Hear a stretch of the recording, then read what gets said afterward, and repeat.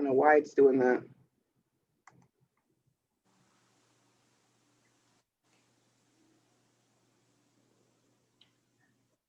You're on mute.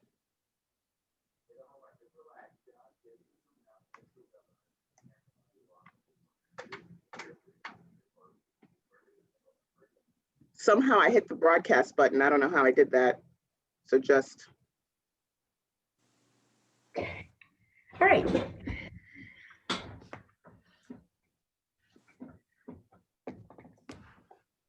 I'm still looking for Shirley's cell phone.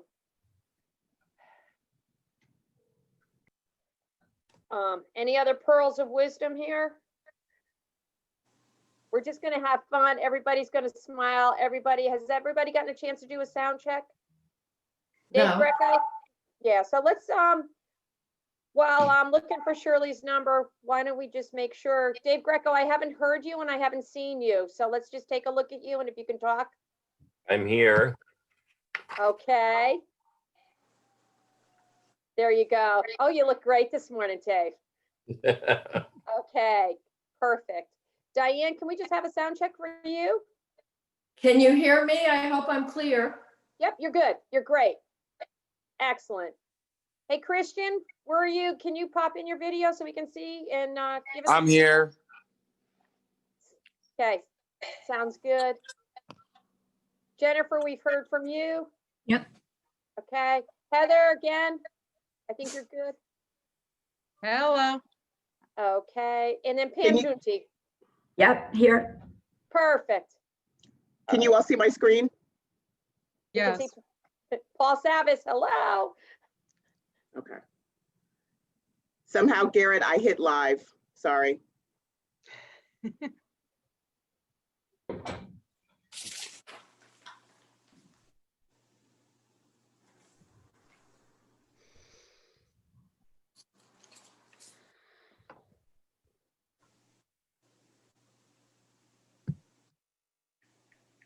That was just Ray, Betsy, calling everybody, so we're good. Okay. Perfect. I should have had you ask him to call Shirley first. I didn't even think of that, sorry. That's okay. I've just got to go to my send file here. We're fine. We got plenty of time. Hey, Shantae, you can put up the PowerPoint slide since we are live. And then everyone else, you can turn off your cameras and you'll hear yourselves prompted from Jackie as she's moving through the program. How do we turn off the cameras and stop video? On the bottom left-hand side of your screen, you've got to mute and you've got to stop video. So if you click on both, you'll have a red line through it. And good luck, everybody. Betsy, we're missing Amber and Denise. I know Ray's calling them, but I don't know if we can also send them a quick text. There's Jackie. No, they're not coming in live on this. They're watching. Oh, gotcha, okay. And Jackie's here somewhere? Jackie has arrived. I am here. Yay. Yeah. Betsy, my start videos on the top. Did you say top? Whatever, if it's on the top or the bottom, just click on it Okay. so it'll go off.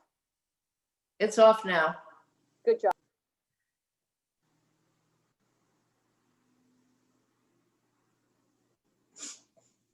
And good morning, everyone. We're just getting settled here, but we'll get started in just about five or 6 minutes.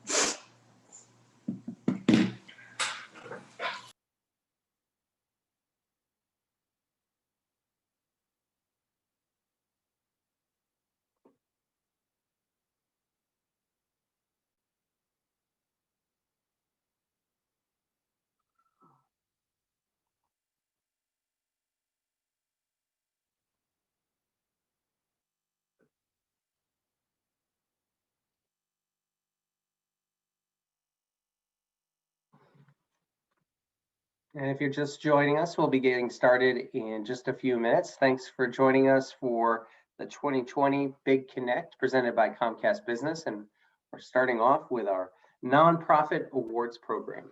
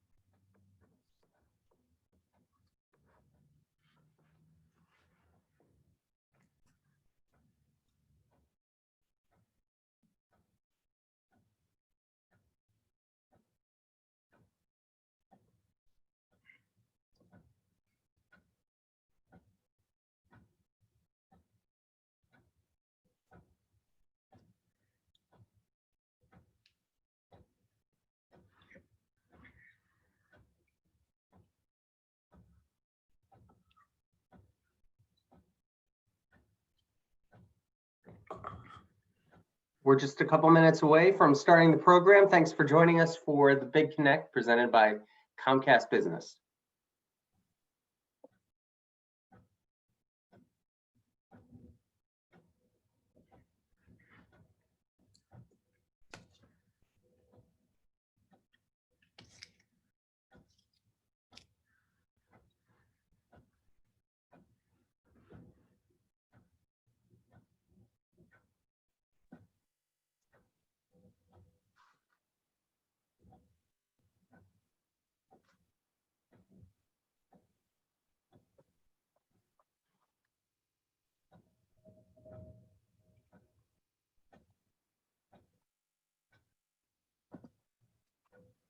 Good morning, everyone. My name is Garrett Sheehan. I'm President and CEO of the Greater New Haven Chamber of Commerce and Quinnipiac Chamber of Commerce.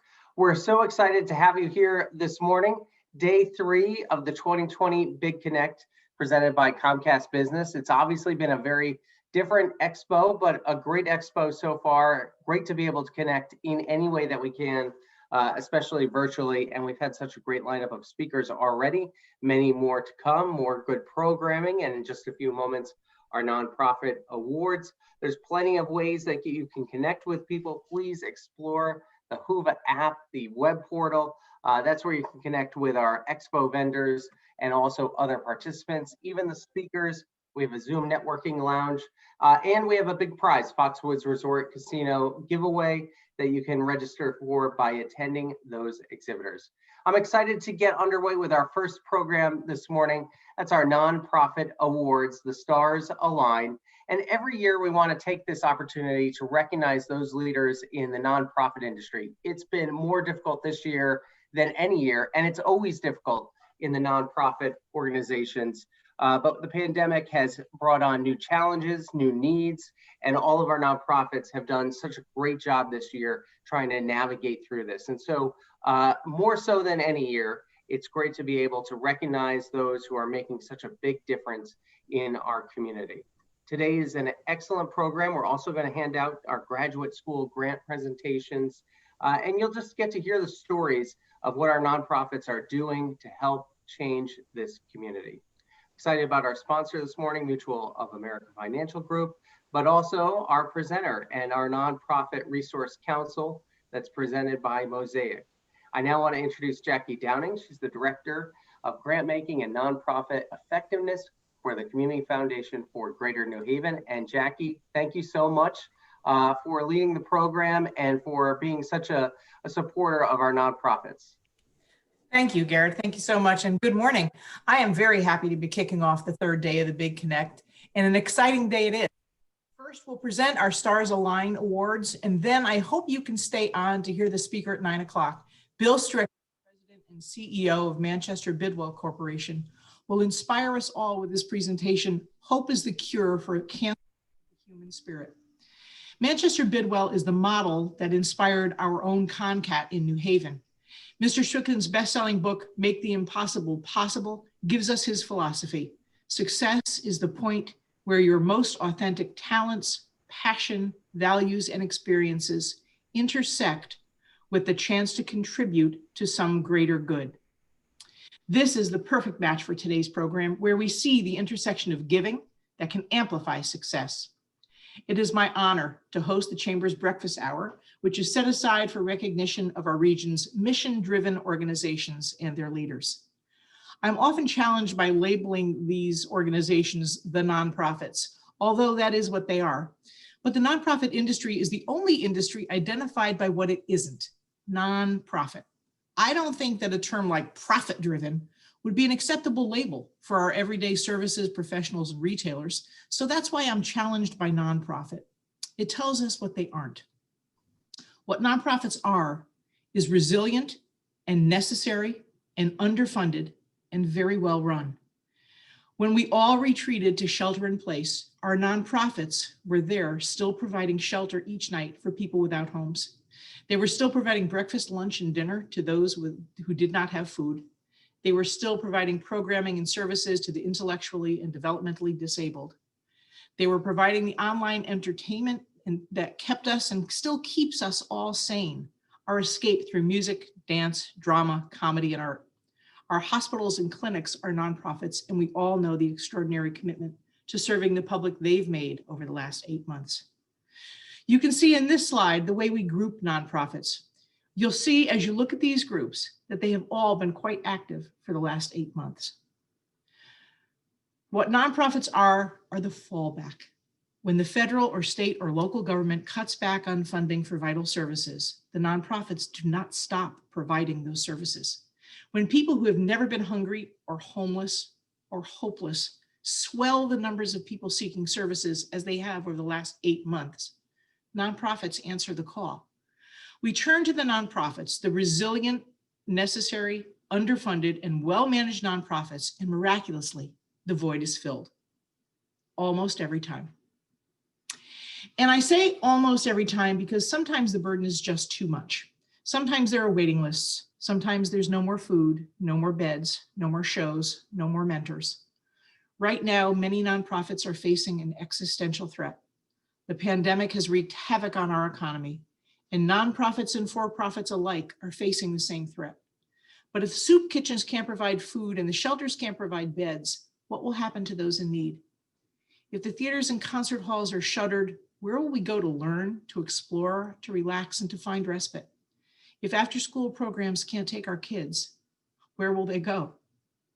So we have to understand as we move through this difficult time that we can make a difference in our community by supporting nonprofits. My mother raised me on a lot of one-line zingers, you know, those phrases that just shut you down and take away every argument you thought you had. She said, "I felt bad because I had no shoes. Then I met a man who had no feet." So we're all facing difficult times, but if you can make a small difference in someone else's life, now's the time. Nonprofits are dependent upon resources to meet the needs of our community, and those resources can come from you. So I'm asking you today to think about supporting our nonprofit community in a few ways. The first one is easy, financial support. Make a donation today to an organization that's doing work that is meaningful to you.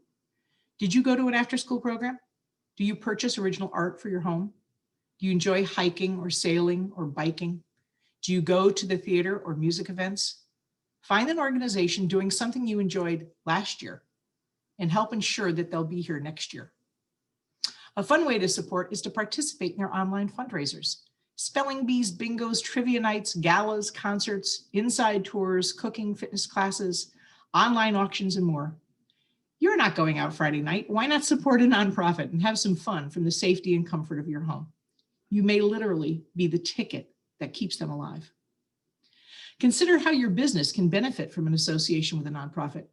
Can your marketing department create for a nonprofit and write off the time you spend with them? Is there a nonprofit whose customers and clients are your customers and clients? Nonprofits are not your competition, they're your partners. Cause-related marketing is a win-win. A partnership can benefit you both. Another way to support nonprofits is to get involved. Each nonprofit has a board of directors, a group of community folks who are passionate about the cause and bring a variety of skills to the table. Nonprofits need legal advice, financial advice, marketing advice. They need connections to the communities of influence and the communities that they serve. Are you a connector? You will get enormous satisfaction when you hear the reports on the impact of your organization. You'll make valuable personal and professional connections, and you'll have fun. Now, a shameless commercial for the Community Foundation's database of nonprofits, givegreater.org. Go there, search through the hundreds of nonprofits, learn about them, give, and get involved. And now on to the business of today. We are pleased to present 4 awards to nonprofits and their leaders. I'm sorry. Who make a difference. We are pleased to present 4 awards to nonprofits and their leaders who make a difference every day. And we will also meet 4 emerging nonprofit leaders who are the recipients of the Graduate Student Loan Reimbursement Grants, made possible by the New Haven Real Estate Foundation Fund at the Community Foundation for Greater New Haven. As a member of the Nonprofit Resource Council, I am pleased and privileged to help honor these outstanding individuals and organizations for their work. I'd also like to recognize the stellar work of the members of the Resource Council's Advisory Committee. In addition to myself, we are Pam Ginty from Mutual of America, Mary Grandy, Denise Henry of Sarah, Nick Bussett, Amber Tucker of FML, and you've already met our co-chairs, Jennifer Ricker and Heather Latorra. We are ably guided by our tireless chamber staff person, Betsy Herlihy. As you can imagine, it was not an easy feat to narrow it down to 4 honorees to represent all of the good work that goes on in the more than 1,200 nonprofits in New Haven County. But we're recognizing 4 who we feel are exemplary. Our first award is the Starburst Award for an individual with up to 5 years professional experience in Greater New Haven nonprofit sector. This year's award goes to Christian Vick. Christian is originally from Springfield, Virginia, and attended Notre Dame Preparatory School in Fitchburg, Massachusetts. Upon graduation, Christian received a full basketball scholarship to Quinnipiac University. Christian starred on the team, becoming a 3-year starter and setting school records for block shots, games played, and field goal percentage. Christian graduated in 2005 with a BA in history. After concluding his professional basketball career abroad, Christian worked as a sports reporter, covering the NBA, NFL, MLB, MLS, and the WNBA, as well as the World Championship Boxing. In 2018, Christian founded the James Vick Foundation, naming the organization after his departed father and establishing the mission of free sports programming. In 3 years, Christian and his team built the organization, rising from a local nonprofit to a statewide organization. The James Vick Foundation offers basketball, soccer, and women's lacrosse, all free, to a diverse and thriving enrollment spanning 30 different towns in Connecticut, making it one of the biggest free sports programs in the country. The James Vick Foundation was one of the first sports organizations in Connecticut to reopen sports in wake of the global pandemic, and the only non-professional sports organization to mandate COVID-19 protocol as a condition of programming. Christian's passion comes from knowing the transformational impact sports can have on young people. And he works so that children from all communities have the opportunity to play regardless of ability to pay. His vision, his passion, and his drive to make it all work for the kids is the reason we are presenting the Starburst Award to Christian Vick. Now let's learn a little more about the James Vick Foundation.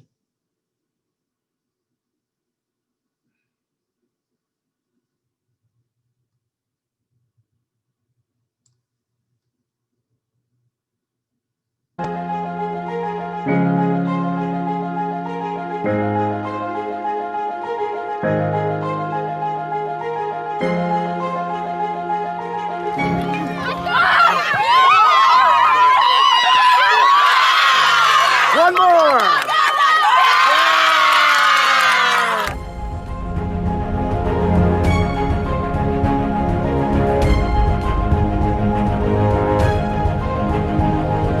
3, 2, 1. Keep rolling! Yeah! Woo!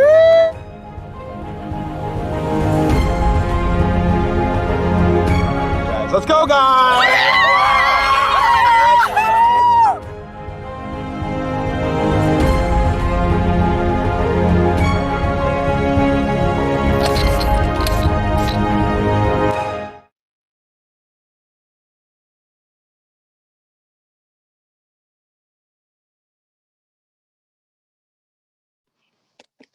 And now we have some words from Christian.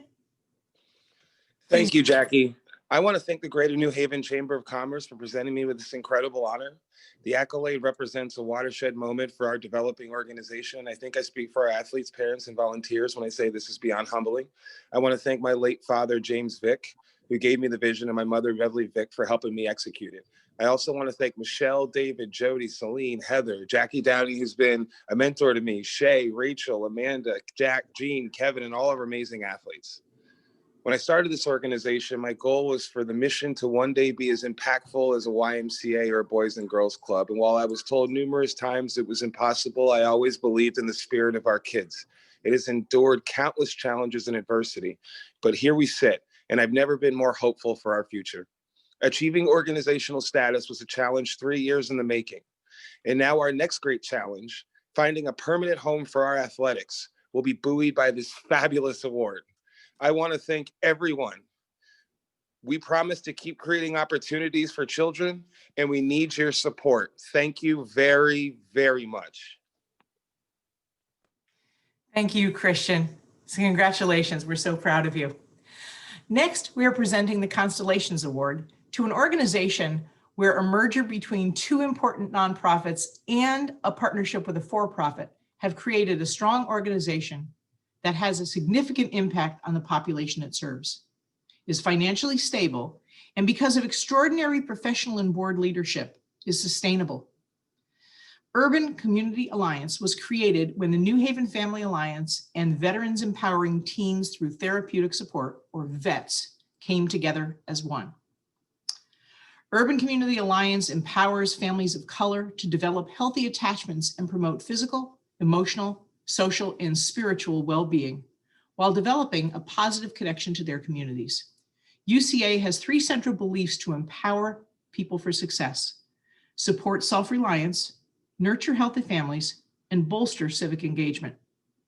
To this end, it continues to offer the VETS program, along with intensive family preservation and male involvement network, which helps support fathers and families to care for their children, and juvenile review boards in Hamden and New Haven, which divert juvenile offenders from the juvenile justice system and engages youth having attendance and behavioral challenges in school and in the community.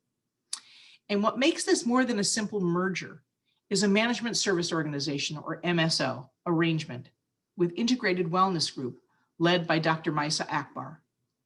Through a fee-for-service arrangement, for the for-profit Integrated Wellness Group provides financial management, legal oversight, HR services, facility space, and other infrastructure supports to UCA. The stars of VETS, New Haven Family Alliance, and Integrated Wellness Group aligned. And for this, I'm pleased to present the Constellations Award to Urban Community Alliance. I'm so pleased to introduce Executive Director Shirley Ellis West and show you this great video about the Urban Community Alliance.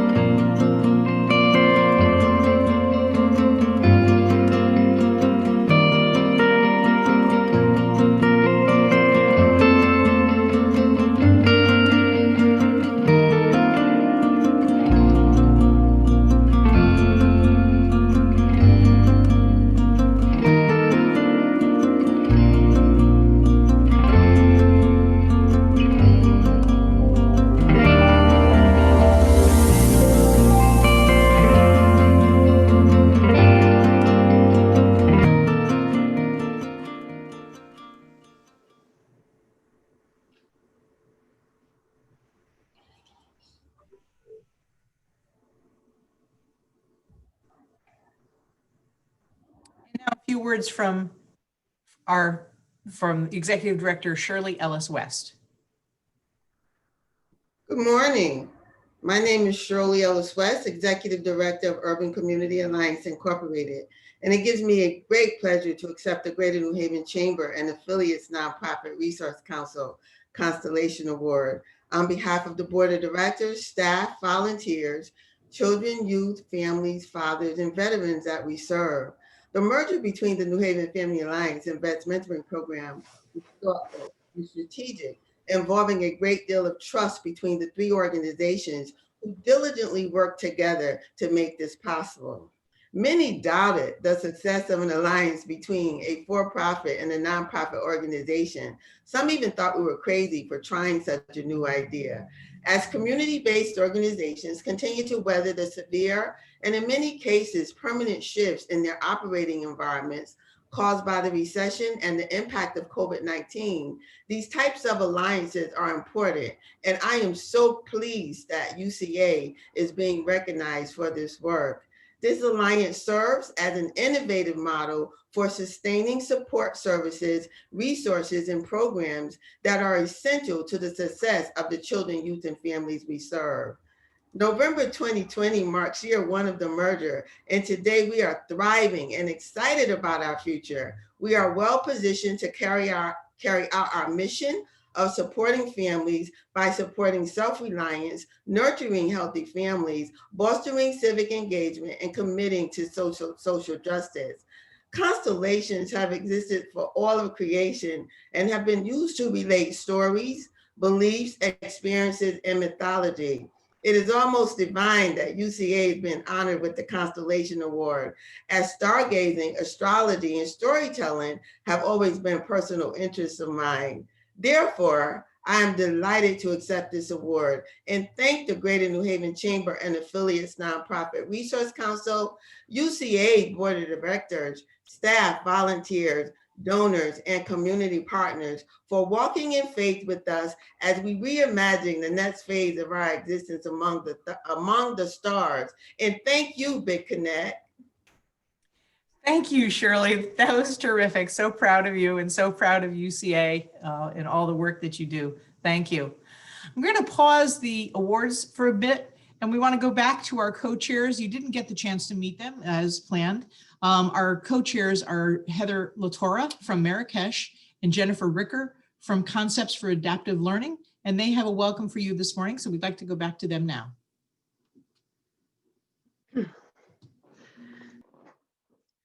Good morning, everyone. Thank you, Jackie. And thank you all for tuning in. I'm Heather Latora, the co-chair of the Nonprofit Council, and this is by far my favorite nonprofit council event of the year. If you're asking what other events are there, well, there are plenty. We hold panel discussions, seminars turned to webinars, collaboration and networking opportunities with other nonprofits and for-profit companies. We partner with the other councils from the chamber to present relevant subjects that impact us and assist our communities. This, however, as you began to witness, is an event that recognizes the greatness in our sector, the people, the services, and the collaborations, as well as to present dedicated employees of nonprofits with grants to assist them in paying off their master's level student loans. So this is all good, which is what we need today. So congratulations to you all. I'd like to thank Mosaic for their generous sponsorship of our nonprofit council throughout the year. Thank you, Mosaic. And I would like to introduce Jennifer Ricker, who's my partner and co-chair of the Nonprofit Council. Good morning, everyone. Thank you so much. I don't think Heather could have said it any better. And this is also my most favorite time of the year, when we honor and identify some of the leaders in the nonprofit who are doing such great work. I can't say enough about this not being possible without an amazing steering committee who helps pull it all together. Mary Grande, who just retired from New Reach and still continues to help us. She's led the Nonprofit Council for years. So we're so grateful that she still continues to this day to be such a huge part of us. Denise Henry from Sarah Inc., who has stepped up and really keeps us all organized and on point and all of our meetings moving forward. We wouldn't be here if it wasn't for our CPA, Amber Tucker, who really has helped organize the awards to make sure that we know who everybody is and making sure we know all of the recipients and putting it in pretty spreadsheets, which makes it really smooth. Of course, you've met Jackie Downing, who does so much for the nonprofit community through her work with the Community Foundation for Greater New Haven.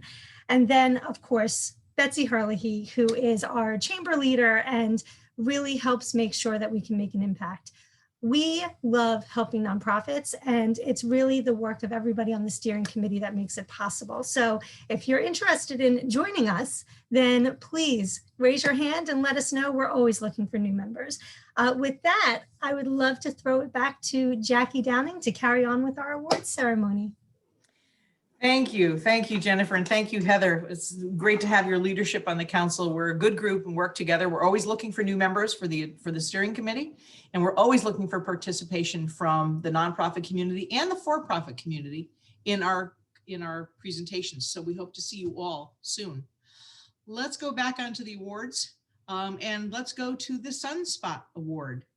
Arte is the winner of the Sunspot Innovation Award. The Sunspot Award goes to an organization employing innovative approaches to success and impact. You'll get a glimpse of Arte's work shortly during our Start with the Arts moment just before 9. But let me tell you a little bit more about them. Arte was co-founded by Daniel Diaz and David Greco in 2004 to create positive change for the Latino community. For decades now, education research has shown that students whose cultural experiences are not an integral part of the school curriculum tend to tune themselves off to education. Lack of activities after school, during breaks in summer, all contribute to negative behavior. Arte is molding youth to do better. Arte develops social networks and cultivates cultural, recreational, and educational resources for youth. It is bridging communities, fostering open dialogues, and breaking down stereotypes by engaging Latinos with non-Latinos. It offers instrumental and voice lessons, visual arts, dancing, photography, college-bound road trips, and family arts and science workshops.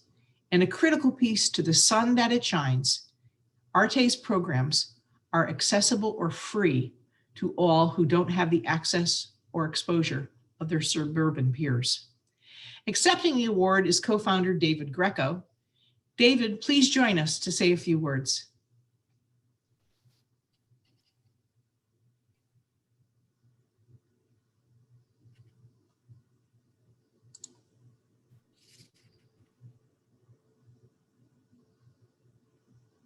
Looks like we're having some difficulty getting on to David, but we do have some slides for him.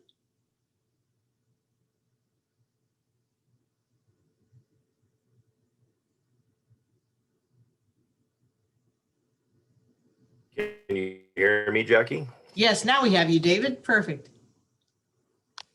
Okay, well, I can start with the slides. I'm sorry, I apologize. I think my internet connection's a little weak. But I'm Dave Greco. I'm the director of Arte Inc. And like Jackie said, I co-founded the organization with Daniel Diaz back in 2004. I'd like to thank the Chamber of Commerce and the Nonprofit Council. If you could back up to the first slide, would be great. I'd like to thank the Chamber of Commerce and the Nonprofit Council for recognizing Arte and the work that we do. I'd like to also congratulate the other recipients. And you'll see a short video on Arte a little bit later in the hour. But I'd like to just quickly go through some slides. Arte is committed to providing enrichment and education that can open the doors to social mobility for disadvantaged youth and families. We serve underserved, underrepresented youth who don't have the same exposure and experiences of their suburban peers. We are creating positive change for families. And like Jackie said, all of our programs are free and open to all youth. Next slide, please.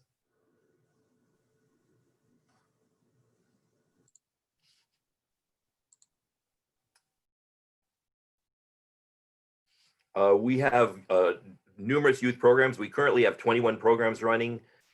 We also have a program called Slate, which teaches middle school kids life and social skills. This is a very, very successful program. We have served thousands of youth. Next.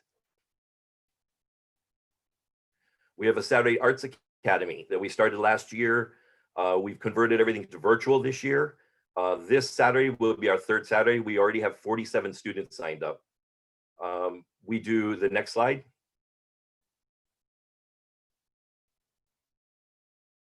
We do college-bound road trips where we put 8th graders on a bus, take them to a college or university where they tour the campus, they have lunch, they meet similar students. They get to have a full tour of the campus, see the dormitories, and for the first time, they get excited about the possibility of going to college. We also have college readiness programs that helps juniors and seniors in high school prepare for college, apply for college, complete the FAFSA, and help them get into college. And it's important not only to get into college, but to stay in college. Next slide, please. We've awarded over $93,000 in scholarships since we started in 2004. Next. We have taken 3 cultural educational trips to Puerto Rico. And these are students who have graduated from some of our programs that qualify for the trip. They stay at the University of Puerto Rico for 5 nights. Each morning there's a lecture by a professor at the university, and then we take trips around the island to different sites and things that tie in with the lesson plan that they learned in the morning. The last couple of nights they stay in a hotel and get to enjoy themselves at the beach and the pool. These are amazing trips and really amazing experiences for the kids. The next slide. We do cultural events and exhibits, including the New Haven Public Schools art exhibit every year. That's a really great show. Next. We have 17 years of Hispanic heritage programs. We do a series of events, including this year we did a family science workshops, which was all done virtually with 187 families participating, including picking up supplies for hands-on science experiments at home with Yale scientists. This year we ran a couple of contests, the performance challenge and the copycat contest. You'll learn a little bit more about that during our video later in the hour. Next.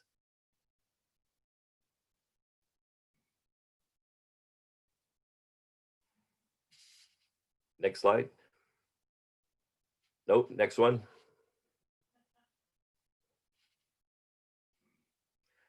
Each year we partner with Wishing Wheels in Wallingford, in Brantford. They supply us with bicycles that we give away to needy families in the community. We've given away 45 bicycles last year alone. We also have a annual holiday greeting card design contest, and we're developing a social justice quilt where individual students can create a panel with their own social justice message, and then we're sewing them all together to create a large quilt. Next slide.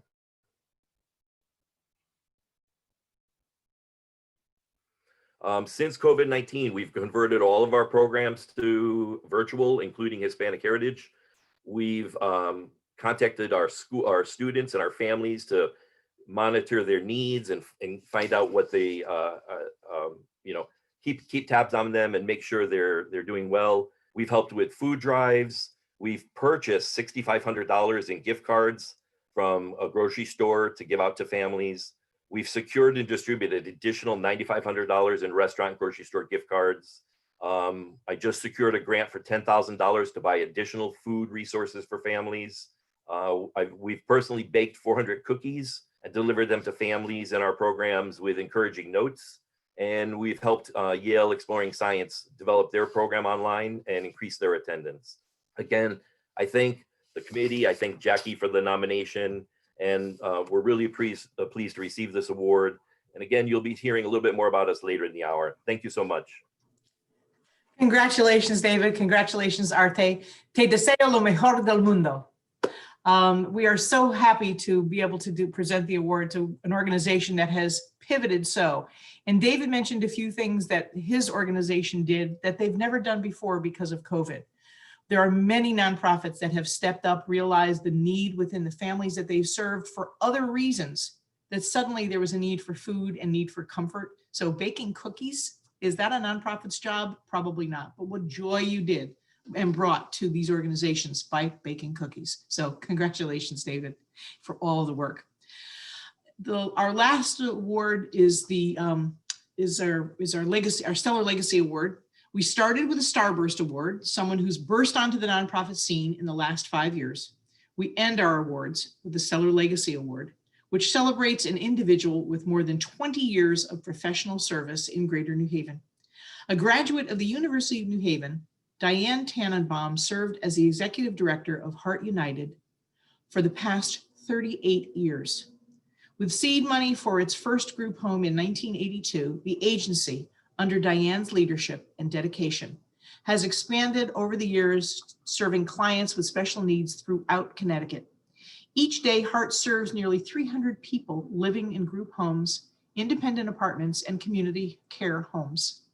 Diane has served as the chairperson for the World Games Special Olympics, is a lecturer for home health agencies, a member of the DDS Program Review Committee, and Hamden's Youth Service Bureau's Special Needs Advisory Group. She also holds court-appointed plenary guardianship and fiduciary guardianship positions. With all this on her plate, it sounds like it's a good thing she has recently retired from Heart United so that she can keep working in our community. This is a life of public service that we are honored to celebrate with the Stellar Legacy Award.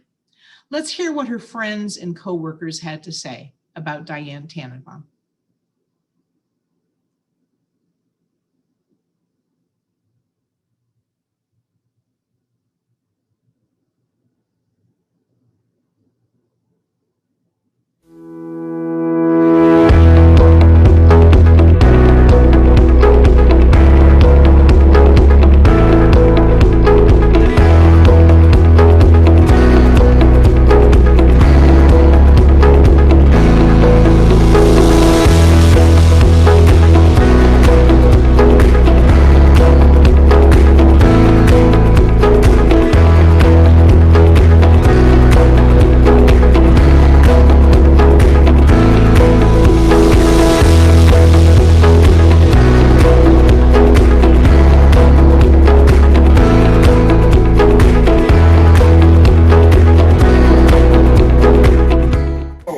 Congratulations, Diane. Congratulations. Take care. Hi, I'm Susan Battolino. I have been with Heart now for 20 years.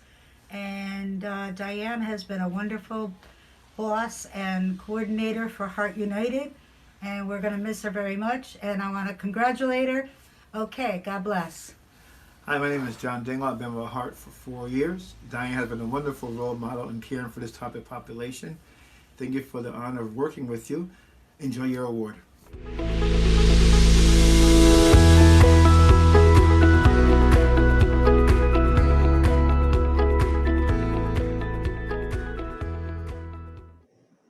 Heartfelt. Diane, do you have a few words for us?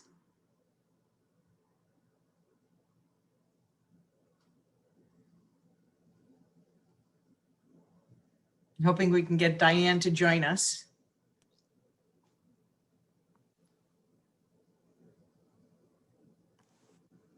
I don't know why my video. Good morning, Diane. You'll get your video worked out in a bit. Perfect. Here we are. I am so honored to receive this award today from the from the Chamber of Commerce, the New Haven Chamber of Commerce, and of course the Community Foundation, where we started with getting seed money, which was then called the New Haven Foundation. In leading a nonprofit agency from the grassroots and up for 38 years, I could never have asked for a more rewarding and meaningful career. To advocate for individuals with special needs that were not only abused and imprisoned in institutional settings in the early 1980s until today, where inclusion, ability beyond disability, and work opportunities are now available and in some cases required. These are major achievements we collectively have all reached. And still we need to work harder and listen more to the voices of self-advocacy groups that have been speaking throughout communities throughout this country. Let us all work together to fight for the rights of individuals with special needs to have the freedom, and the choices that we all cherish. And now I would like to thank the Heart Volunteer Board of Directors, the dedicated Heart employees, and especially our clients. Also, Dr. Lawrence Tannenbaum, who worked with parents and the state of Connecticut, the Hampden Provost Club, and the Community Foundation for not only granting us the seed money, but helping us to stay strong right now as they are the Community Foundation. Lastly, I want to thank and give cheers and applause for the Heart critical and essential employees who continue to place their lives at risk for the benefit of keeping our clients safe. Thank you. Thank you, Diane. Wonderful. Critical and essential employees. Critical, Yes. essential. Absolutely. Absolutely. Thank you so much. You're welcome. Now I'm pleased to go back to our sponsor for the day. Before we go on to the graduate student program, I'd like to recognize our sponsor for this morning. Normally, Mutual of America buys us a beautiful breakfast. We have coffee and tea and hot cocoa and these wonderful little quiches from the best caterer. This morning, we weren't able to do that. I brought my coffee along. I hope you brought yours. But I'd like to go back and recognize Pam Ginty, who is a part of the advisory committee, who's also a big part of making today possible. Pam, can you tell us a little bit about Mutual America and your role here? Sure. Thank you, Jackie. Well, good morning, everybody. Well, it's both an honor and a privilege to sponsor the 4th annual Big Connect Nonprofit Stars Align Awards program. My name is Pam Ginty, and my company, Mutual of America, specializes in providing full-service group retirement plans to nonprofit organizations and their employees. For those of you that don't know, Mutual of America was established in 1945 as a retirement plan for nonprofit organizations through a $10,000 grant from the United Way. In addition to helping you with your retirement needs, each year, Mutual of America, through a Community Partnership Award, recognizes several nonprofit organizations for their outstanding services in the community. The winners of the Community Partnership Award will receive a generous cash prize, and a documentary video will be made about their organization. Now, this year, the 2021 Grand Prize Award will be $50,000. And the deadline to complete the applications this year has been extended to May 1st, 2021. And you do not have to be a client of Mutual of America to win this award. If you're interested in learning more about the Community Partnership Award, you can send me an email at hartford@mutualofamerica.com. Again, that's hartford@mutualofamerica.com, or you can give me a call at 860-930-7599. I'd like to thank you again, and I hope you enjoy the rest of the program. And Jackie, I'll turn it back to you. Thank you, Pam, and thanks for all you do for the Nonprofit Resource Council. We appreciate your partnership and the partnership of Mutual of America. And now we're going to go on to our graduate student loans grants. These grants are made possible by the New Haven Real Estate Foundation Fund at the Community Foundation for Greater New Haven. This program awards payment toward graduate student loans for people who are currently employed by nonprofits in the human service fields in Greater New Haven. We look at professional experience, volunteer work, and the applicant's commitment to Greater New Haven. This is the 4th year of this program, and once again, we are very pleased to be able to assist such a great group of promising leaders. Let me tell you a bit about each of our awardees this year. Tony Evans has a bachelor's degree from Southern Connecticut State University and earned a master's in social work with a concentration in group work from UConn. She provides in-home clinical support to foster children and families in her role as a therapeutic foster care clinician at the Boys and Girls Village of Milford. Tony works with adolescents and at-risk youth who encounter daily challenges and struggles. In her essay, Tony tells us I want to be able to create a space where therapeutic expression becomes normalized and safe. I want to create a space where the helping professionals look like the populations they are serving. I want to be able to have an impact and give back to youth in Greater New Haven area so that they know they are heard, cared for, and important. Even if it is only one child, my hope is that I make an impact in their life to help them succeed in the future. Tony, I'm sure you will have an impact on many more children than one. Congratulations. Lyndon Grazier has a master's degree from Bryn Mawr College, Graduate School of Social Work and Social Research, where she was named a Patricia Chapman Scholar. Lyndon is a job coach with New Haven Works, a role that started just before the pandemic hit. While a newcomer to the professional side of the nonprofit industry, she is not a stranger to the nonprofit world, having consistently pursued volunteer opportunities, serving as a foster parent, on the boards of civic and faith-based organizations, staffing events, and poll watching. Lyndon's essay says, "My return to school was predicated on the hope that I would be better able to assist others in actualizing their innate potential, attaining their own definition of success, and providing stability for my community. My current position allows me to assist members in achieving their employment goals, which in turn strengthens New Haven's various neighborhoods. I hope to expand my expertise in this role, learning, growing, enabling me to better serve the wider community and my profession." Congratulations, Lyndon. With a bachelor's in child studies and an anticipated master's in counseling and human services, both from Post University, Ebony Joyner is committed to helping others. In addition to her position as a behavior support professional at Marrakesh, she volunteers her time to work with those who've experienced domestic violence and intimate partner violence.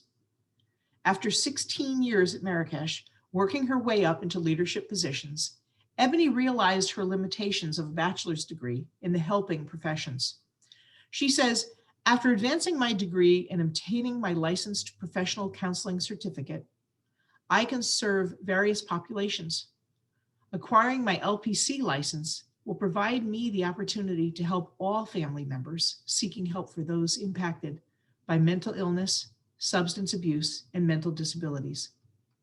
Ebony's ultimate goal is to teach at a community college to share her knowledge with future human service providers. Ebony, they will be blessed to learn from you. Congratulations."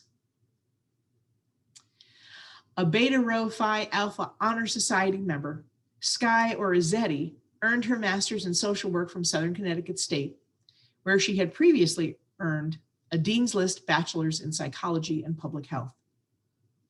She is using her skills as a research associate for the APT Foundation, coordinating participants and medical providers, managing data, and ensuring compliance with established protocols. Sky is New Haven born and bred, and says, "I have witnessed and experienced the positive impact of the nonprofit industry in Greater New Haven, both through working at APT and my time as someone who was very ill. Having been in the vulnerable position of needing to seek and accept help as I endured cancer treatment, I acquired a heightened sense of compassion, understanding, and empathy. In continuing to work with APT as I grow, learn, develop, and further my clinical skills, I hope to offer a multifaceted impact. The nonprofit industry in New Haven is an admirable force. It is forged through strength, determination, passion, equality, and equanimity. I hope to continue to bring forth all of these strengths and carry the light toward an ever impactful nonprofit industry. Sky, we are proud to support you on this journey." Those are our graduate student grant recipients. They will have payments made on their graduate student loans over the next 2 years.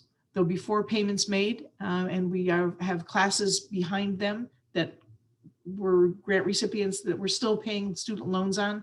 We don't pay off the loans, but a little bit helps. So that's where we are happy to support. Now, let me once again offer congratulations to all of our awardees and thank you all for your attention. I'm going to turn the program over now to the tireless person who keeps the Nonprofit Resource Council together, our own Elizabeth Herlihy. Thank you, Jackie. Oh my gosh, this is such an exciting day. It's almost as exciting as those days when we let the folks know who won. One thing I can tell you, what I have learned over the last 8 months during the pandemic is that our nonprofits have risen. They have risen to the occasion. They have made things happen as they always have tirelessly. So I want to congratulate not only our 4 awardees today, but I also want to make sure that I congratulate every nonprofit that is out there that's not on the podium today. So thank you for everything you do. I also want to thank the graduate students that when I called them and said, we have selected you. I can't even tell you, you would have thought I was calling and telling them they had won the lottery. They have given time, they have given money, they have given up things. They are in a career that is somewhat thankless, but we thank you today, graduate students. So on behalf of the Greater New Haven Chamber of Commerce, I want to make sure to put it out there. We want to help all the nonprofits. This is a nonprofit resource council. And at the Chamber of Commerce, we do provide that resource. So please, if you're sitting out there, remember you are part of one big community. And at the Chamber, we want to make sure that you know that you are not out there by yourselves, nonprofits.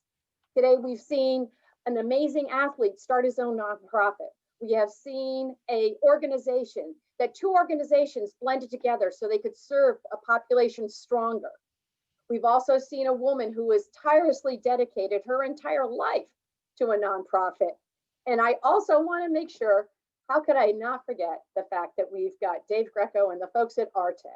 So I want to definitely let you know that we have got some really exciting moments coming up. I am going to be turning it over to Garrett Sheehan, I promise you. But I want to make sure that everybody stays tuned at 9 o'clock to watch Bill Strickland, who has written the book, Making the Impossible Possible. And as I thought about today, that is what we are all doing. So I'm going to turn it back over to Garrett Sheehan. Garrett, thanks so much, and go back to you. Thanks, Betsy, and thank you to Jackie as well. A great program. Congratulations to all of our honorees, and thank you to Mutual of America as well for sponsoring it. Just great to hear the stories. You're doing incredible work, and please keep it up. Our community truly does need it.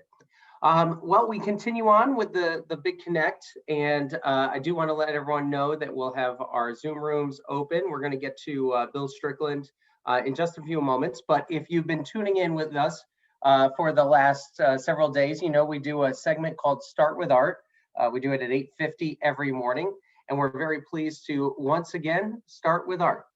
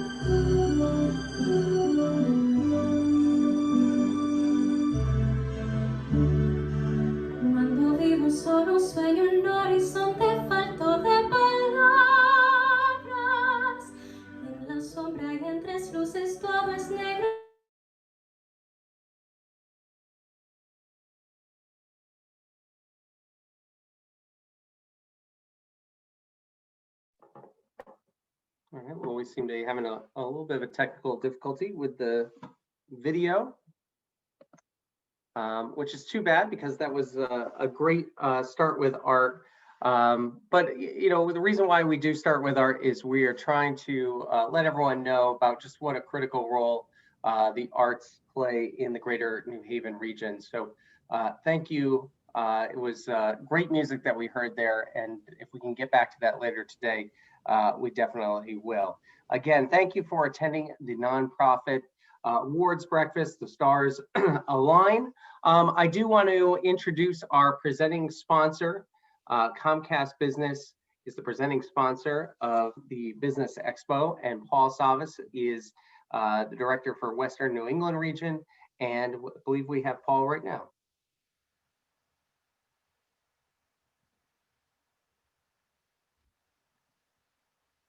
Good morning, it's Paul Savas with Comcast Business. I know you're looking forward to a great day here at the Greater New Haven Chamber of Commerce Big Connect.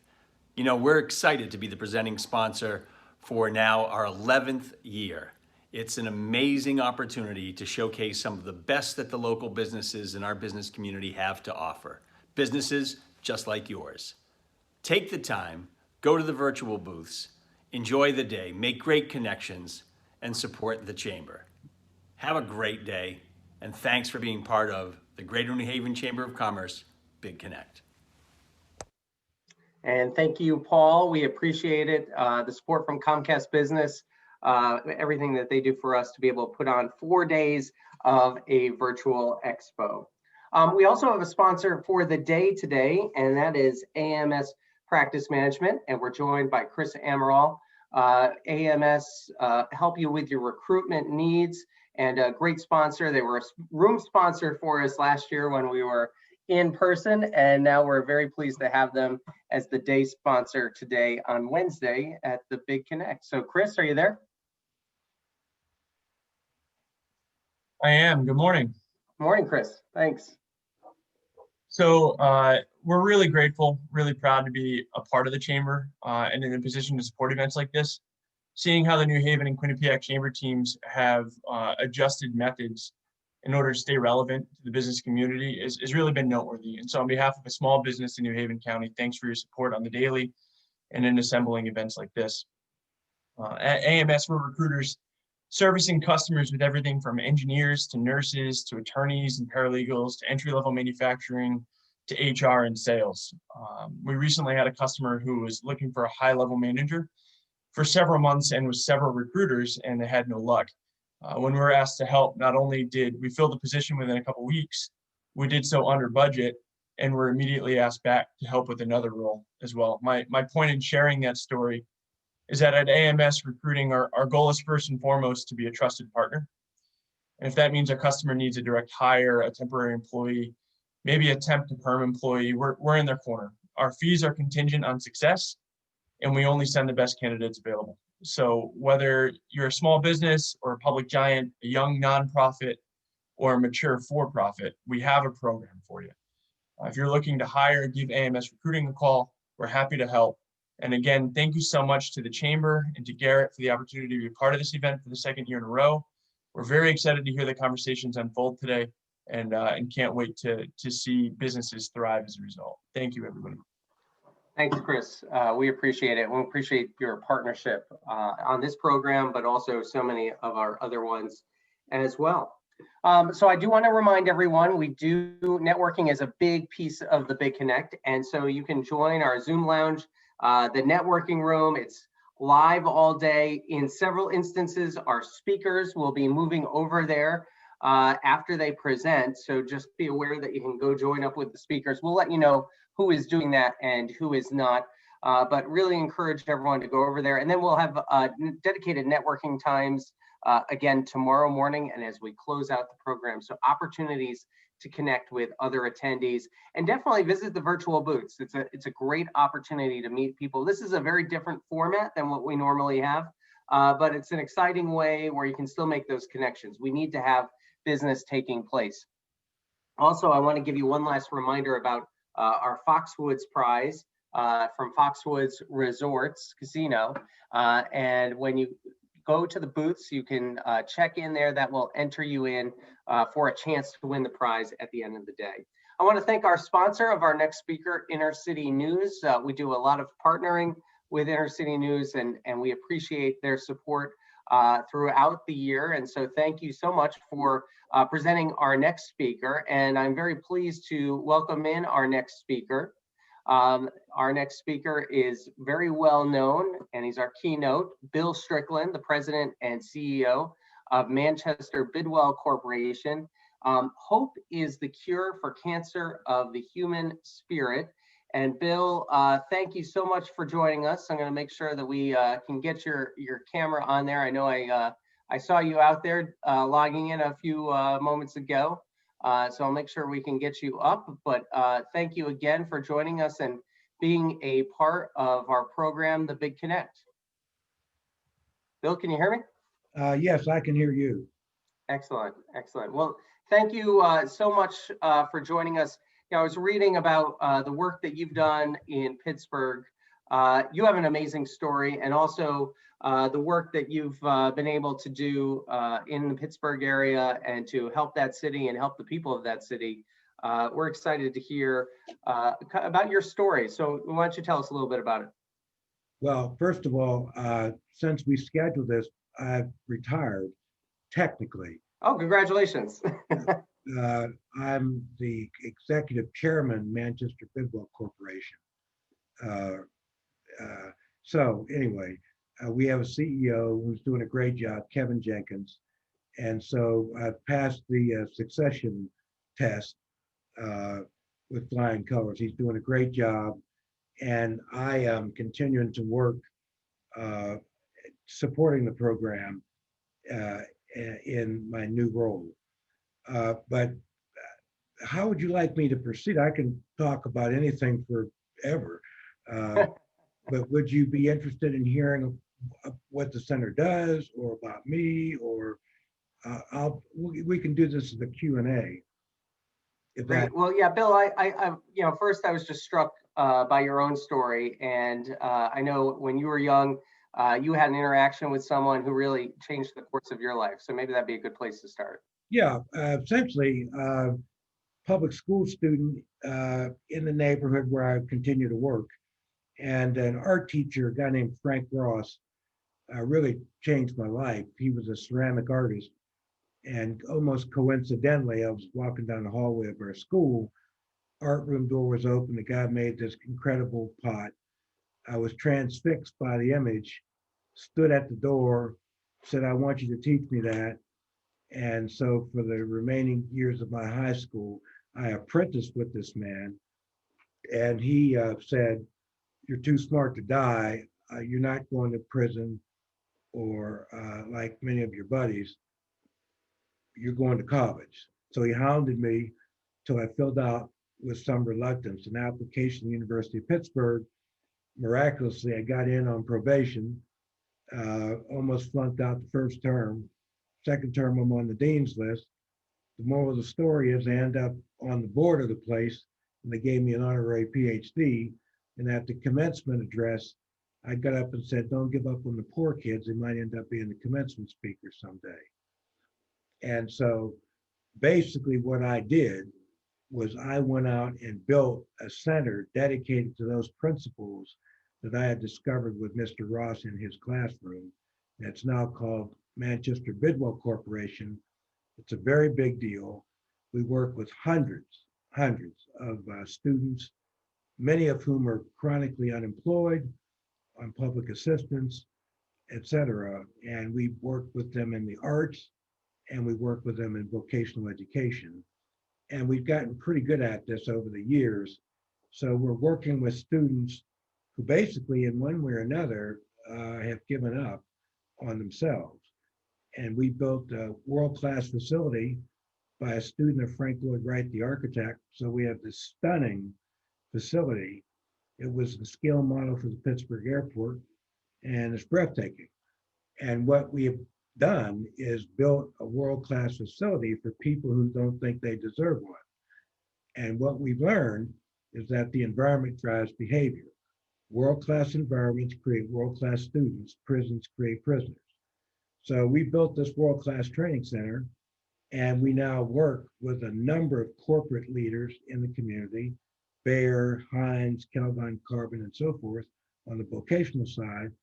And I work with about 300 kids from the public school system in ceramics, photography, drawing, and digital imaging.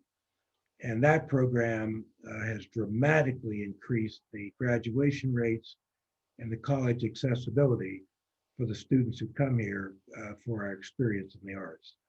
We also, at the time I built it, added a music hall, and we started off with Dizzy Gillespie, and Herbie Hancock showed up, and Wynton Marsalis showed up, and Shirley Horn showed up, and Betty Carter, and the Count Basie Orchestra.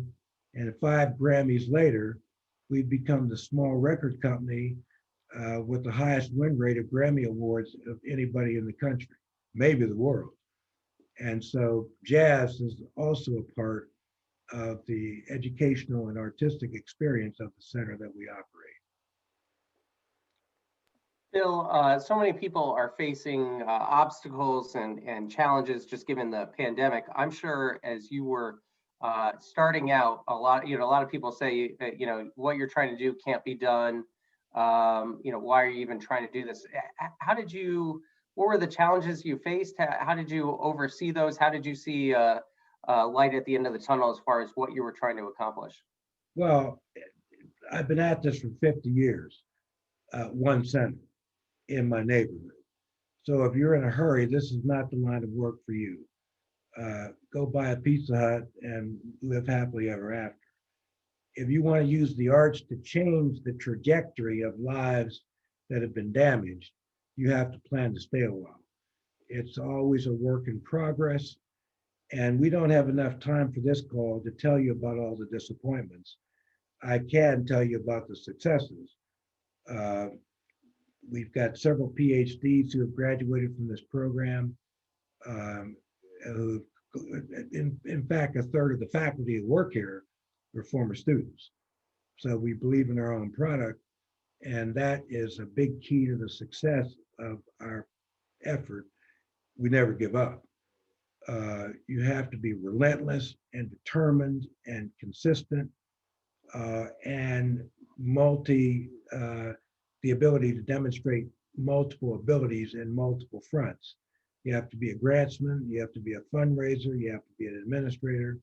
So it's all of those skill sets that come to bear if you want to do this line of work. And Bill, I know when we started talking about this, hope is the cure for the cancer of the human spirit. Talk through that a little bit.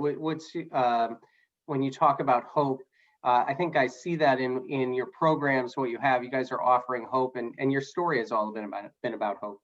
Yes, sir. Well, I discovered that when you're poor, even when the students come in the building at first, they walk with their heads down. And I noticed that, and after a while, they started to pick their heads up. And I said to a number of the students, you have every right to the sun. That's not just for rich kids. And so what we've been able to discover is a methodology for getting the kids to re-believe in themselves and to perform at a very, very high level. So it's art not to have a good day. It's art to save your life.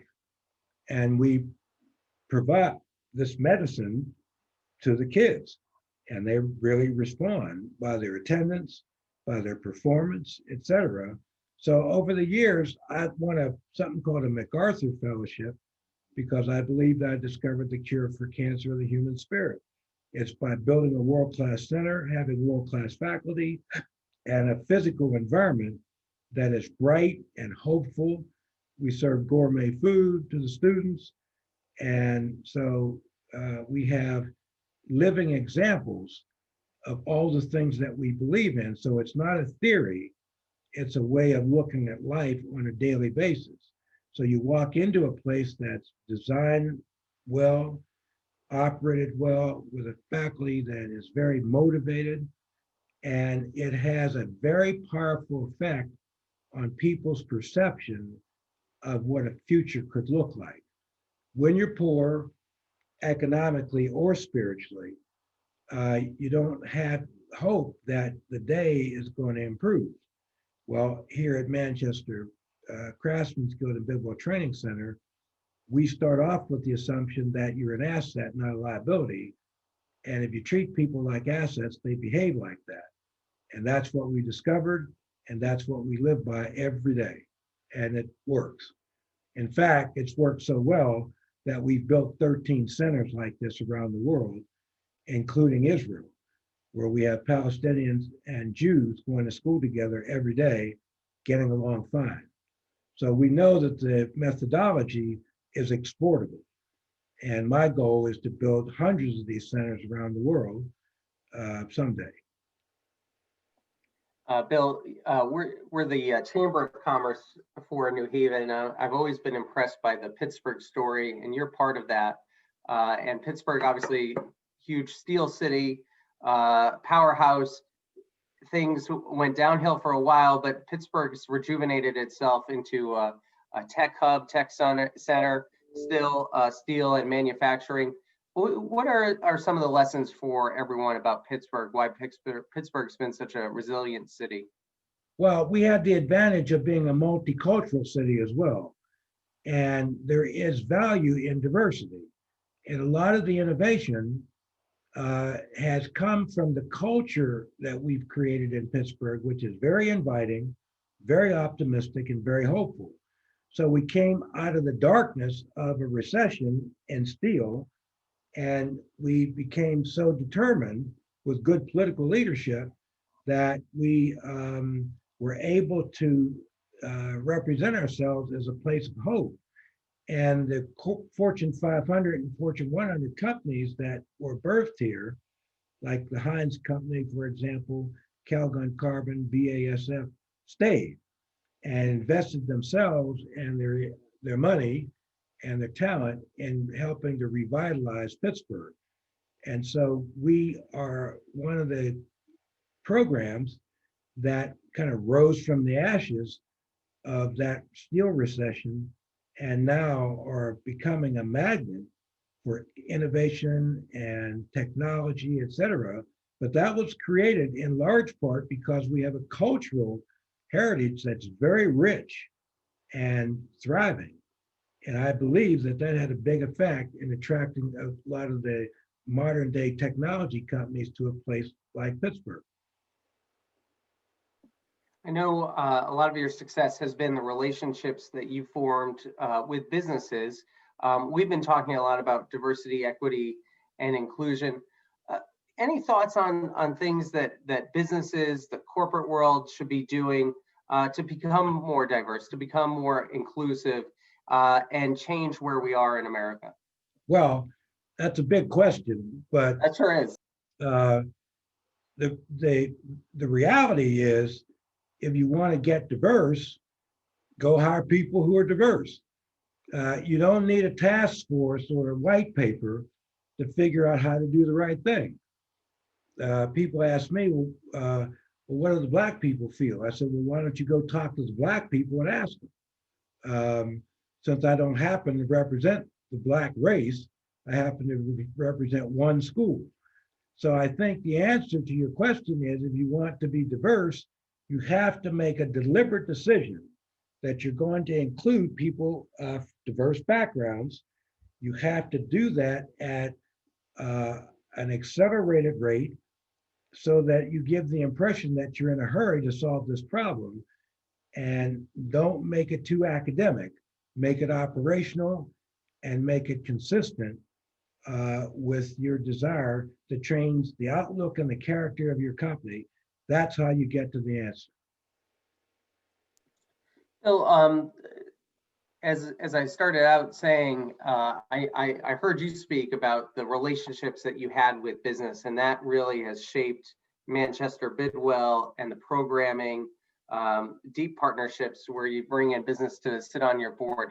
As we work with employers, we think that's so critical, that the talent is matching up with what the businesses need. Can you talk a little bit about that? Yeah, well, with all due respect to the HR department in a lot of these companies, don't put the HR people on your board. The people you want to be on your board are the movers and shakers. Not people who interview people for a living, but people who are able to control the direction and the assets of the company. Those are the people you want on your board because they can make key decisions in terms of directing resources from their respective company to help you carry out your program. That's what I did with IBM. That's what I did with the Heinz Corporation. That's what I did with Bayer, Calgon Carbon, et cetera. We included those folks on our boards. And sure enough, not only did they become enthusiastic supporters of the place, they also became employers of the students that they in effect had a hand in training. So it became a self-fulfilling, self-actualizing proposition. So rather than drive the companies away from you, you want to do the opposite, which is to bring them towards you. And once they kind of see how you roll and that you can produce excellence, they become your best friends and they become your advocates. And Bill, so many nonprofits right now are struggling. We just had our nonprofit awards program just before you came on. You guys have an incredible story of probably expanding in areas that people said, why are you doing that? And expansion's not for everyone, but just navigating, leading a nonprofit. Tell us some of the things that you kept in mind to keep the organization vibrant, and then those opportunities that you jumped on to add to the full components of what Manchester Bidwell is. Well, at its core, particularly the arts program, I went out and found experts in their field first. And so you want to hire a faculty that exudes the objectives and the goals of your program, because they will be the people that represent the students well, get them excited, and help you create the environment that becomes innovative and creative, et cetera. You are known by the company you keep. So if you have students that are excited, if you have a faculty that is excited, I guarantee you that your end product is going to be one of innovation and excitement. If you hire people who are not excited, you get a non-exciting program. So a lot of it's common sense, which happens to be in very short supply in our country right now. But common sense, I think, is a big part of the answer. The other part is you have to create a community where you work that inspires you. So it's a two-way street, not a one-way street. And that has worked out pretty good in our case. And if you create that community, it tends to attract people of like-minded spirit. And that's really, over the years, how I built my faculty. And just the diversity of subject matters too. And I know you have world-class orchids and world-class jazz as well. How does that all fit together? Well, it fits together in my mind. That's how it fits together. That's how I look at the world. I look at the world as a set of possibilities, not a set of limitations. And I have a natural curiosity about how things work. And so I thought, if I build a greenhouse, maybe we could do something in the greenhouse area. And I did. I fell in love with orchids, built a hot facility to grow them, and we built a horticultural training program to go with it, which now has a waiting list and about a 90% placement rate in the industry for which they were trained. Plus, you get the additional opportunity to sell the product in stores. And so there's a social enterprise dimension to that as well. But we've also morphed into hydrangeas and at Christmas time, poinsettias. So what started off as orchids is now literally grown into several other subject areas and a horticultural program along with it. So one idea became three ideas, and that's how we do things here at Manchester Bidwell. It's a culture that expresses innovation every day we get up. And that is what allows you to continue to grow because you hire people who think like that. And I encourage them to think like that and go find a piece of the world that they want to change. And I've been very clever in finding resources to help them accomplish those goals. And we can start taking some questions in the chat. I know we have a few on Huva, so I'll read this one to you, Bill. Someone mentioning Pittsburgh's a lot like New Haven with eds and meds. How do you see, what's the role of universities in Pittsburgh? How do they best interact with the community?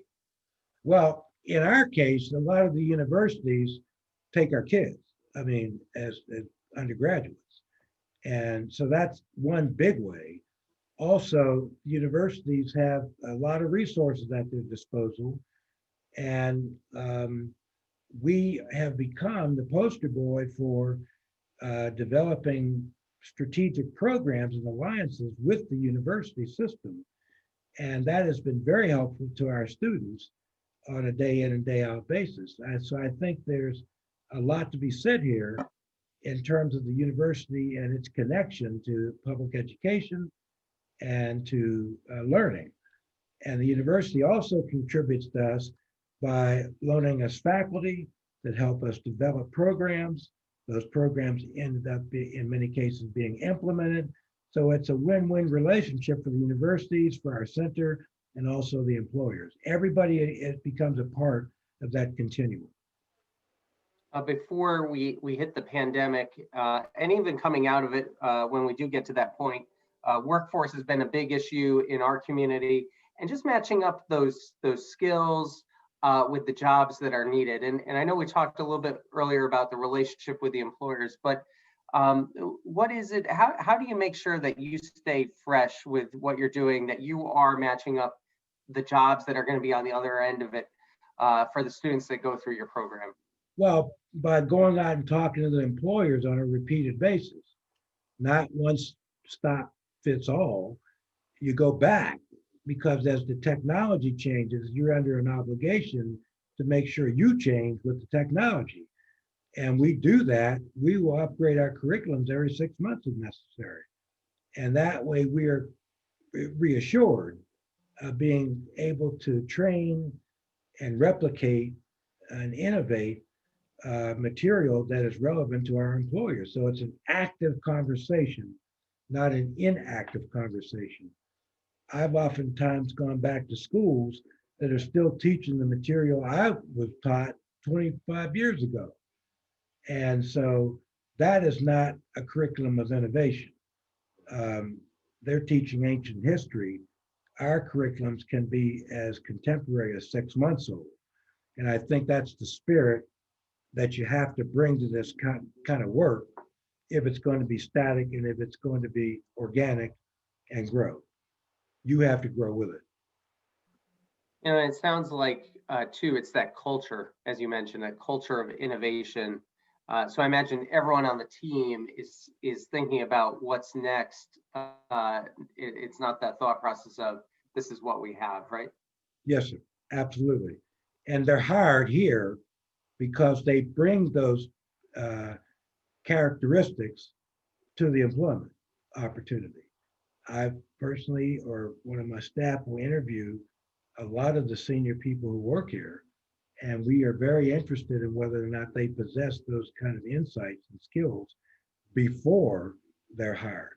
So they add to the pool of knowledge and experience. And I believe that we work through our people. They can be a part of the solution, not a part of the problem.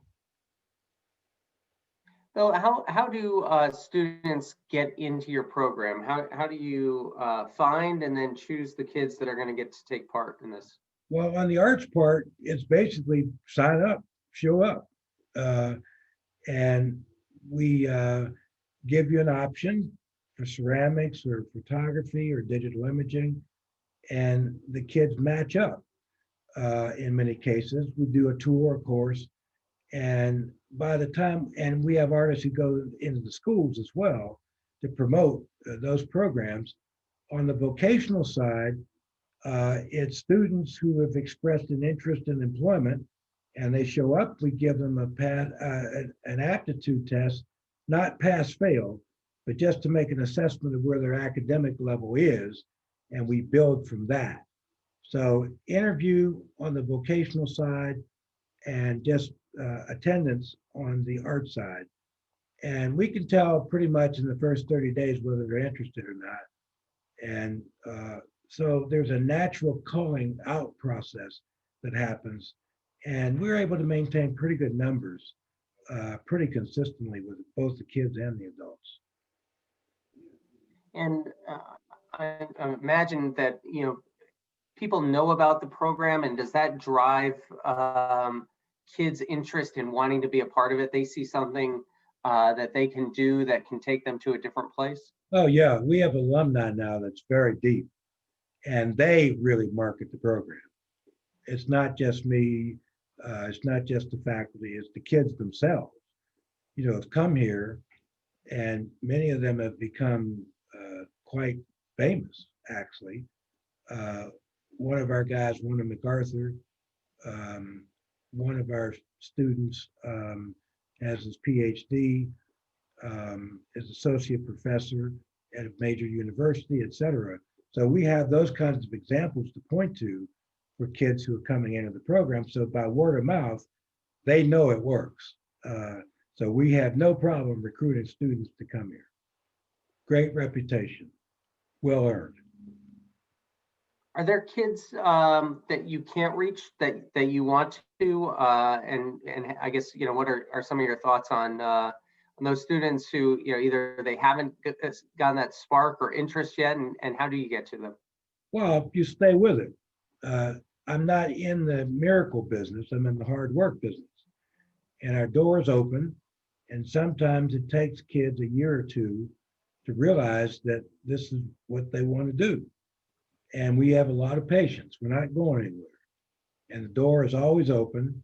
So some kids come and get it for the first time they walk in the door.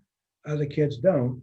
But if you're consistent and have sustainability, we ended up filling up all our classes pretty regularly. So we're not worried about that part. And I'll just invite everyone again, if you have questions, you can put them in the chat, and we'll get those to Bill. Bill, you mentioned that it's grown to centers across the world, Israel. So this is obviously repeatable. Where else are you growing? Is this something that could happen here in our community? You're in New Haven? Yep. Well, you know about Concat, I'm sure. Yeah, we know Concat very well. Okay, well, I built Concat. Oh, wow, excellent. Yeah, so New Haven's one of our cities. They're the poster boy for the program. And Carlton Highsmith and Eric Clemens are my guys. And I serve on their board. And we built a wonderful training program and a wonderful arts program that's doing incredible work. And in fact, the cafeteria is called the Orchid Cafe in honor of my interest in orchids. So I am very, very excited about what they are doing. And we need to build more Concats, not just for New Haven, but Connecticut in general. Well, Bill, Concat is such an important part here in New Haven, and it's continuing to grow. As you've been involved in Concat, what have you seen about New Haven? What has struck you? Well, New Haven has gotten me very excited about Concat, and Concat is now beginning to think about what it can do for a whole community in New Haven. Carlton Highsmith is their visionary chairman, and Eric Clemens is a visionary operations guy, and these guys are on fire. They are. And it's just turned out to be a world-class model that has helped us build other centers because of their success, and the obvious outcomes that they're getting is driving a lot of great PR for New Haven, as well as it should. As you looked at New Haven when you worked with Carlton and Eric, are the challenges here the same as you saw in Pittsburgh? Pretty much. I mean, poverty is poverty. It doesn't matter which city it's in. It all feels about the same. But opportunity is opportunity. And if you visit Concat, you see it has a beautiful facility, just like ours in Pittsburgh. And so we are committed to beautiful environments and beautiful faculty. That's our brand. And it's worked out pretty successfully in the 10 or 12 cities that we now have operating centers in. We have a question here from one of our attendees. As someone who is in the process of attempting to create an athletic complex for our programming, what advice do you have? Did you say athletics? Yep, this was one of our awardees in our nonprofit program. So athletic programs for youth. So what advice would you have? He started to try to build a physical location. Well, I don't know anything about athletics. I mean, in the sense that I don't play baseball or football, so I can't be of much help there. What I would suggest, though, is that you build a professional program that goes beyond recreation and gets involved in training. You know, Serena Williams got to be a world-class tennis player because her father went out and found the best instructors, including himself, in the world and trained these young women to become the world-class people that they are. So if you want to build a program, go find world-class athletes to staff the program, either as volunteers or be on the board, so that you start off with a representation of the goals that you want your students to achieve. So you move beyond recreation and you move into education. Bill, I know you talk a lot about mentorship, and that seems to wind its way through all of the programs you talked. What's the role that anyone listening today can play as a mentor? Well, be one. That's the answer. You don't have to be a Mother Teresa or somebody to do this work. There are plenty of young people in your community who need help. They're in the public schools. A lot of them are in dropout centers, homeless shelters, etc. Go volunteer your services and pick one or pick several and start to work with these children or adults.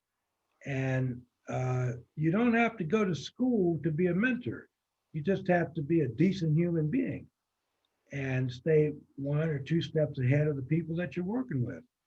But if we all could adopt that philosophy, we could move this conversation along a lot more dramatically. I mean, it's corny stuff, but it's sort of taking care of your fellow man. And I believe if our community started to do that more, we could really move this ball much more dramatically down the court. Bill, we talked about Concat and the great things that they're doing. What kind of more support could they use, just like your programs did, to keep that going, keep that momentum going? Well, unfortunately, funding is a challenge when you're doing this kind of work. I'm sure some of your awardees have figured that out already. You got to gain financial support in order to do good things. It doesn't come for free. So helping Concat to raise money, putting them in touch with people who can give money, I think is one of the fundamental ways that you could really help their center to continue to grow, because the problem they've taken on is vast. And they're just really now just scratching the surface of what the need is. So I think helping on the philanthropy side, helping to recruit people who would be interested in helping to support Concat would be very physical things that you could do, anyone could do. Bill, I know you said you've technically retired this year. What types of things are you up to now? That sounded like you're still doing a lot. No, the same thing I was doing before my title changed. That's why I'm talking to you this morning. I'm talking from my office. And we're continuing to build centers. We're now planning one in Puerto Rico. We're going to Belfast, Ireland next year. And we have Vancouver, and we're talking to San Juan, Puerto Rico. I think there's a great opportunity in the works there. So we got a lot going in that regard, and it's very, very exciting stuff. And Bill, how have you guys managed during the pandemic, being able to still provide training and reach students? It's very hard work and very tough work because people are really hurting. The pandemic has taken the soul out of most of the students. They've been hit in the plexus. Their breath is taken away. They've been hurting so much, and it's exhausting to do this kind of work. As any of the hospital workers or healthcare workers will tell you, it's very difficult watching people slowly die or watch their faith get crumpled. It's not very pleasant work. So my recommendation is take it slow, be consistent with your message, and don't give up hope. Hope is the cure that can basically save all of us. And so I would really strongly support, if you're going to get into this work, that you plan to stay a while, because it is not for the faint of heart. You really have to believe in this stuff to keep it going.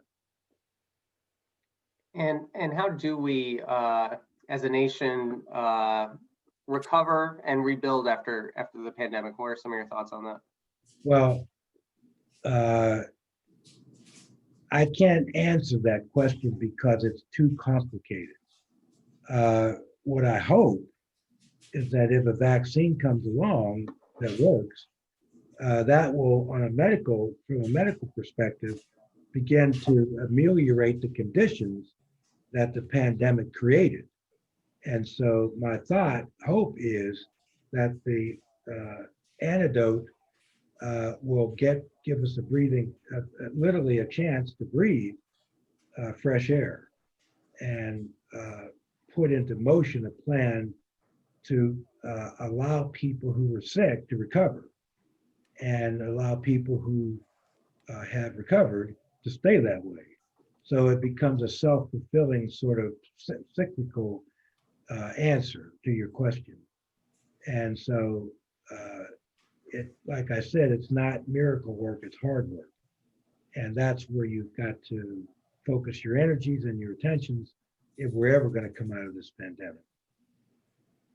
Let me close, we'll get close to closing here, but what are some of the next programs that you think you'll be implementing into your school? What are those next jobs that you want to be a part of? I know I've heard you talk about robotics as a huge opportunity. What's next?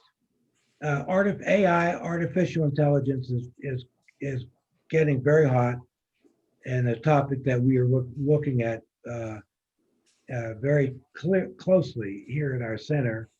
And the Center for Translational Science is working with us, University of Pittsburgh, to begin to move into that space.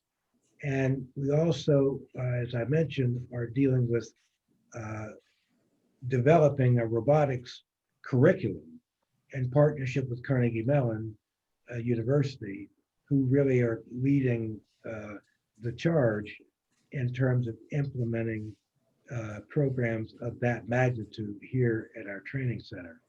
So I think that's a possibility for something that we might look at in the future.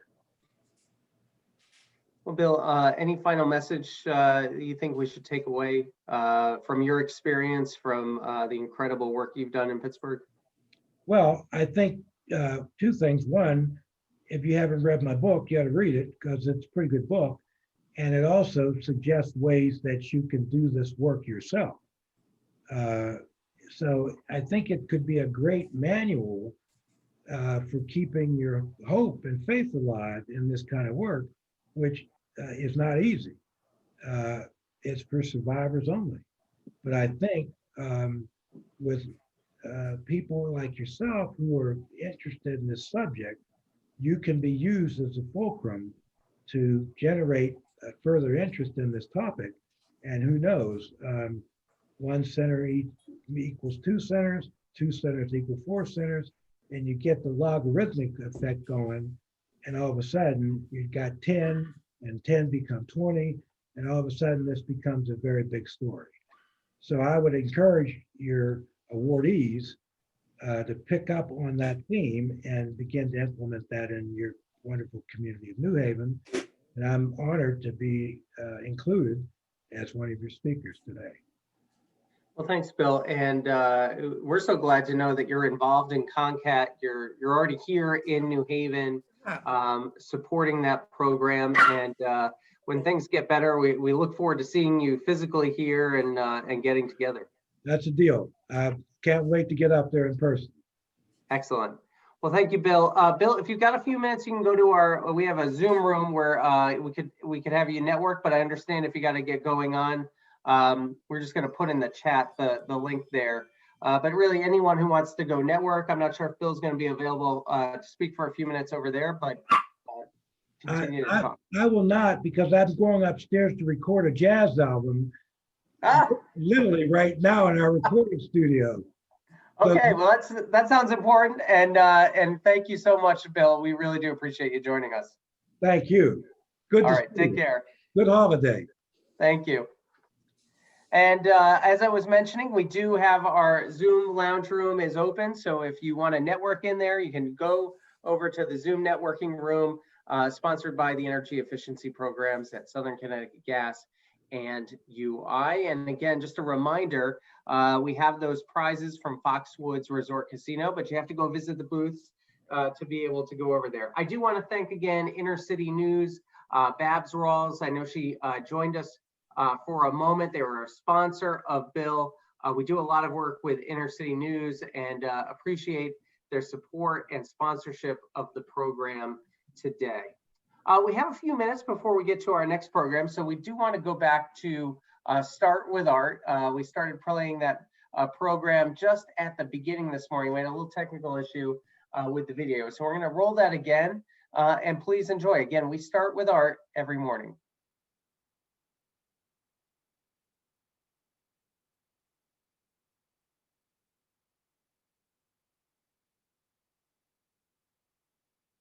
And the video is coming up. Here we go.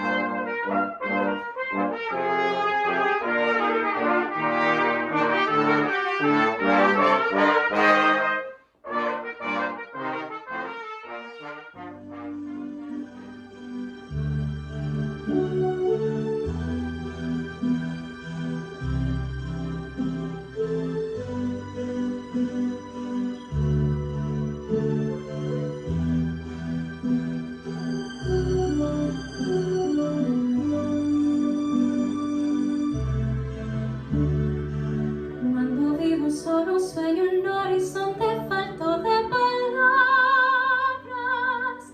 En la sombra y en tres luces todo es negro para mi mirada.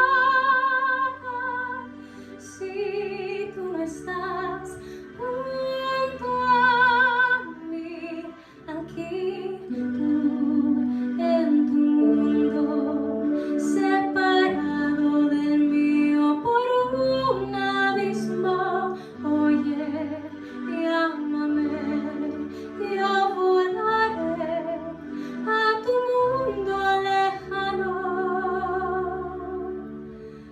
Por ti volaré. Espera que llegaré.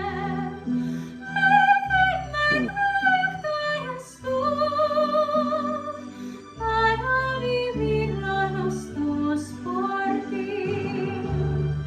Volaré por cielos y mares hasta tu amor. Abriendo los ojos por fin, contigo viviré.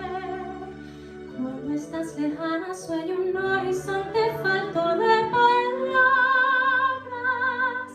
Y yo sé que siempre estás ahí, ahí, una luna hecha para mí, siempre iluminada para mí, por mí, por mí, por mí. Por ti volaré.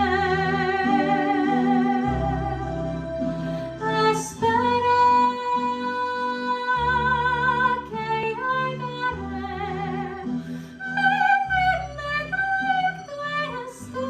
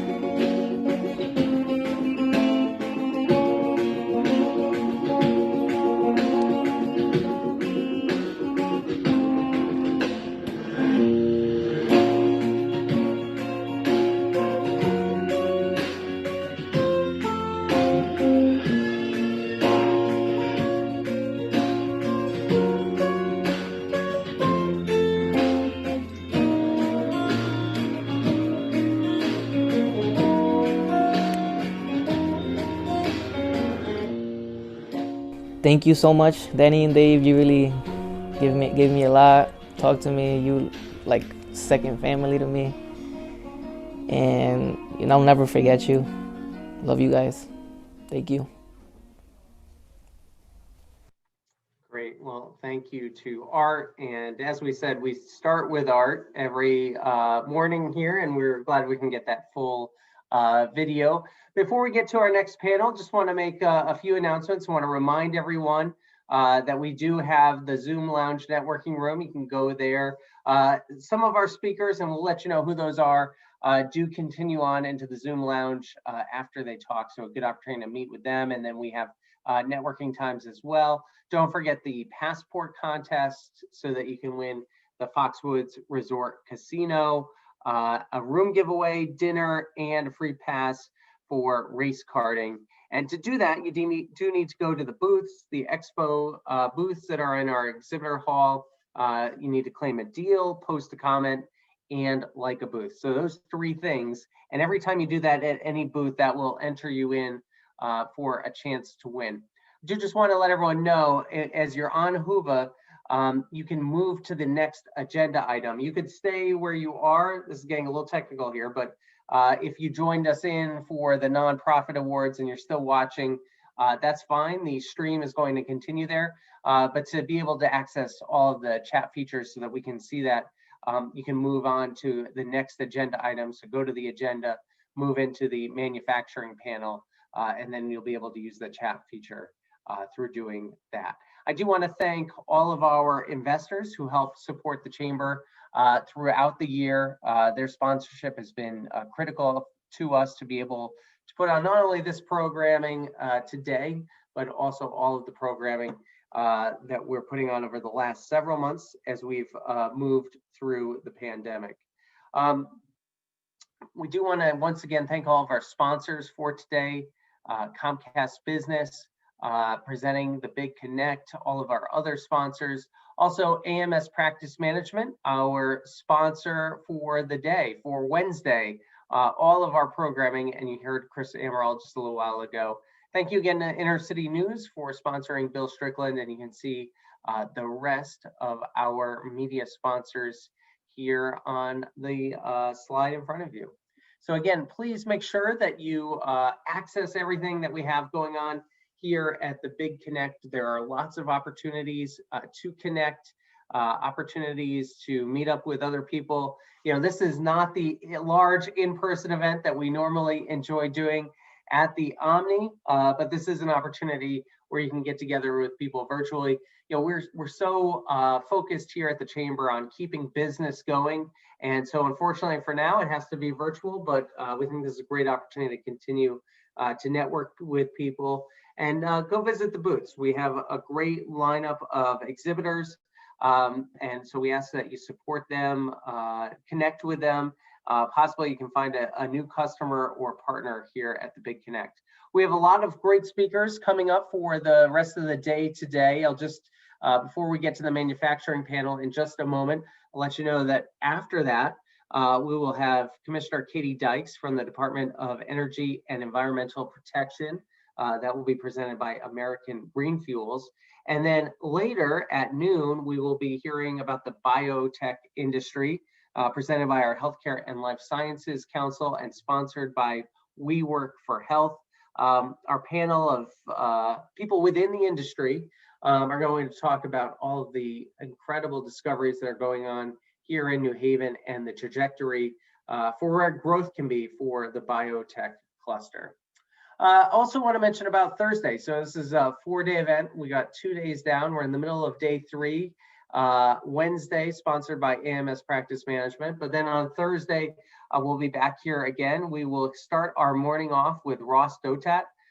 Ross does political commentary for the New York Times. He's a columnist there, and he lives here in New Haven. And so he's going to share some of his thoughts on the election, where we go from here. Then we'll be talking about mindfulness from Harvard Pilgrim Healthcare, cultivating clarity in difficult times. Thursday is all about strategies for professional development. So we will have Paul Mayer, the president of the Shed Group, and he'll be talking about unique staffing structures, the new contract worker in the gig economy. Wanda Larry from Workforce Alliance will be with us to talk about training for tomorrow. That'll be at 11 o'clock tomorrow. And then also our workshop on how to get hired. Pamela Shand, she's a career coach and with Offer Stage Consulting, and we're excited to hear from her. So there's a lot of different things for everyone out there. Also in the morning, I want to encourage everyone to join us for our networking sessions that will start over on the Zoom room at 8 o'clock. And then also tomorrow afternoon, we'll close out with another networking session on the Zoom room. So a lot of great things going on at the Big Connect. Please take advantage of all of them. We know you can't be with us for all 22 hours of programming that we're running, but come in, come out when it makes sense for you to be able to join in and take part in the programming that we have. I once again want to thank Comcast Business, our presenting sponsor for today, and AMS Practice Management, our day sponsor. And again, today's theme is dynamics and trends for top industries. And so that leads us into our next panel discussion. And this is brought to us by Manufacturer CT, Advanced Manufacturing, the Evolving Face of Connecticut Manufacturing. And I believe we have Jill Mayer, who is on with us. Jill's the CEO of BEAD, but she's also the president right now of Manufacturer CT. So Jill, thank you for taking the time to be with us and for moderating and leading this panel. Thanks, Garrett. Good morning. Great to see you. We are excited. We've got an all-star panel of manufacturers. We're really excited to talk about the evolution of manufacturing, especially when it comes to workforce and technology and innovation, not only the last several years, but the last several months. So we have Lucia Furman from Mercantile Development. We have Marcy Minnick from Excello Tool, and we have Nick Perkins from Unicore Packaging. If you guys want to put on your video and join us. All of these manufacturing companies are members of Manufacturer CT. It's the largest manufacturing association in Connecticut. And our members, we have a wide array of members in chemical manufacturing, metal manufacturing, aerospace, automotive, plastics, all sorts of manufacturers are members of Manufacturer CT. So I'm going to ask each panelist to introduce themselves and talk a little about their role and talk a little bit about the products you make, the markets you're in, your location, your number of employees, and how your company impacts the local economy. So Lucia, you want to kick it off for us? Good morning, Jill. Morning. Thanks for having me. I'm honored to be here. My name is Lucia Furman, and I am the president of Mercantile Development. We go by the name MDI, and we're located in Shelton.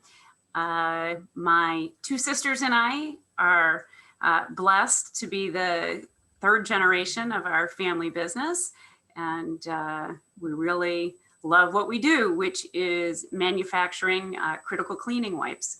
So we have 49 employees as of today, although when we go to our second shift this month, we are going to be growing significantly in our Shelton location. We are ISO certified, and we are WeBank certified woman-owned business enterprise as well. So we provide critical cleaning towels to all sorts of customers, both through the US and worldwide. So think about clean manufacturing facilities, many of them in Connecticut that you would recognize in the aerospace industry. We supply Sikorsky, also the critical cleaning towels that are used in food service environments, school systems for sanitizing purposes. We supply the CT transit system as well. So anything that you can imagine where people are cleaning is our customer base. Great, thank you. Marcy, you want to go next? Sure, good morning. It's great to have everybody here today and to be engaged in what is a dynamic time for Connecticut manufacturing. So we appreciate your coming and listening. I am a CNC job shop. We are located in Milford, Connecticut. I am the CEO as well. We've been in business for a little over 60 years. Our primary market ranges from anything in the aerospace and defense industry to commercial, medical. Again, like I said, we've been in business for 60 years, and we continue to struggle to find jobs more of along the line of employees to fill the backlog of what we're finding to be the next generation. We have been incredibly busy. We work 60 hours a week to try to keep the demand up. We're a support network for a lot of what I call the big three here in Connecticut, which would be Sikorsky, Pratt & Whitney, and Electric Boat. We do a lot of small third-party manufacturing for them, but we're also, again, like I said, in the medical industry. So that has been an industry that's sort of stepped up as COVID has hit the state, where we are finding that we're finding a new market. So glad to be here. Awesome. Thanks, Marcy. Nick? Hey everyone, Nick Perkins. I'm the Director of Operations at Unicore Packaging Group. We produce corrugated and protective packaging. So corrugated boxes, displays, foam, protective packaging, wood crates, pallets. We've got 6 facilities in the Northeast, 3 in Connecticut. We're just over 400 employees in total. I'm based in North Haven, which is our headquarters. We've got about 100 people at this location. And yeah, we've been in business since 1946, family owned, privately held. I'm part of the 3rd generation, along with 2 of my brothers. And yeah, so we create a lot of jobs in the Northeast. And then we also, mainly because of the industry that we're in, supply regionally. So most of our customers are in the Northeast as well. So we supply a lot of manufacturing and distribution businesses in the Northeast area. Wonderful. So I just realized we're all family businesses, all family owned. That's very cool. Let's get into some of the questions we wanted to talk about or discuss. How, especially since workforce is such a monster topic and something that's been in top of mind for manufacturers for the last couple of years. How has each of your manufacturing companies evolved over the last few years in terms of workforce, whether it's training or recruiting or retention? And maybe we'll just keep the order if that makes sense. Lucia? Sure. Jill, I had to write down all of the programming that we've taken advantage of over the last few years through the state of Connecticut. We're really the only ones that are doing what we're doing in Connecticut and really even in the Northeast. So for us, it's really a struggle to find skilled workers. So we're really doing always on the job training. We've taken advantage of the incumbent worker training program over the last few years to bring entry-level people in from, let's say, a packer position on the production floor and move them up through into machine operators, lead machine operators, and then eventually the trainers for the new folks. So we really find we have the greatest success with really mentoring employees to get them trained up. And so the apprenticeship program has been very successful for us as well. I think we have a few programs currently. We have lead machine operators, maintenance technician, and a manufacturing engineer position. So that's just been a really nice way to get folks both the formal education that's necessary and the on-the-job training. And our apprenticeships are pretty long. Our equipment is pretty advanced. And again, we're hiring from a pool of people that's not necessarily skilled in exactly our equipment. So it does take time. We've also taken advantage of the Manufacturing Innovation Fund, the MVP program, and that's helped us put new equipment in. And then again, you put those together with those incumbent worker training and apprenticeship programs to skill up the folks to be able to operate that new equipment. So hiring is one of our biggest challenges. COVID has, made it difficult, even more difficult. I think everybody would agree, but we just have a really great core group of employees that have been here a long time, and those that are getting close to retirement have really joined with the management and the owners in trying to really focus on getting the next generation of folks trained up, and that partnership's been really important.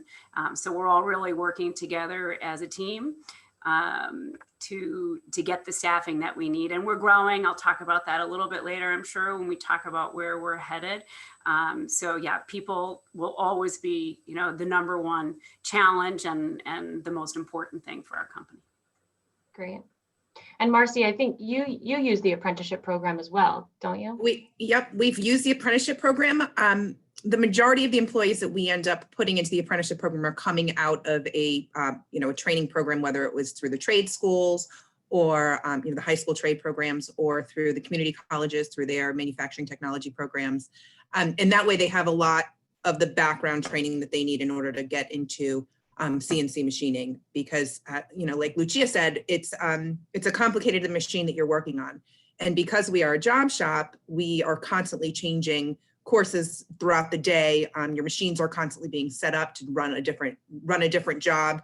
So we really need very skilled people that would be able to kind of flip what they're doing on a daily basis. It's not, the button pusher or, just somebody who's making the same product line every day.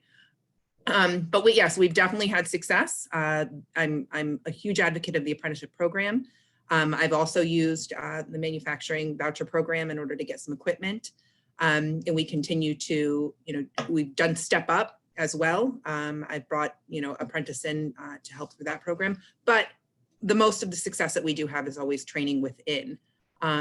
We've had, generations of knowledge that's working on our floor. And we find that, having a little bit of skills coming out of whether it be the community college or the trade schools is great. Then once they walk onto our floor, we're able to train them to really, tune into exactly what our needs are.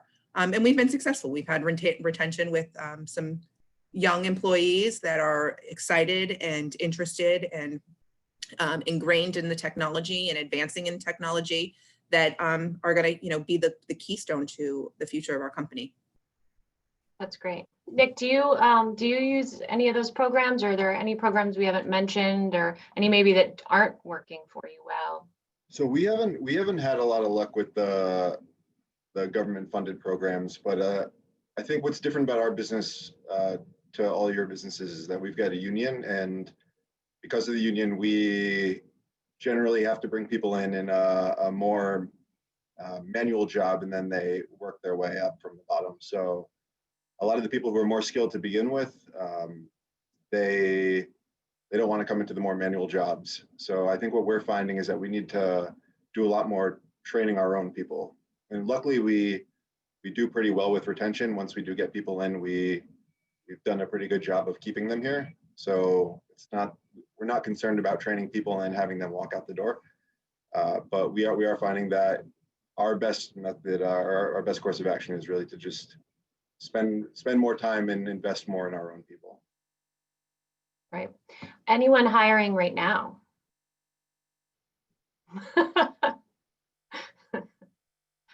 So we've been lucky throughout the last 6 months to be pretty busy. Maybe we've gotten lucky with our mix of customers. We've had a pretty diverse mix of customers. So we've been keeping busy. We're still looking for machine operators, and have been for the last 6 months. So that's been a challenge. But really, I mean, we don't have a lot of requirements for who comes in. We just want people to be mechanically minded, enthusiastic, hardworking, but we don't require any sort of advanced degrees or pre-understanding of our equipment. But we're still having a pretty tough time bringing new people in. Right. It's probably always the challenge is making sure that people that do enter into this career, their soft skills are really fine-tuned. As Nick said, we want to make sure that you're going to show up for your shift, and you're going to be present, and you're going to want to learn, and you're going to be engaged, and you're going to be trainable and coachable. And, you know, I think that's one of the most important things when you choose to go into this career, that you focus on that.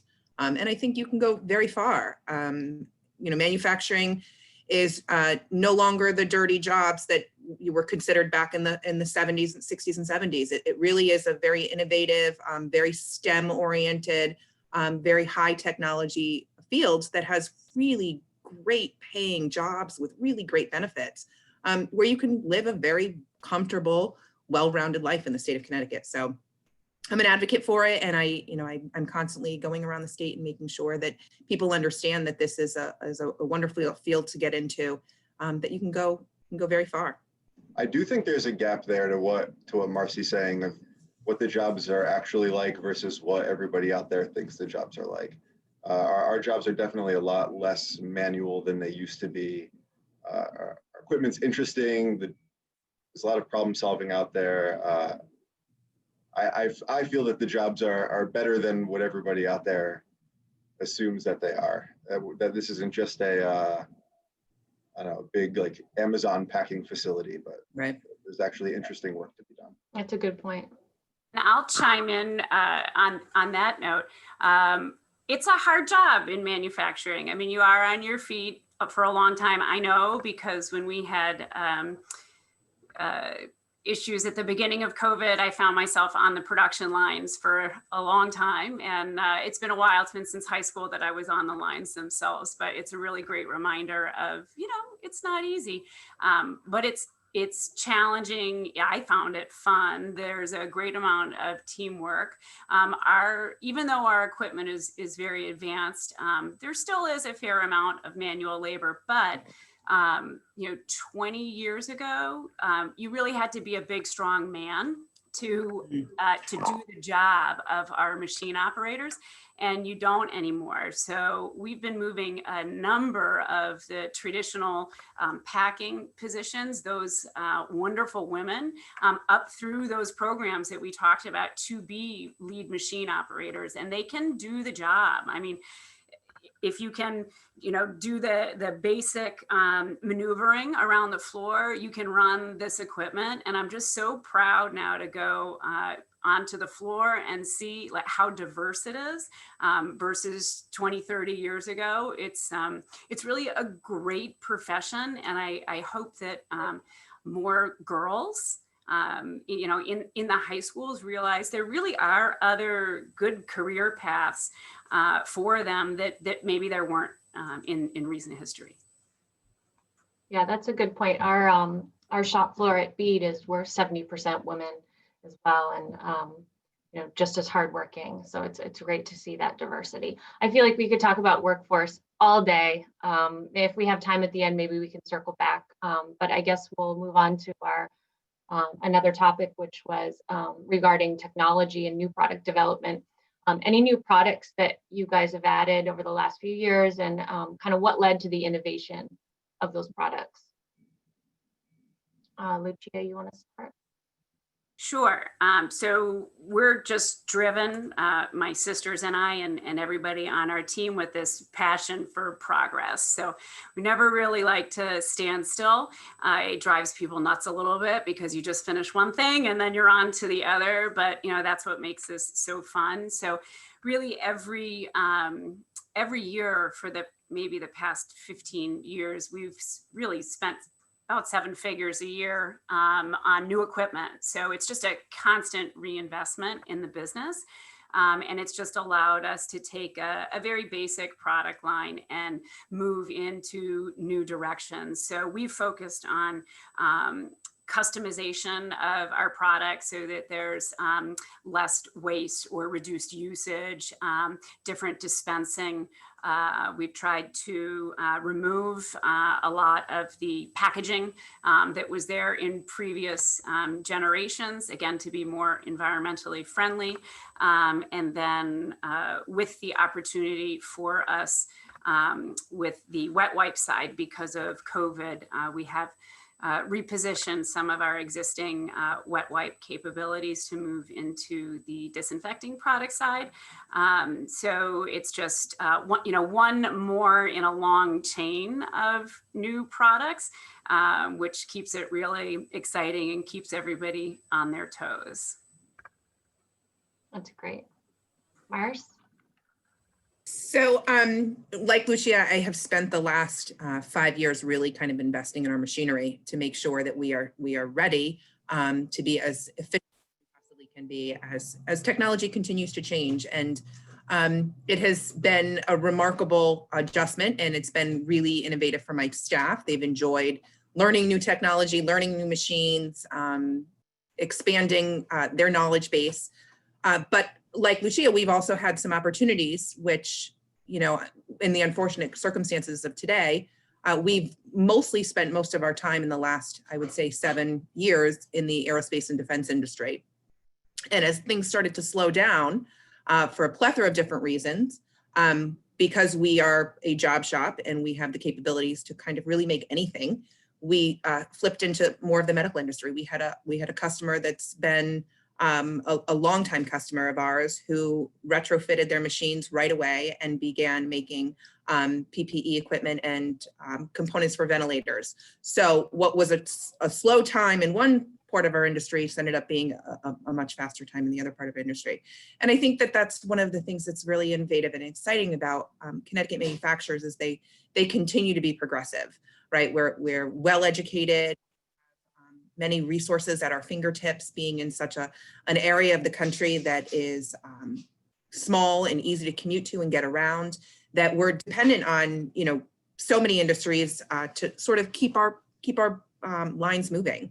And going forward in the future, we continue to think of it as we're a support network for whatever's happening, whatever the current trend is, and whatever the market kind of adheres to. So.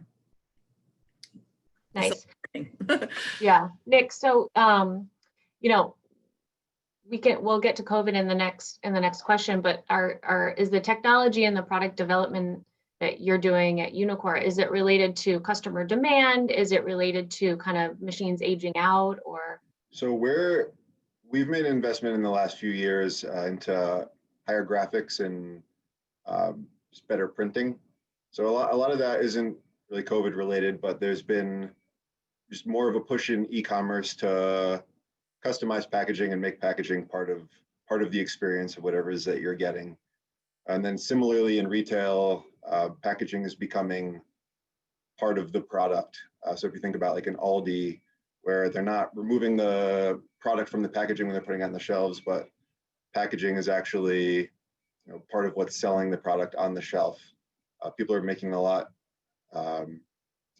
People are looking more into that for their products, and we think that moving more into higher graphics and better printing is going to help that out. And then just a lot of our investment in general is just to be able to make our process just more efficient. So can we run more in a shorter period of time? Can we just bring down the cost of our product? Great. Yeah, so let's get into, this is a good topic. So let's get into kind of how COVID has driven some innovation or changes in your shops. I think we can all agree that we're all super grateful that the state deemed manufacturers essential when COVID shut down the industries, and then here we are potentially moving into a second wave. So I'm very grateful that we're an essential business and we are supporting some critical applications. So some manufacturers in the state were able to pivot to make products. Ventilators, different things. Marcy, you talked about that.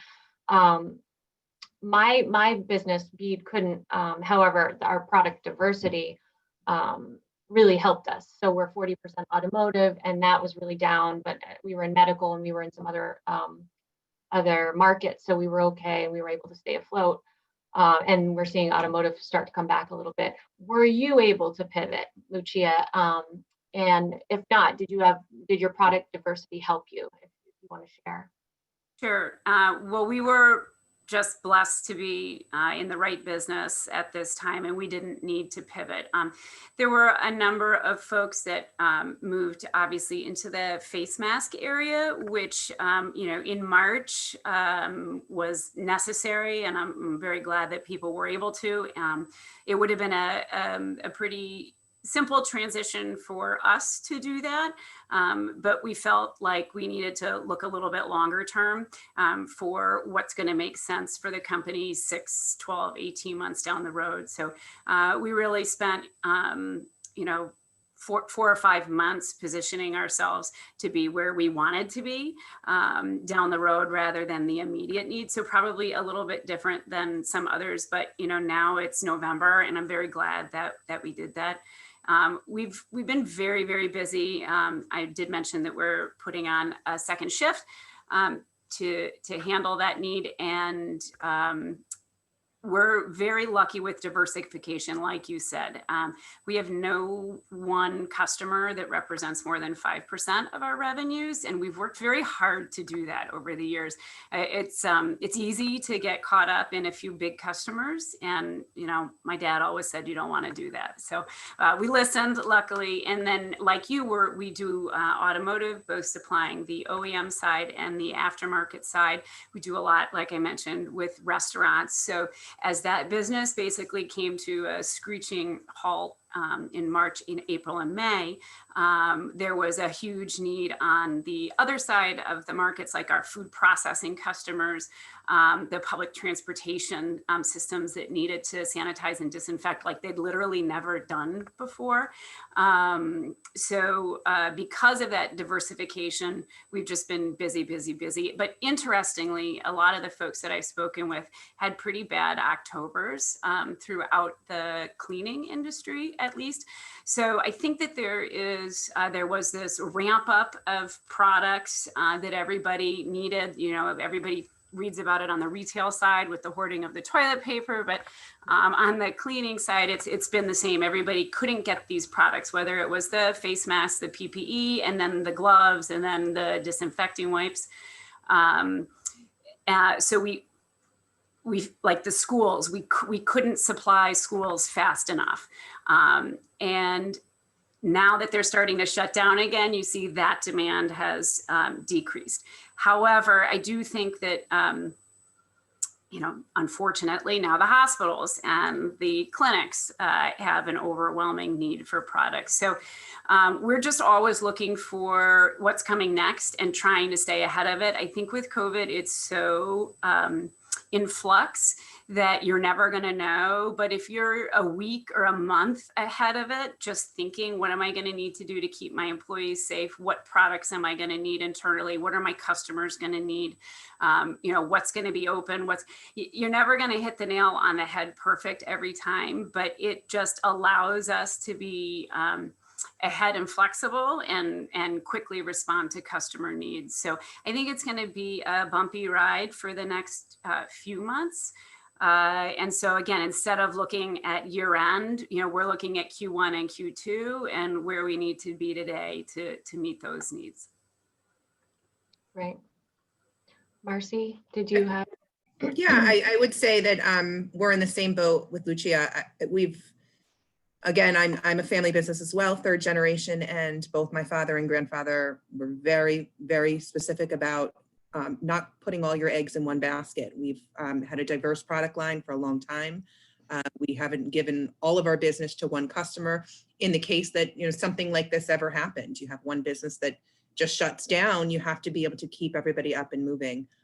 So we've been fortunate that we have not taken a tremendous hit. I mean, certainly it's a very different year than a year ago, but it still is a year where we're able to keep our staff fully employed. We haven't done any layoffs. We haven't cut hours tremendously. We're still, hoping to fund pensions, and we're still trying to work in a way that, we're looking forward to keeping everybody on staff going in the future. And same with Lucia, we're looking short term. What used to be a year's out is first quarter, second quarter of next year. you know, we are manufacturing, so we're also looking what's happening with the political spectrum and how things are going to be invested going forward in multiple different industries. You know, it's certainly a challenging time, but we're patient and we're cautious about spending, and we're cautious about, you know, where things are going to go. That I think that we're going to survive this and come out, you know, 6 months from now, feeling very confident in the choices that have been made for the state and for innovation in the state. Right. Nick, did you have anything you wanted to add on this? I think we're similar to Lucia, where we've had we've been lucky to have the mix of customers that we've grown over the years. So we've had a lot of customers in food retail, defense, medical, distribution. A lot of them have done well. We definitely have some customers that didn't do so well through the pandemic. So food service, for example, for a while when all the restaurants were closed, wasn't doing too hot. That's starting to come back, but we've been lucky to be very busy throughout this time. So I think that the challenge for us hasn't been how do we pivot our business, but how do we keep up with demand and do it in a safe way so that we're not harming our employees and we're not harming our business. So that's been a tricky balancing act, but I think that especially as we learn more about the virus, learned a lot more about how we can do this in a safe way. We've staffed up a little bit to give ourselves some room to let people be out if they need to get tested, or people want to be safe, or spread out our shifts. So I think that's been really helpful for us. And I'll add that it's just been so time consuming for us here at our small business. I imagine you the panelists and the attendees probably have similar scenarios where, you know, everything you put in place in March changes in April, and then everything you put in place last week changes when there's new guidance out this week. So it's really been a full-time job staying on top of which testing do you use for return to work, and, you know, what do you do when the school system shuts down the night before with no notice. So it's great to be flexible. We try to be as flexible as we can be, but when you're doing shift work, it presents a whole different set of challenges. So one of my concerns for Connecticut is with the without getting too political, is that, you know, with the legislature at the state level having a super majority on one side,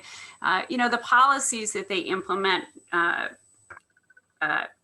I really hope that they take into account manufacturers like us that are small that still have to operate. So we are doing everything we can to be protective of the health and safety of our employees. And I think anybody who walked around our floor would see that we're doing everything that we can, and we are a very safe environment. But you got to be out there working, and you can't stop your entire life. You can take all the precautions, but you have to go and make your products. It's not a service industry. We got to get product out the door to the customers who need them. So I am a little bit hesitant, but hopeful that the folks in the legislature understand everything that the business community and manufacturing specifically has been doing to just try to stay operational through this. That's a good point, Lucia, and we can talk a little bit more about this. Actually, you know, I was thinking as you guys were talking about how, as smaller manufacturers, small to medium-sized manufacturers, we could be agile with customer demand and innovation and different things, but we can't be agile necessarily with our workforce because, you know, I know we have one person departments or one or two people doing a critical function.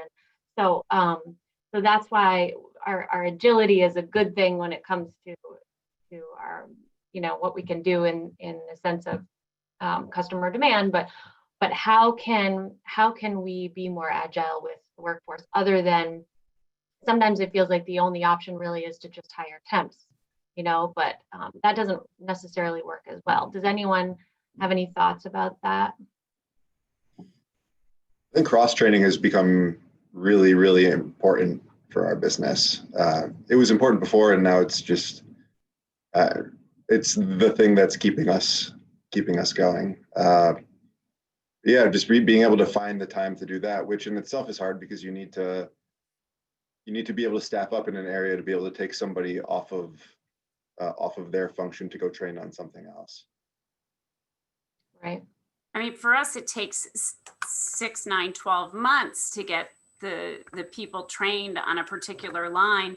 And you can't be moving people from one side of the facility to the other side when you're trying to keep that social distancing and keep people in different zones. So you can't just put on a temp. You can't. Someone's got to stand next to them. They have to train them, and it takes a very long time. So the people are the critical piece. I mean, even though the equipment is technical and new and very automated, it's not run by robots. You know, it is the skilled labor. So I think it's everybody's number one challenge over the next 3 or 4 months is how are we going to stay operational when there are all of these personal issues that the employees have to deal with, and they're serious, and it weighs on people to have to come to work when they have these real personal situations at home. But that's where you pull together as a team. Everybody tries to fill in and help each other. Be cognizant that this is a very hard time for everybody. Be patient with each other.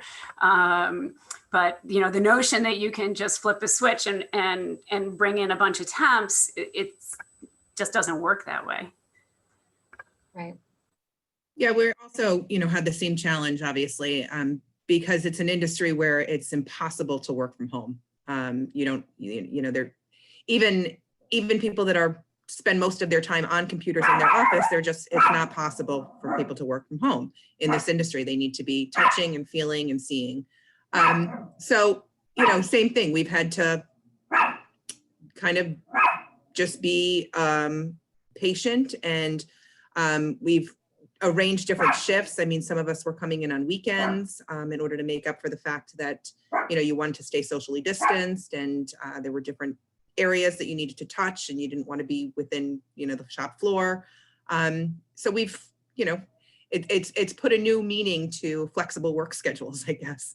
And we've, like you said, Lucia, we've been successful and patient, and we're enduring, so. Great. So, as we're talking about a lot of these things, I'm thinking, there's so many challenges right now. There's all of these things we're dealing with. But, manufacturers are tough. You're not in this industry if you're not. So we like silver linings, and we like to stay positive. There have been positive things that have come out of COVID. Maybe business practices or developments, things that you may carry with you, post-COVID, whenever that may be. Does anyone want to share some of those positive elements to what we've gone through? I mean, for us, I think, and we were talking a lot about the people who do have to come in to do the physical work every day, but we do have people in accounting, people in customer service, people in sales that don't need to be here every day, and we pretty quickly got as many of them out of the building and working from home as possible. And we've had a lot of digital capability for some time now, but I think that this really sped up the adoption of that.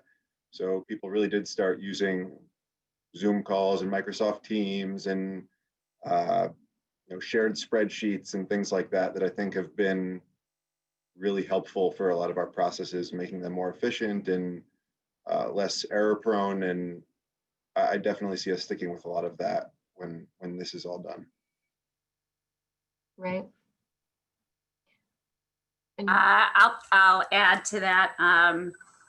We also are going to be doing a lot more on the technology side. We've focused for the last few years really on our ERP systems and MES systems and all of those technical parts of the business to run more efficiently.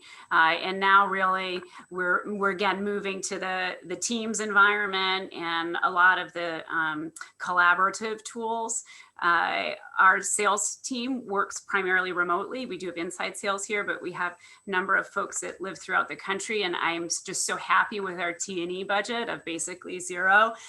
So that's been a real bright spot for us. And I'd like to really continue to have a lot of folks do their jobs without having to get on an airplane and have that in-person interaction, which is important.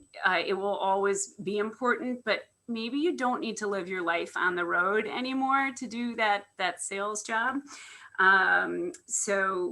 Another side for us that was a bright spot was we brought in a number of our employees' kids. Like, they were home, their summer jobs were canceled as camp counselors, or their schools were canceled. And so they came in and worked in various roles, whether it was marketing or packing out lines when we were shorthanded. And so now they're all coming back next week, and they're not going to be going back until January or February to school.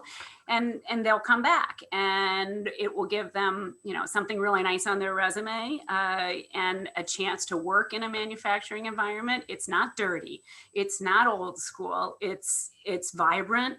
It's interesting. And so it gives those kids a chance to see, well, maybe I want to be a packaging designer for an industrial space, or, things they maybe never even thought of. And I have to say, the biggest bright spot was just coming together as a team. Through our ISO certification process, we have like every document, T's crossed, I's dotted, and every procedure is very formal. But we tend not to, I tend to do my communications much more through email and less through the personal, because you're just busy. You're on the road, you're traveling, you have to do all these things. So just having the interaction with employees, whether it was because I was packing on the lines, or whether it was because somebody had a personal family issue that they had to deal with, and maybe they wouldn't normally talk to me about it, but they did, because we have more open communication now, has been really nice. And that comes from the top, and it's something that I've realized I can do better. I don't always have to just be focused on progress. There is this human piece of it that's so important. And when you need to rally your team together to get the customers the essential products that they need to stay open, it makes everybody understand that their work matters and what they're doing is important, and it feels really good. That's excellent, Lucia. Mars, did you have anything you wanted to add to that?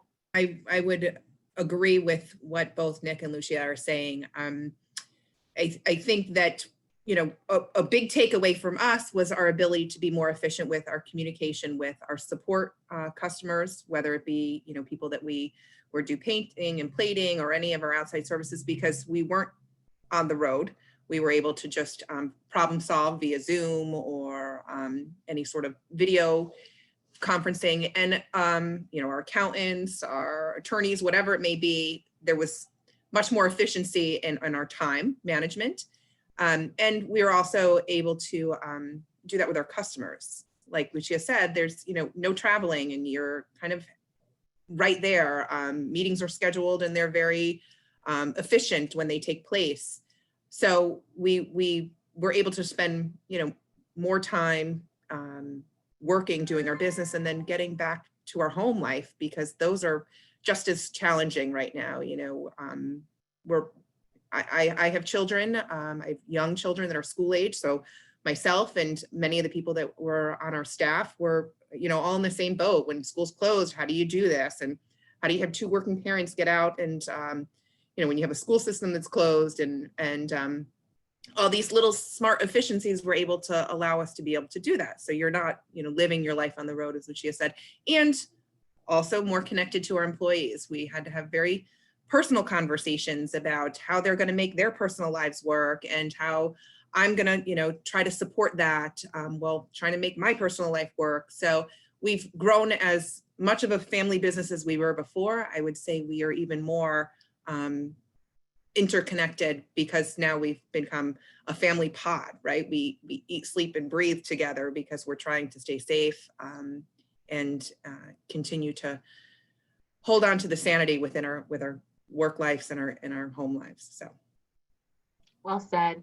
I know for our business, we worked on kind of our core values through EOS and, you know, use the kind of the flux of demand to kind of take a hard look at our costs and take a look at kind of our messaging and the different things in our organization. We upgraded our quality certification, all those things you can kind of tighten up wherever you can kind of get your ducks in a row as you wait for, you know, business to come back in certain areas or different things. So, you know, I think, you know, getting through this pandemic, what won't we be able to get through after something like this? Honestly, it's made us more agile and flexible, and it's really humanized.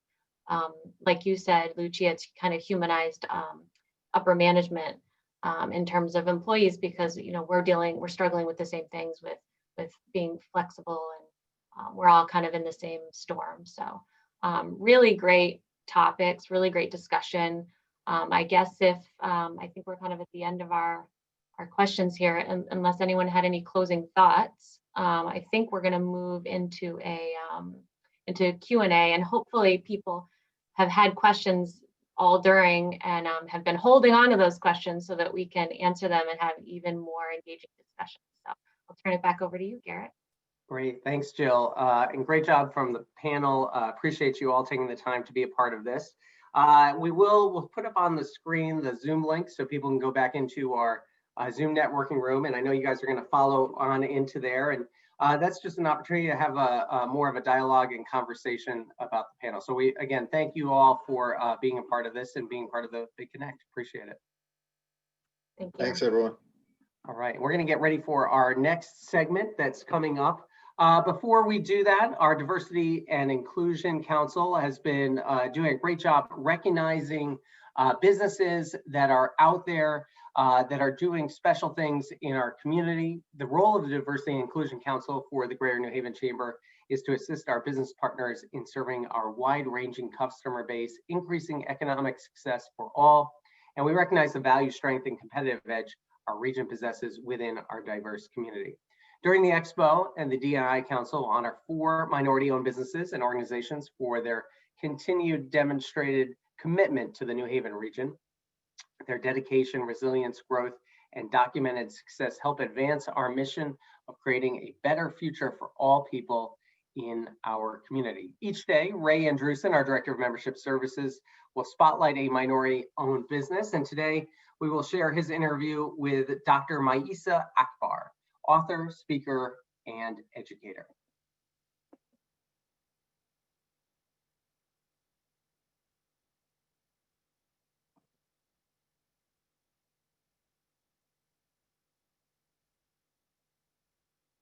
And stand by with us, it's coming.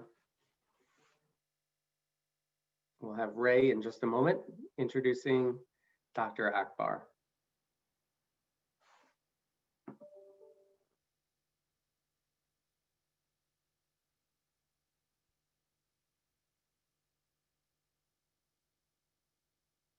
All right, I don't know if we're able to roll that video, so as soon as we can get that up, we will play that for you.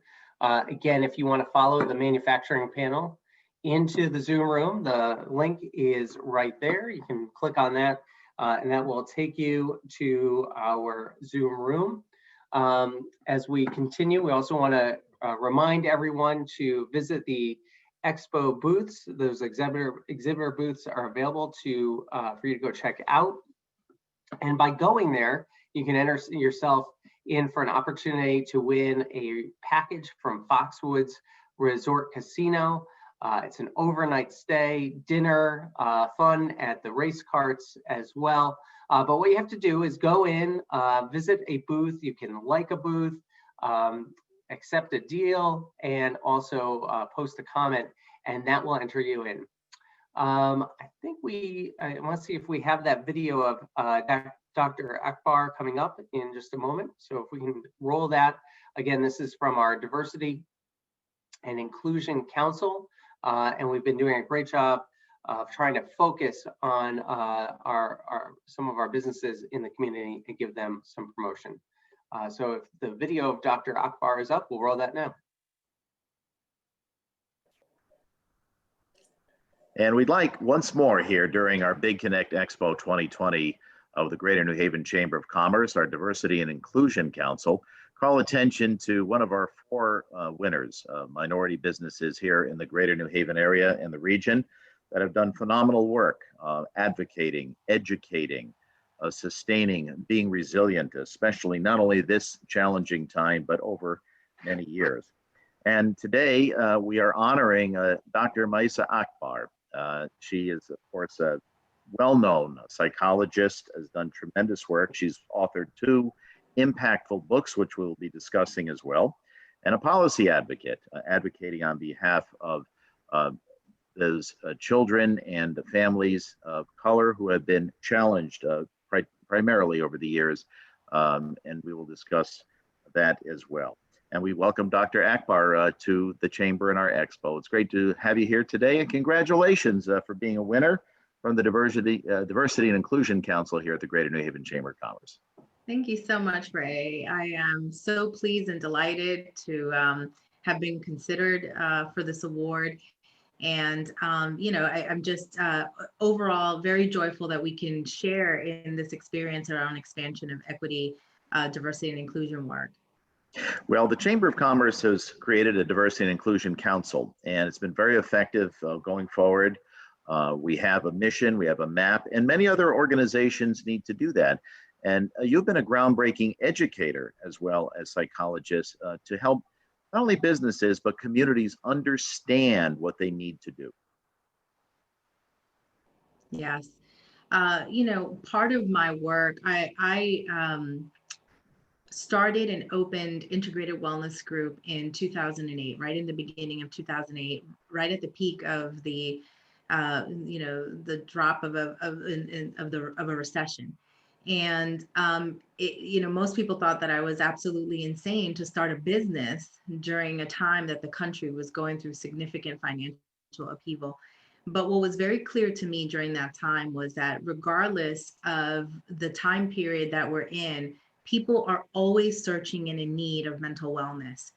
And throughout my career in not only as an entrepreneur and a minority and woman-owned business owner, but also as a psychologist, board certified in children and adolescent psychology, and an expert in racial trauma, what I've come to understand is that a lot of times with mental health, especially in my carve out of racial trauma, the clients that come in to seek treatment aren't very well informed about the process of mental health, of access to mental health.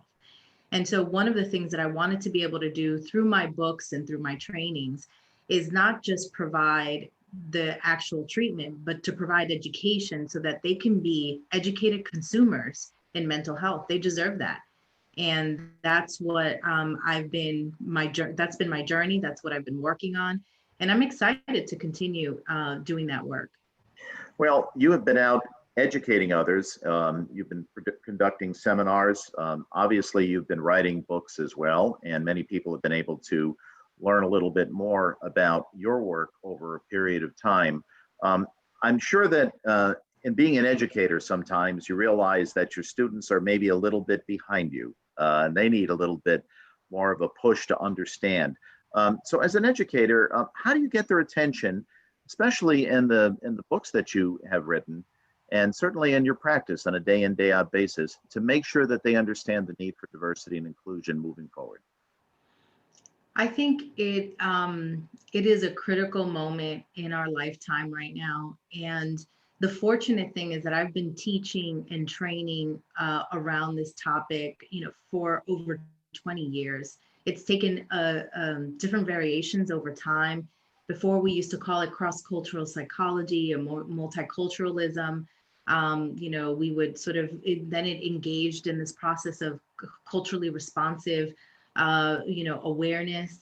And now that we're speaking in language of equity, diversity, and inclusion, and we're speaking in language of racial justice, we've elevated the conversation to not just have discourse around what it means as a topic, but what are we prepared to do in terms of our own personal call to action? And so what you see in my books, and also if you sit in my trainings and my educational forums, is that While I'm educating, I am challenging the audience and my students and those that attend the trainings to define what their personal call to action within this area is going to be. And urban trauma was very focused on communities of color, and Beyond Ally is very focused on white allies that are prepared to engage in their journey towards allyship. And some of them may be very well developed in that allyship, and some of them may be in the beginning stages of allyship. So it's an essential process of this work.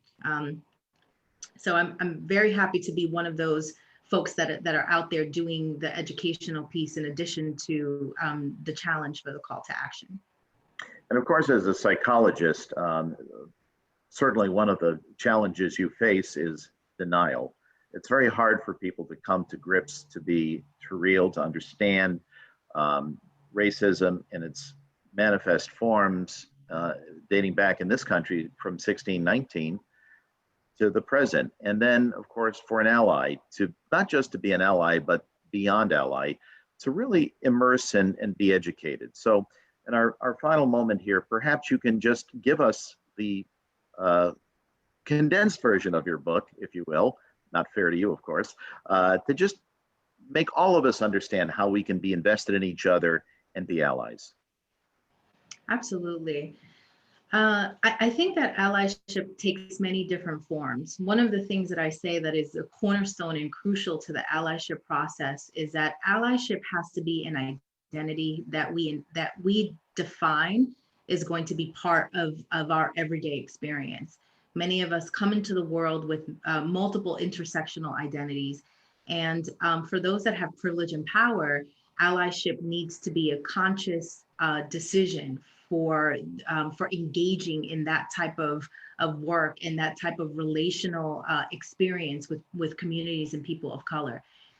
And so, you know, what this book specifically proposes is that you can engage in a model of allyship. It's a developmental model that is anchored in growth and development over time. There is the opportunity to make mistakes and actually to lean into those mistakes so that, you know, we're not afraid that when a mistake is made, now we're not good allies. It's not as dichotomous as that, but that instead the expectation is that mistakes will help to grow who you are as an ally. And then most importantly, I think that what the urban trauma book does is that it allows us to understand both as allies and as communities of color that are impacted by racial trauma, how to define this adequately. Many of us, when we are unable to create definitions to the way that we feel, the way that we're impacted socially, emotionally, and psychologically, we're lost and we're in internal conflict. Definition allows us to create a path towards healing. And that's my purpose in creating both of these books on either side of the, you know, the coin. Either you are a person who has experienced racial trauma and need definition and healing, or you're a person that can support the healing of communities who are experiencing racial trauma. Well, once again, on behalf of the Greater New Haven Chamber of Commerce, Diversity and Inclusion Council, we congratulate you. We thank you for all your work on behalf of not just the Greater New Haven community, but through your book and experiences, discussions around the country for what you've done for so many people, Dr. Maisa Akbar. Again, it's your website, maisaakbar.com. Thank you for being with us. Thank you, Ray. And thank you to Dr. Akbar and Ray as well. Great to hear that story and the great businesses that we have here in the New Haven region. We're going to have Commissioner Katie Dykes in just a few moments. We want to share with you some of our sponsors' information.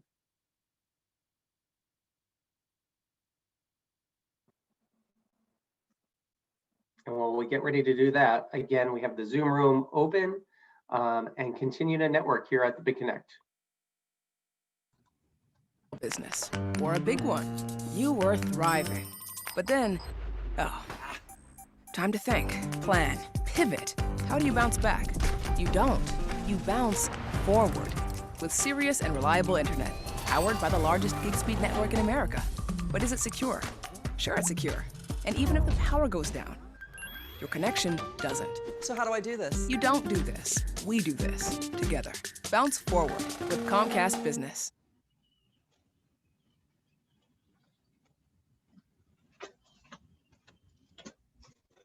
The door to a car you've been saving for. The door to a personal loan that feels genuinely personal. The door to a bedroom for each of your teenagers. The door to a new employee who's also your neighbor. And the door to a happy and full life for you and everyone you know. This year, KeyBank has already opened over 170,000 doors, helping people get from where they were to where they wanted to be. KeyBank opens doors.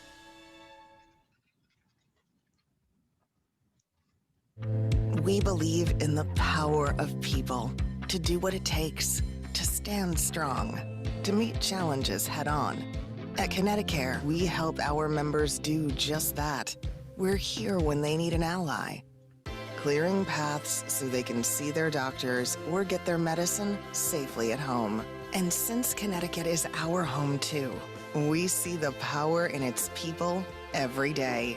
Connecticut, powered by people for a healthier you. Could the underground water, sewer, and septic lines leading to your home be a ticking time bomb? If pipe damage occurs, you'll not only be in a mess, but you could end up paying thousands of dollars in repair bills. Don't wait until it's too late. Pipe Safe to the Rescue is here for you 24/7. The Regional Water Authority's trusted Pipe Safe protection program provides peace of mind for homeowners. For pennies a day, enroll in the RWA's Pipe Safe plans at pipe-safe.com or call 203-562-4020.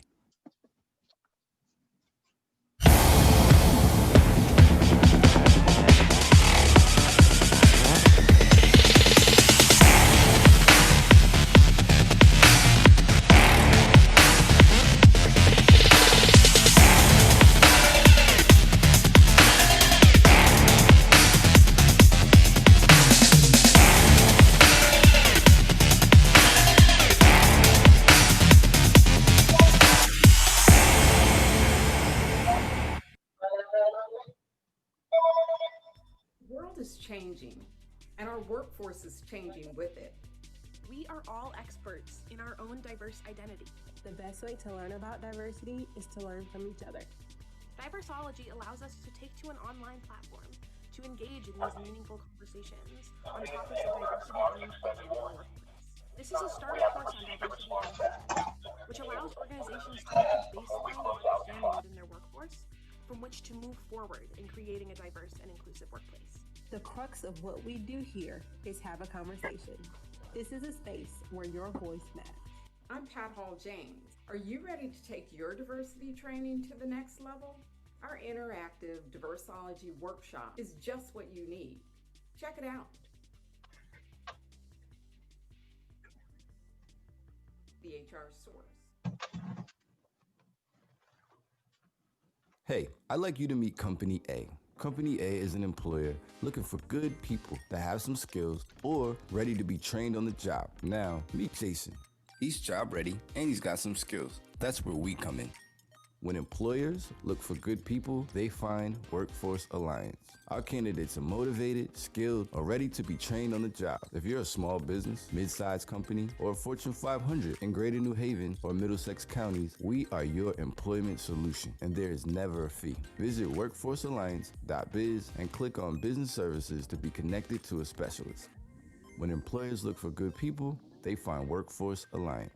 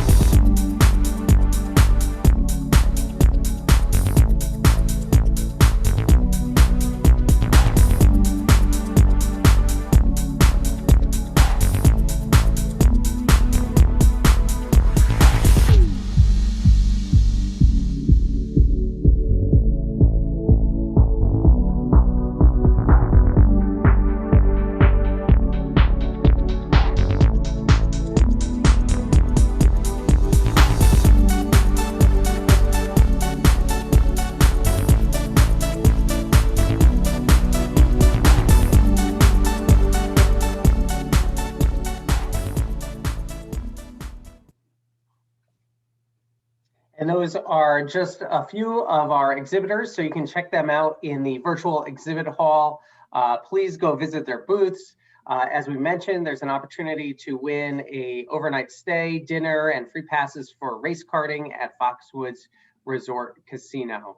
All right, we're ready to continue on with the 2020 Big Connect presented by Comcast Business, and today's sponsor is AMS Practice Management. I now want to introduce Paul Tita. Paul is with American Green Fuels and is our presenting sponsor for our next speaker, Commissioner Katie Dykes. Paul. Good morning. I'm the Vice President of Public and Government Affairs for Colmar and American. Whoops, I gotta start my video, I guess. There we go. Okay.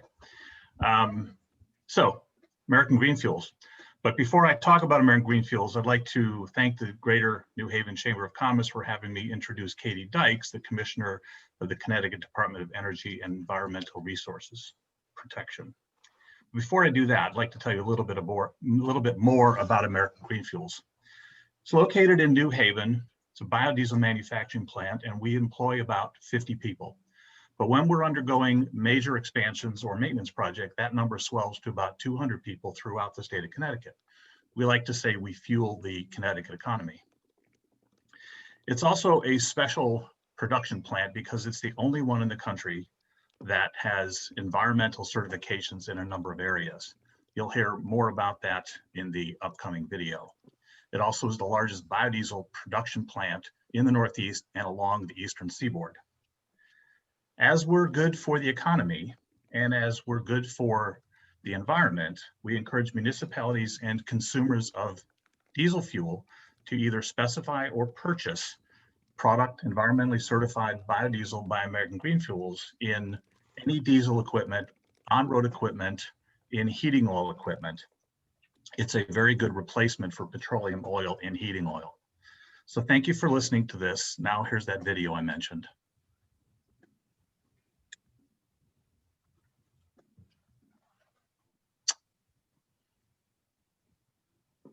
Protect the environment and help your local economy by using certified and environmentally validated biodiesel from American Green Fuels. Biodiesel is a renewable energy source made from recycled waste products, such as used cooking oil, which is converted into biodiesel at American Green Fuels and then blended into your heating oil. Biodiesel burns cleaner even in your current oil burner, so ask your oil retailer for biodiesel produced by American Green Fuels. You are what you heat.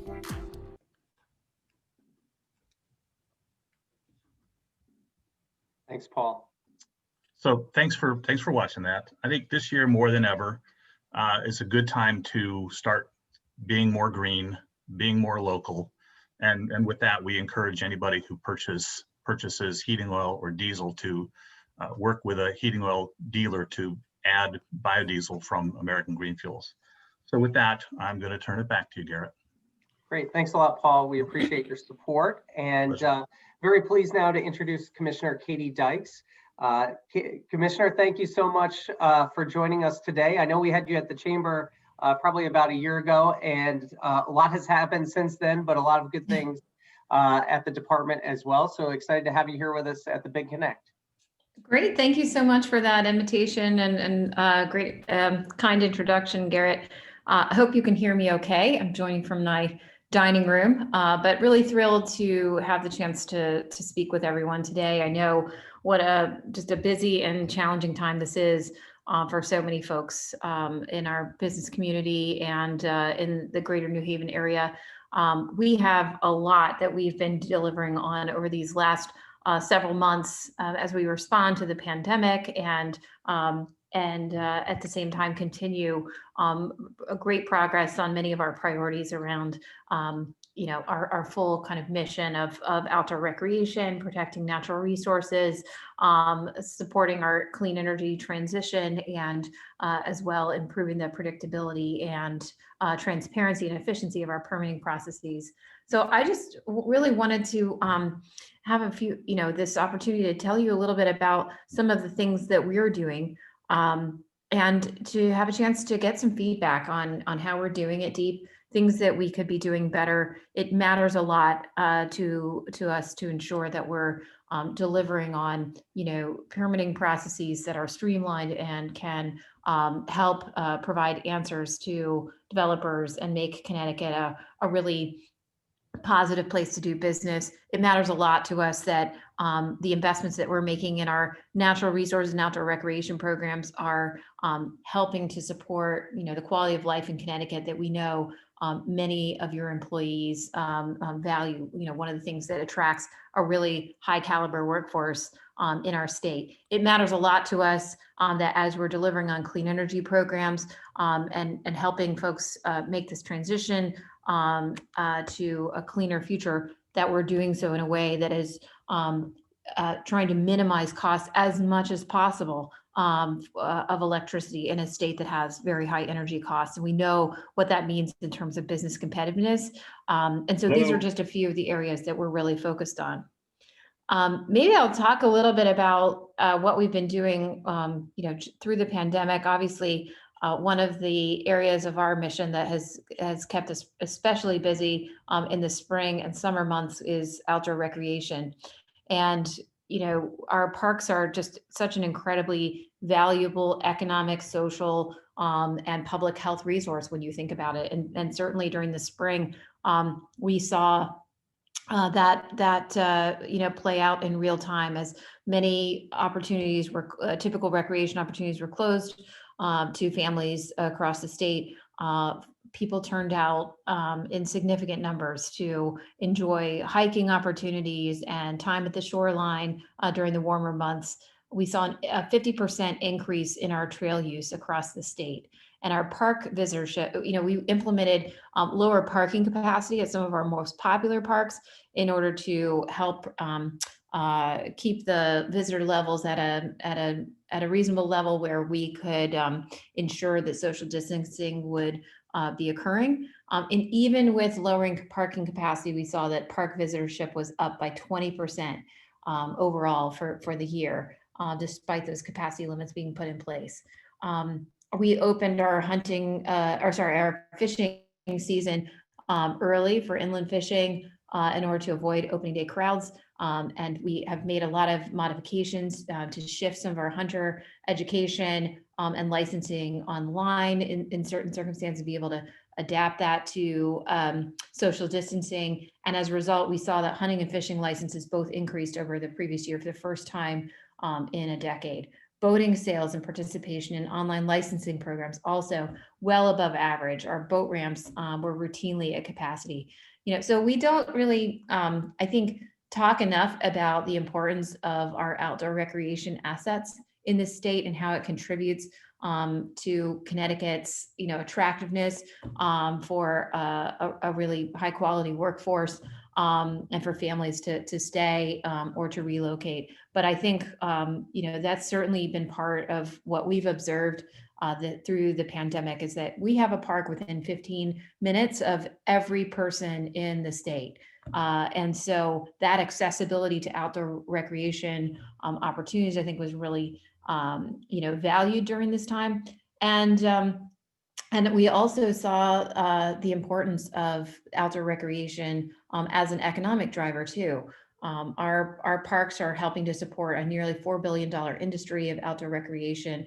And Connecticut, because of our accessibility of our natural resources, I think has been able to, support a lot of economic activity in hunting and fishing and other types of recreation throughout the summer. So it's just I've just mentioned this, not really a typical topic that we hear a lot of business groups asking us about, but I think it's just really important to emphasize and let people know, what we've been observing with these programs and how popular and how important we think that they have really become for folks in Connecticut. And, we support these programs through the Passport, or our parks through the Passport to Parks program, which has been invaluable in providing stable funding for these efforts. It was enacted in 2017, and it applies a modest $5 surcharge on annual vehicle registrations in Connecticut to fund our park operating costs. That was absolutely critical for us to be able to maintain levels of service and provide enhanced service in certain places to support social distancing. And through the Passport program, we've been able to eliminate parking fees for all Connecticut residents.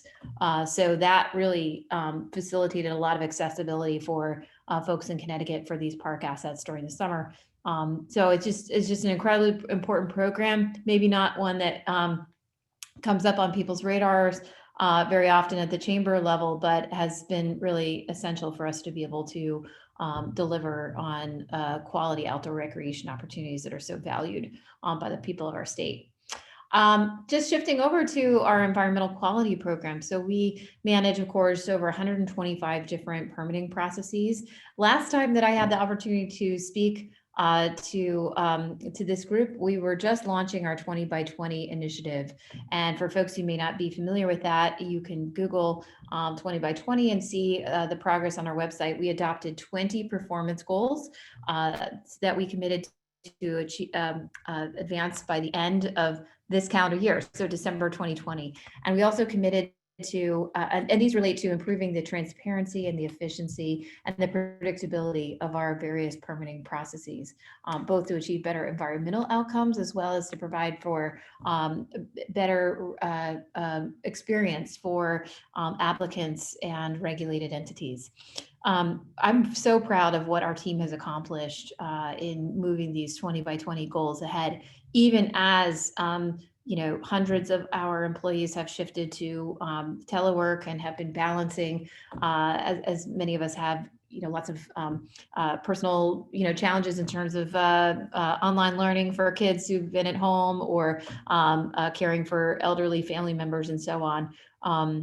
Our team has really prioritized continued progress towards these 20 by 20 goals, which each of these goals really shine a spotlight on key measures that I think have become even more important during the pandemic. One example is digitization. We have a lot of records at our department that are really important for attorneys doing due diligence on transactions, and heretofore they were all only accessible in paper through a in-person visit to our file room. We had started digitization of some of those most requested documents prior to the pandemic, and that I think has been really helpful for folks to be able to then access those documents safely and remotely during this time period.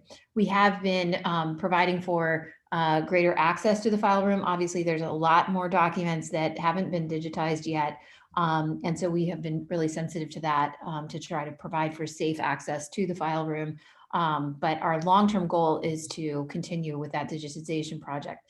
Another really important aspect is around our transformation of our cleanup programs for contaminated sites. And so if folks didn't catch the exciting news from the special session in September, we secured unanimous support in both chambers of the legislature for a landmark bill that will sunset over time the Transfer Act, which is the legacy program that we've had in place in Connecticut to govern the cleanup of contaminated sites, and replace it with a release-based system that is, much more in common and best practice among 48 other states in the U.S. Under a release-based system, we think that this is much more workable. It's much more consistent with other jurisdictions.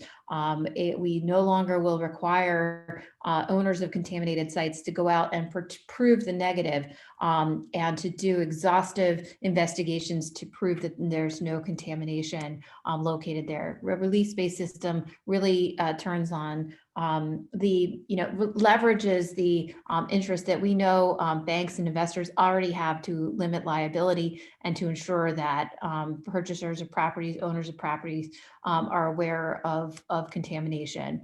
And so we really want to, a release-based system really turns on if you find it, clean it up, that sort of principle. It's going to be a complex set of regulations that DEEP will be promulgating under this new statutory authorization to implement this program. I'm really excited that we are launching a working group that was called for in the legislation that will ensure that stakeholders have a chance to be part of the discussions and the deliberations with DEEP in partnership with DECD as we develop this set of regulations to move this landmark new framework forward. And so look for updates through our website, or you can email Graham Stevens at ct.gov. He's our bureau chief who will be spearheading this reform movement going forward and is working on coordinating that working group. But we'll have a formal working group that will be developing the regulations, many subcommittees to dive into specific details of the regulation design, all before we even start to put pen to paper on a draft to go to notice and seek public comment. That's something that's really just personally very important to me, that the DEEP not appear like a black box. We want to make the best regulatory designs are ones that support and foster good compliance and leverage the what the private market is already doing to prioritize environmental cleanups. We're really very fortunate to have a strong community of licensed environmental professionals, for example, across the state, who provide counsel to businesses every day on how to address contamination. And I'm really optimistic that the regulation we design will help to build on that network of LEPs and the services they provide to help us manage and calibrate the oversight that DEEP provides to contamination that really presents the highest risk to the environment and to public health. But at the same time, being able to rely on LEPs to manage directly with their clients a lot of the more mundane and lower risk contamination or spills that are out there. So we're really excited about that project moving forward. At the same time, one of our 20 by 20 or two of our 20 by 20 goals have been to advance regulatory packages that were already underway for the remediation standard regulations and environmental use restrictions. These will be harmonized with the future release-based system, but we're excited to see those come into place very soon. The Regs Review Committee in the legislature has those under consideration, and we hope that the final packages will be adopted. These will provide for more standard, standards for cleanups that apply both under the Transfer Act and more broadly, and as well as flexibility for cleanups to, for example, ensure that a cleanup of a site, if the future use that's contemplated as a manufacturer, it does not necessarily need to be cleaned up to the same level as if the future site is, or the site is going to be used for a daycare, for example. But the EUR package will help just to ensure that there's proper notification and deed restrictions recorded so that we can embrace those types of flexible endpoints and tiered cleanup objectives based on expected land use. And I think that's another thing that will be an engine of getting contaminated sites cleaned up. I know I don't have to remind this group about why all of this is so important. For many of our urban communities, the legacy of our industrial past is with us today in terms of contaminated brownfields that are located next to prime transportation and energy infrastructure and very accessible to our workforce, but may be stuck in a broken cleanup regulation regime like the Transfer Act.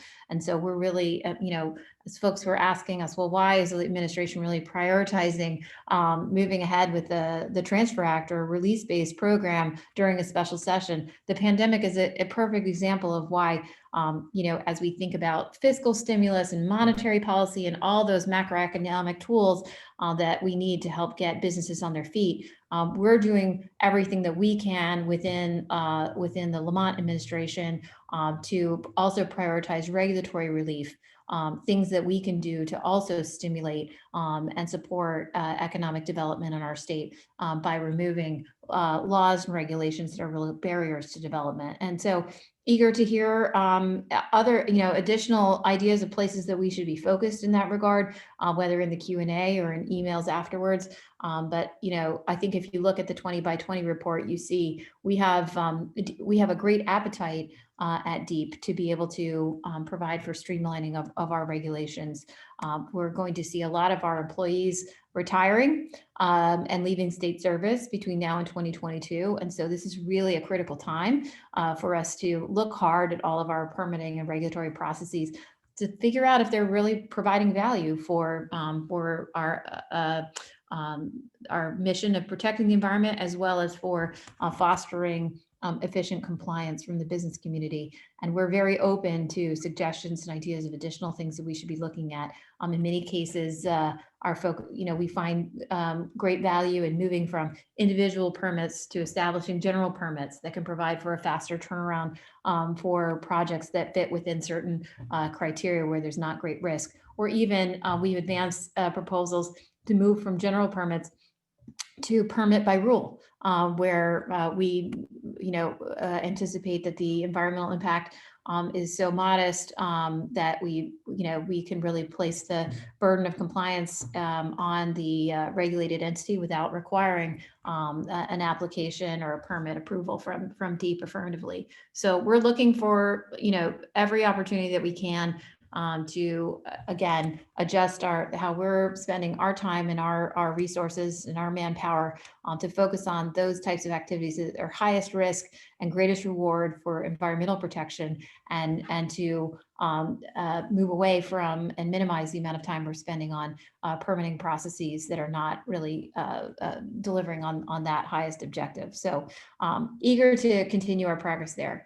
Another thing that I wanted to just mention to folks, again, through our 20 by 20 effort, has been a focus on providing greater accessibility for the business community to get answers and have responsiveness from our staff and from our various permitting programs. We already have a very popular pre-application process that we encourage folks to talk to us about whenever you anticipate that you might have a permitting action coming before DEEP. It's just been really especially helpful, and we have very knowledgeable staff who have administered this program for some time. It's especially helpful if you have a project where you anticipate you may need more than one permit approval from DEEP. Our pre-application process is especially helpful in guiding people to know which door to knock on and in what sequence. But we have also established, in addition to that, a new concierge program where we have dedicated staff who are providing for a one-stop shop experience where you can have a single point of contact for the applicant to be able to check in and get information about the status of a permit, to follow up on after your permit application, your pre-application assistance, to be able to get someone to help you with coordinating meetings or following up on complex permitting projects, especially if they might involve DEEP and other state agencies. And so if you haven't already learned about our client concierge program, please do check out.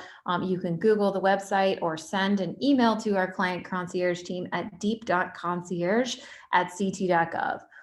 We're really excited, to hear from folks, have you reach out to the concierge team. They're standing by to provide assistance. And we'd love to also get feedback about what kind of assistance is most helpful. We're very eager to have a good interface and provide great responsiveness and build our capacity to provide for efficient process with the business community. And it's really helpful for us to hear what's most useful at what stage of project development, what kind of information is most helpful. If there are other states that are doing this, providing this type of assistance in a way that you really like, just letting us know what models have been really impactful and effective. We're really eager to hear that kind of feedback as we continue to grow this concierge team. So those are just a few examples of some of the things that we've been working on within the environmental quality branch. There's so much more to say. Actually, perhaps one that I should just mention relates to waste. We've been spending quite a bit of time on municipal solid waste and solid waste issues in the state. As we know, we're really eyeing a potential or a real crisis that's on the horizon for us, as much of our waste to energy disposal infrastructure in the state is nearing the end of useful life and requiring more investment to continue. We also know that landfilling out of state is becoming an increasingly cost competitive option as more businesses and municipalities see their tip fees for sending waste to waste energy facilities increasing significantly in recent years. At the same time, there's going to be a fair amount of challenges around landfill capacity in the Northeast. We expect to reduce by 40% by 2026. And so even landfilling in the region is going to be more costly and more challenging. So we've launched a process called the Connecticut Coalition for Sustainable Materials Management, working together with 74 towns who opted to join into this coalition to look at ways that we can scale sustainable materials management strategies to help provide for lower cost and more sustainable and more self-sufficient waste options going into the future. So I think I highlight that to you just as on the one hand, a business opportunity where we want to spur more development of anaerobic digestion and innovative sustainable waste solutions in the state, as well as to let you know that from a competitiveness standpoint, we're very focused on waste costs escalating in the state, and much of this effort we hope will help to provide for less volatility in disposal costs, both for municipalities and for businesses. Last, and I should, I'll go quickly because I know there's a lot of information. I'd love to hear some questions too. But energy has been a major focus for us throughout the pandemic. We have, as deep administrators and provides oversight of the state's energy efficiency programs, we've focused a lot on making sure that our energy efficiency vendors, these are small businesses across the state that are provide for a lot of employment, making sure that there was continuity for them to be able to continue their operations in a safe manner during the pandemic, as well as ensuring that businesses who've been impacted by the economic downturn and are struggling with energy costs can have greater accessibility to energy efficiency programs as just as one additional measure to help lower their bills and make their operating costs more efficient.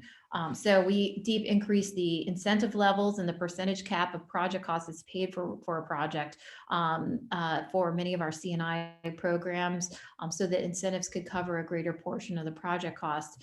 We've allowed for a 6-month deferral of starting loan paybacks, again, to provide more flexibility for commercial and industrial customers so that they could see a bigger net positive cash flow from efficiency measures up front. So, I just want to highlight that if you've considered energy efficiency measures in the past, and haven't looked at these options more recently, it's worth taking another turn and checking out energizect.com or contacting UI about these programs, because we have worked hard during this time period to ensure that these programs can be really responsive to business needs. Energy costs, of course, and affordability have also been a major focus for us at the wholesale level. We know that folks saw increases on their bills, on their electricity rates coming in the summer, in large part driven by a lot of challenges that we've been facing in the ISO New England wholesale electricity markets. Transmission rates went up. Those are FERC approved and get directly passed on to Connecticut ratepayers. At the same time, Connecticut ratepayers are paying for the costs of things like the Millstone nuclear power plant. Doing so, retaining that plant, of course, helped us avoid much higher energy price increases where we expected that plant would shut down without support. But we are working very hard to ensure that the cost of retaining that facility, which really, that facility is a regional asset. It benefits the entire New England region, just given how big it is and the unique characteristics of that facility to help contribute to the reliability of the grid. And so we've been very focused over the last few months with conversations with the ICE New England and with our sister New England states about pursuing reforms to the ICE New England market design that would ensure that our state and our ratepayers don't have to pay twice for our electric grid, that we are getting credit in the ICE New England market for the contracts and the investments that we've been making,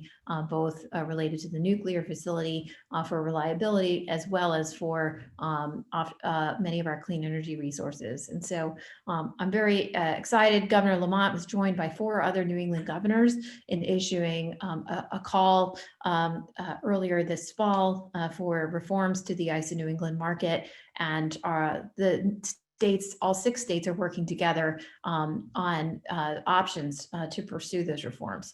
And again, this is wonky stuff, and a lot of technical details go into it, but I just highlight this because these are, the ICE New England and their market designs drive hundreds of millions of dollars in terms of cost impacts to our ratepayers that doesn't often get covered or talked about. But for high energy users, our industrial customers, commercial customers, we know that makes a difference between staying competitive here in the state vis-a-vis other competitors that are outside of New England. And this is what we're working on here in these reforms, is very much focused on helping to improve the affordability of energy for businesses in the state. So I'm going to stop there. It's a lot, maybe maybe a little too much. I hope I didn't overwhelm or speak too quickly, but it does give you a sense of some of the things that have been keeping us very busy over these last few months, working hard to serve the businesses and families of the state. And Garrett, I just appreciate the opportunity to have a chance to tell people what we've been working on. And I just can't tell you enough how important it is to get that feedback directly from folks, whether it's in some Q&A if we have time, or by email afterwards. It helps us prioritize what we're working on, and good partnership and communication with the business community is very important to me as commissioner. Oh, thanks, Katie. We appreciate you being on here. I want to open it up to anyone who has questions. They can put it in the chat, and we'll get those going. Commissioner, I know you were just talking about collaboration. I know you work with DCD Commissioner David Lehman a lot. Can you just talk about how the administration tries to work across multiple agencies? David's been a phenomenal partner. The Transfer Act bill and getting the release-based authorization, I think I think that's like our my favorite of our accomplishments together. I don't think we would have been able to get that enacted without having such a strong partnership with DECD. David, I know, had the ear of a lot of business groups and folks who, manufacturers and others who, had questions and had great input and feedback. And of course, we were hearing from a lot of folks as well as the environmental advocates. He's been a terrific partner. And as the governor, as we went to the governor and talked to him about this opportunity and putting this on the agenda for special session, it was like, look, we both agree on this. This is a good thing for the environment and for business. And he said, bring me more things like this. When David and Katie agree, it's like a good thing for the state. So we're looking for more opportunities to work together. He's a real pleasure and a real, I think, asset for the administration and for our state. No, that is always great when environmental and economic interests can align. I do see a question here about West Rock, and I'll just read it. Being such a landmark and parking lot regularly full. I know we've experienced a lot of full parking lots over the last several months, but any ways for partnerships to kind of expand parking, more access to really any of our parks, but here in this situation, West Rock. That's great. Yeah. So, we have, of course, one of my favorite programs is our open space grant program. And through in partnership with municipalities and with land trusts, we've been able to run successful grant rounds every year. And we get incredible proposals, and with a limited amount of bond funding, we've been able to match and leverage private and municipal dollars to help preserve and provide for permanent public access to some incredibly special places all around the state. We know how valuable that is, especially, in a community, to have that access and what that contributes. I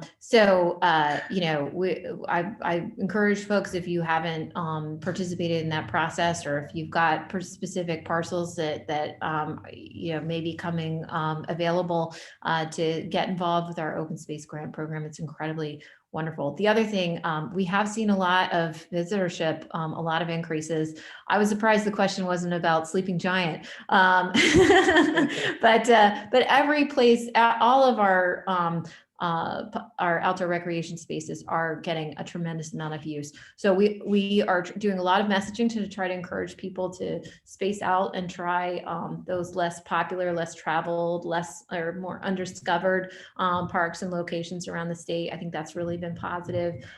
Or to try to visit during the week or early morning and that sort of thing. It's just been surprising. I thought that things would quiet down a bit in the fall, to be honest, and the visitorship is still really high, which is a great thing, by the way. I celebrate that, but it means, being extra careful about leaving no trace, carry in, carry out, being sensitive to, these trails are getting a lot of use and that sort of thing. And if you haven't volunteered before, we have wonderful Friends of Parks groups, like the Friends of Sleeping Giant, for example, and they help us tremendously to be able to provide these facilities in great condition for the public to enjoy. Yeah, you're right. I mean, in some ways it's a rediscovery or a first time discovery for some people of the beauty of the state and the just, really varied geography that we have. Yeah. I have a question here about the Transfer Act and how high a priority will the new release-based remediation program be, and when is deep targeting to have them done? Oh, yes. Very, very high priority. I think one of the things that has been challenging to us for DEEP is where you've seen kind of regulation or regulatory packages get started and processes get started, and then something else bumps it off the priority list and time passes, and then people haven't seen the draft in a while, and then it pops up again and people are surprised about what's in it. I can point to a couple examples like that, and where those conversations get deprioritized or interrupted, that's what contributes to kind of a lack of trust or a feeling that there's really no predictability or transparency about what DEEP is doing or what might be coming. So this is a huge deal, and I will say we are very motivated to get this done. I won't say what my preferred end date would be, because it would break our staff morale, I think. But at the same time, I will say we want to move very quickly, and not so, we don't want to move so quickly that we lose the opportunity for conversation with stakeholders. So we want, this needs to be something that is a priority for everyone else as well. But we want to get this done so that we can have a really consistent conversation and provide for that good momentum to bring this forward. And I'll tell you, no one's more motivated to do this actually than our staff, because many of them are going to be retiring in 2022. And as we transform to a new program and hopefully have the ability to refill those positions, we actually will probably need different types of expertise and different types of staffing than we would if we were just continuing under the Transfer Act. So for folks who have dedicated 30 years of their careers to implementing the Transfer Act and who see how we could do better on release-based, these are the men and women that are on my team that are working hard to get this done, because they want to hand off, when they retire, a brand new shiny program that's even more effective, that leverages their experience, but ensures that we're really positioned to deliver on environmental quality outcomes in a more efficient way going forward with the right kind of staffing. And so, did I say 2022? But in any case, we're excited. And so do look at our website where we will be putting out a notice. If it's not already out, it'll go up tomorrow, or email Graham Stevens at ct.gov. I can put his email here. We're circle your calendar. I think December 8th will probably be the first kickoff meeting of the working group, and all those working group meetings will be open to the public. And, there was unanimous support from everyone I talked to for getting rid of the Transfer Act. The only concern I heard from people is, well, what are those details going to be when the department starts working on it? But just to hear you and repeat it, it's going to be the working group is the way that private sector can be involved in that process. Yes, absolutely. And the working group, there'll be like a working group that meets monthly. That'll be sort of like the steering committee. And then we're going to proliferate probably 6 or 7 subcommittees that will dive into specific aspects of the regulation. And we're going to be looking for folks to give us proposals or white papers, or, put in your concept papers in those subcommittees, and then get feedback on that. And so that when we start to actually draft the reg, folks have had a chance to really give us their best information about how we should design this. Look, we're really, in some ways, it's a little disruptive to go from one regime to the other, as opposed to like starting off right from scratch. But on the other hand, we get the benefit of knowing how all these other jurisdictions do it. We have many LEPs in the state and environmental attorneys who've worked in Massachusetts and other neighboring areas that have release-based systems. So we're really excited to stand on the shoulders of those other programs and try to match and import what's worked well. And hopefully that will make our jobs a little easier. There's obviously a lot of differences between the outgoing federal administration and the incoming administration in environmental law. Will people in Connecticut see that through DEEP? Is there any change on the state or local level based on what happens at the federal? That's a really great question. Certainly with respect to climate and clean energy investment, I'm excited about, we will, I expect not have to spend as much time creating state level backstops, to enact things like appliance standards or regulations of hydrofluorocarbons or other types of things that are just incredibly impactful, cost effective, no brainer measures, but would be better to be implemented in a standardized way at the federal level. I'm also optimistic about, with different leadership, that again, we might see the permitting and siting processes for things like offshore wind, which are going to be a major economic driver for our state. I expect that will potentially to move more smoothly and have greater predictability about that industry taking off. One other that I didn't talk about in my main comments, but I think is another really important one for the New Haven area and for our state as a whole, relates to investment in climate resilience. We have, the Governor's Council on Climate Change has been working through this last year with specific focuses on financing, adaptation, and resilience. There's an enormous amount of insured value for property in Connecticut is along the coasts. And so this could be an incredible vulnerability for our economy if we unless we have really proactive investment in things like flood control measures, tide gates, all kinds of berms and other infrastructure, as well as green infrastructure that can help better absorb intense rainfall events and prevent downstream flooding. We know what the measures are, but we know that how valuable these are, but we need to really build out the investment and, in order to launch these projects. And so I think that's going to be a major focus for us in 2021.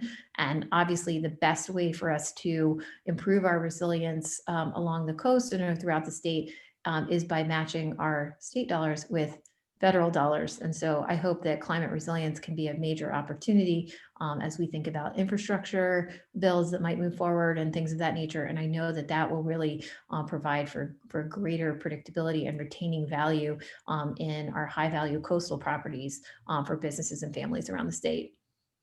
On the energy side, natural gas is such a big part of our fuel mix for Mhm. electricity heating. I know that's been on the national stage, fracking, things like that. Fracking is where we got a lot of this additional natural gas. Do you expect changes in that? Do you think that there's going to be a pullback from natural gas? That will be really interesting to see at the federal level. A lot of the regulation for natural gas distribution, right, expansion projects and so on is really at the state utility commission level. And while we have really taken a look, and I think we'll probably look further when we launch our upcoming comprehensive energy strategy process at the gas expansion program that was established many years ago, and particularly its focus on expanding for hookups for new residential customers. We know how important and natural gas is for industrial and commercial uses, and there aren't as many green alternatives, if you will, for those large industrial or commercial uses for natural gas.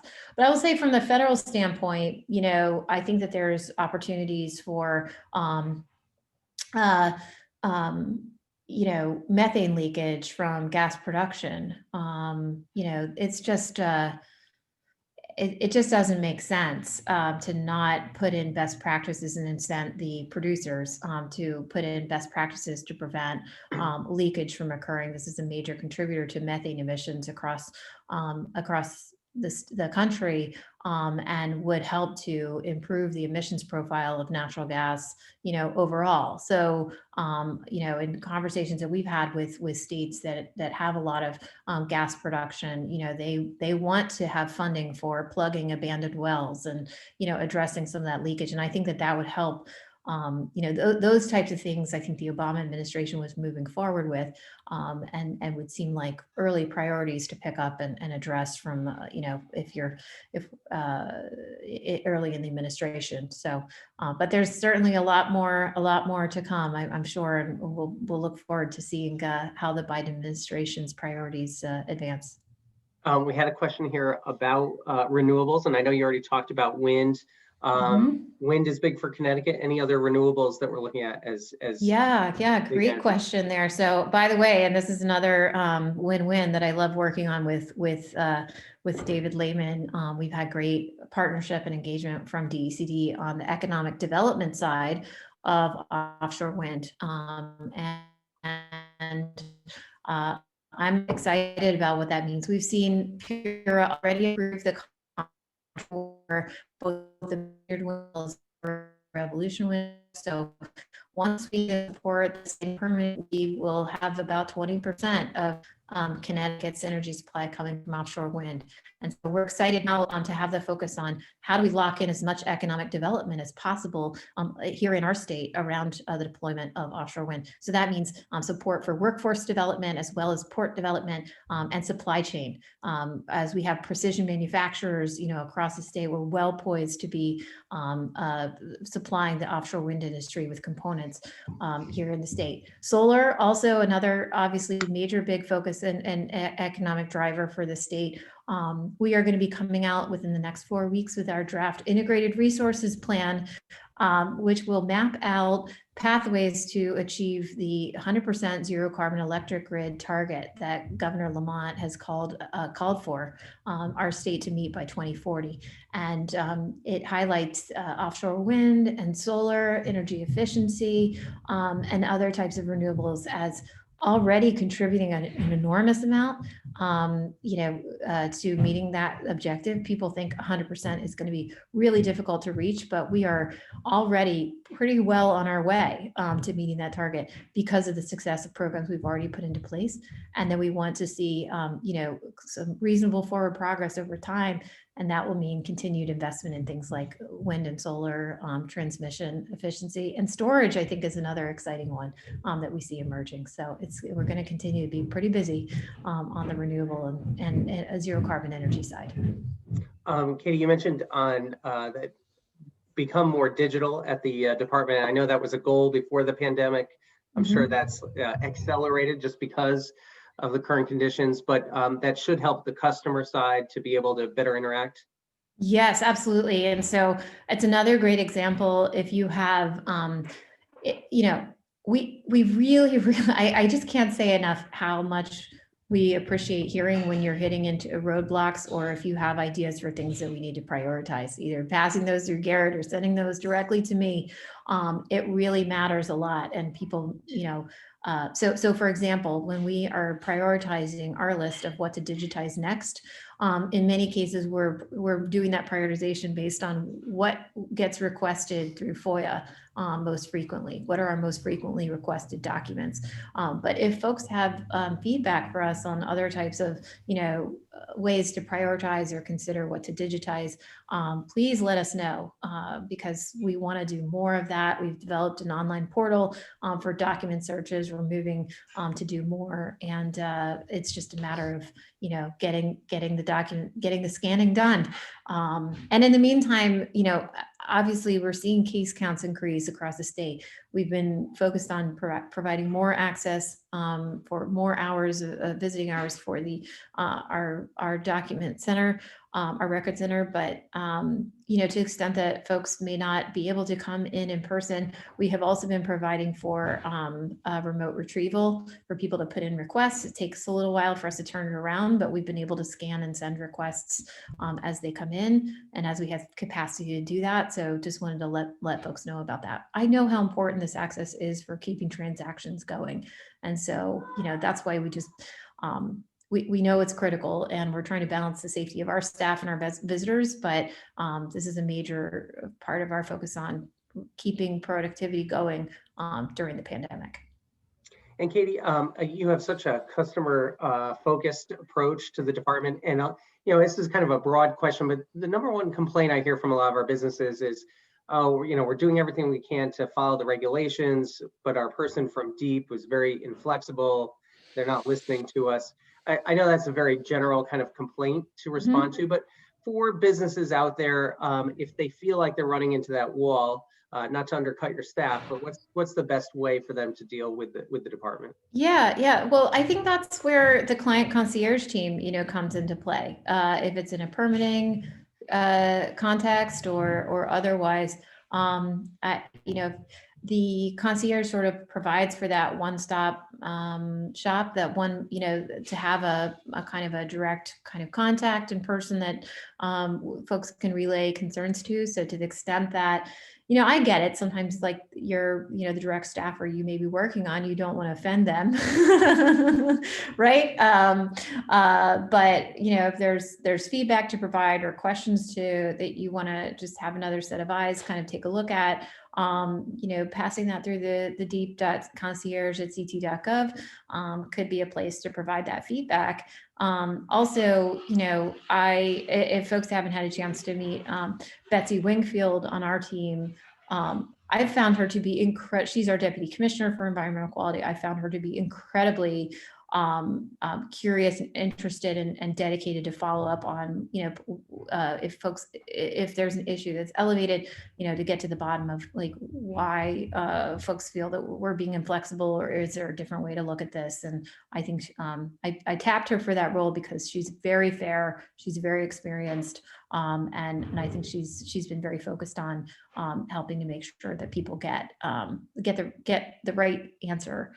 The other challenge that we are also facing, in things that the feedback that I hear sometimes, Garrett, too, is when you have an inspection, right? And, we have a lot of seasoned employees, like with decades of experience, who, I'll hear from a manufacturer who says, oh my gosh, Deep employee X, like, we've been dealing with for years. He comes out, we tell him what we want to do. He's giving us 4 or 5 different ideas of how to reconfigure so that we can like fit within the standards. And it's so helpful. The troubleshooting is great.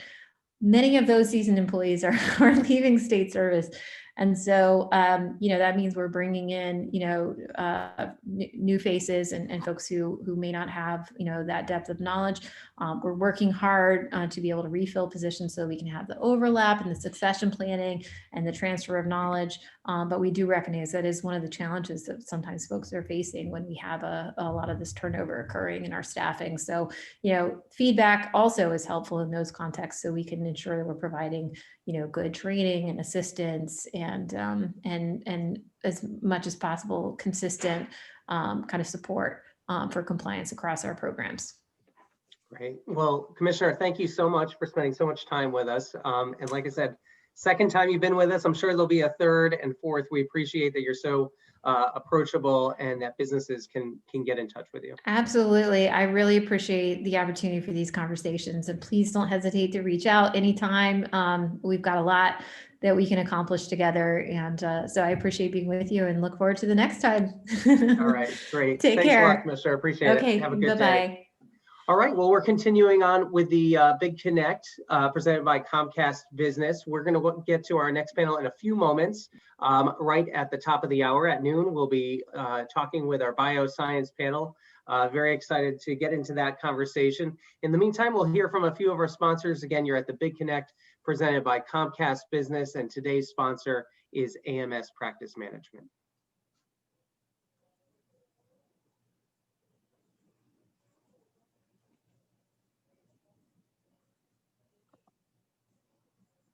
So you're a small business. The world is changing.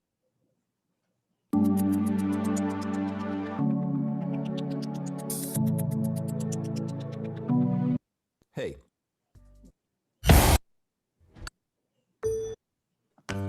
Protect the I think environment. I'll come back on because we're having some problems with the video there.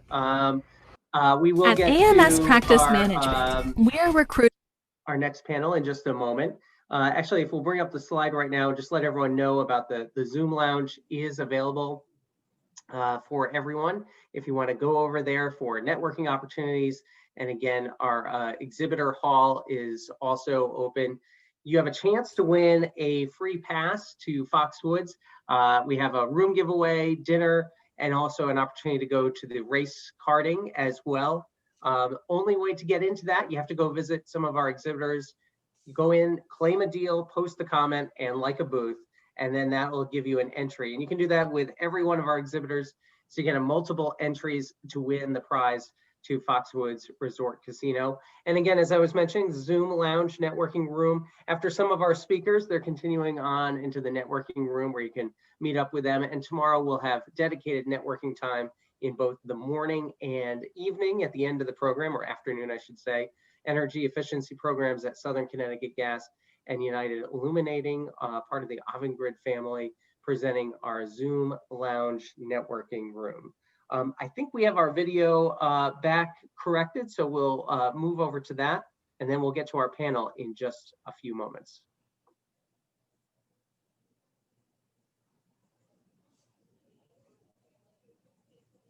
committed to your success. We're not just a vendor, we're your partner.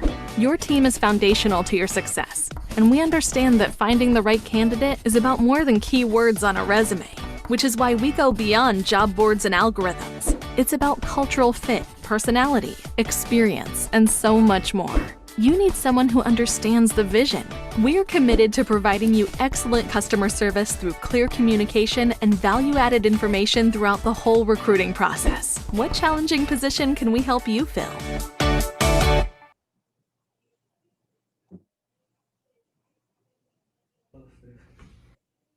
Protect the environment and help your local economy by using certified and environmentally validated biodiesel from American Green Fuels. Biodiesel is a renewable energy source made from recycled waste products, such as used cooking oil, which is converted into biodiesel at American Green Fuels and then blended into your heating oil. Biodiesel burns cleaner even in your current oil burner, so ask your oil retailer for biodiesel produced by American Green Fuels. You are what you heat. So you're a small business, or a big one. You were thriving. But then, time to think, plan, pivot. How do you bounce back? You don't. You bounce forward with serious and reliable internet. powered by the largest gig speed network in America. But is it secure? Sure, it's secure. And even if the power goes down, your connection doesn't. So how do I do this? You don't do this. We do this together. Bounce forward with Comcast Business. The door to a car you've been saving for. The door to a personal loan that feels genuinely personal. The door to a bedroom for each of your teenagers. The door to a new employee who's also your neighbor. And the door to a happy and full life for you and everyone you know. This year, KeyBank has already opened over 170,000 doors, helping people get from where they were to where they wanted to be. KeyBank opens doors. We believe in the power of people to do what it takes to stand strong, to meet challenges head on.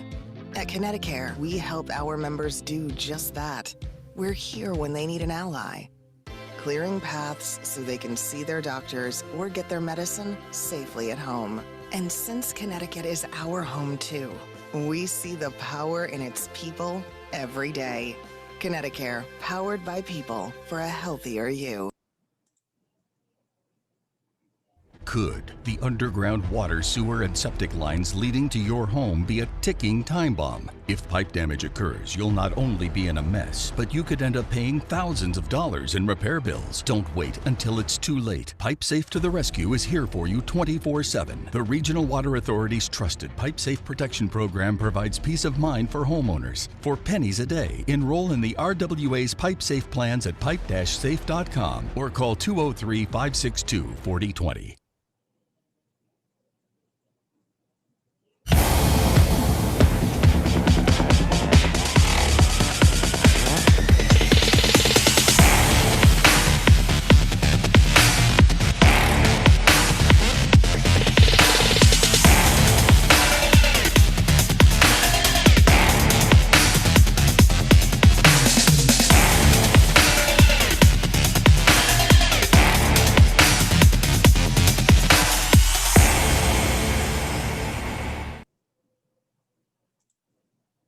Right, and welcome back. We are at the Big Connect presented by Comcast Business, and I'm very excited to bring in our next panel. And what we're going to be talking about this afternoon, advancements within the bioscience industry. And this is brought to you by the Chamber's Healthcare and Life Sciences Council, and also our sponsor, We Work for Health. We appreciate them supporting this panel. We have a great lineup with us today. Graham Goodrich, the Senior Vice President for Brand Marketing at Biohaven Pharmaceuticals.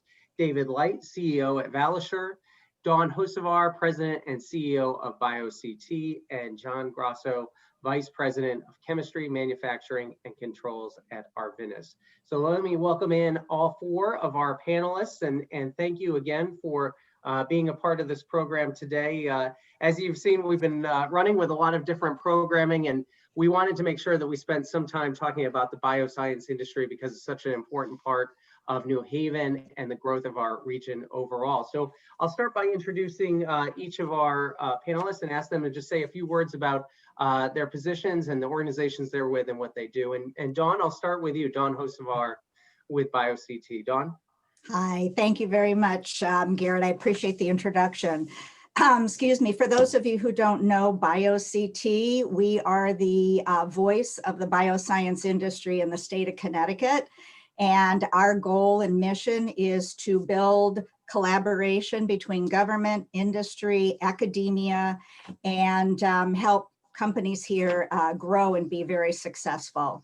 So we work with 1 to 2 companies in incubator spaces, all the way to the pharma companies such as Pfizer and Boehringer Ingelheim. And I'm very excited to be here today because there's a lot going on in Connecticut in this industry, and I'm looking forward to sharing. Thank you. Thanks, Dawn. Appreciate it. We always enjoy partnering with BioCT because of the strong connection here in New Haven. Graham Goodrich. Graham is with Biohaven, and Graham, every time we turn around, Biohaven is in the news. It's been a big year, I know, for the company, and we're so excited about the success that you guys have had. Oh, thanks. It's been humbling, but I appreciate the opportunity to be part of Big Connect. and certainly this panel, and to get to know everyone at least virtually. But for those of you who don't know Biohaven, Biohaven is a biopharmaceutical company that's focused on the development and commercialization of medicines that aim to really radically improve the lives of people living with serious neurological and neuropsychiatric disease. And we started with one person and one compound in 2014, and have grown quite a bit since then. But it's a pleasure to be on the panel. Thanks, Graham. Let me turn to John. And John, Arvinas is another company that has been exploding over the last several years and is part of the surge of bioscience companies in New Haven. So thanks for joining us this morning. Right, thank you. It's a pleasure to join the panel and the conference.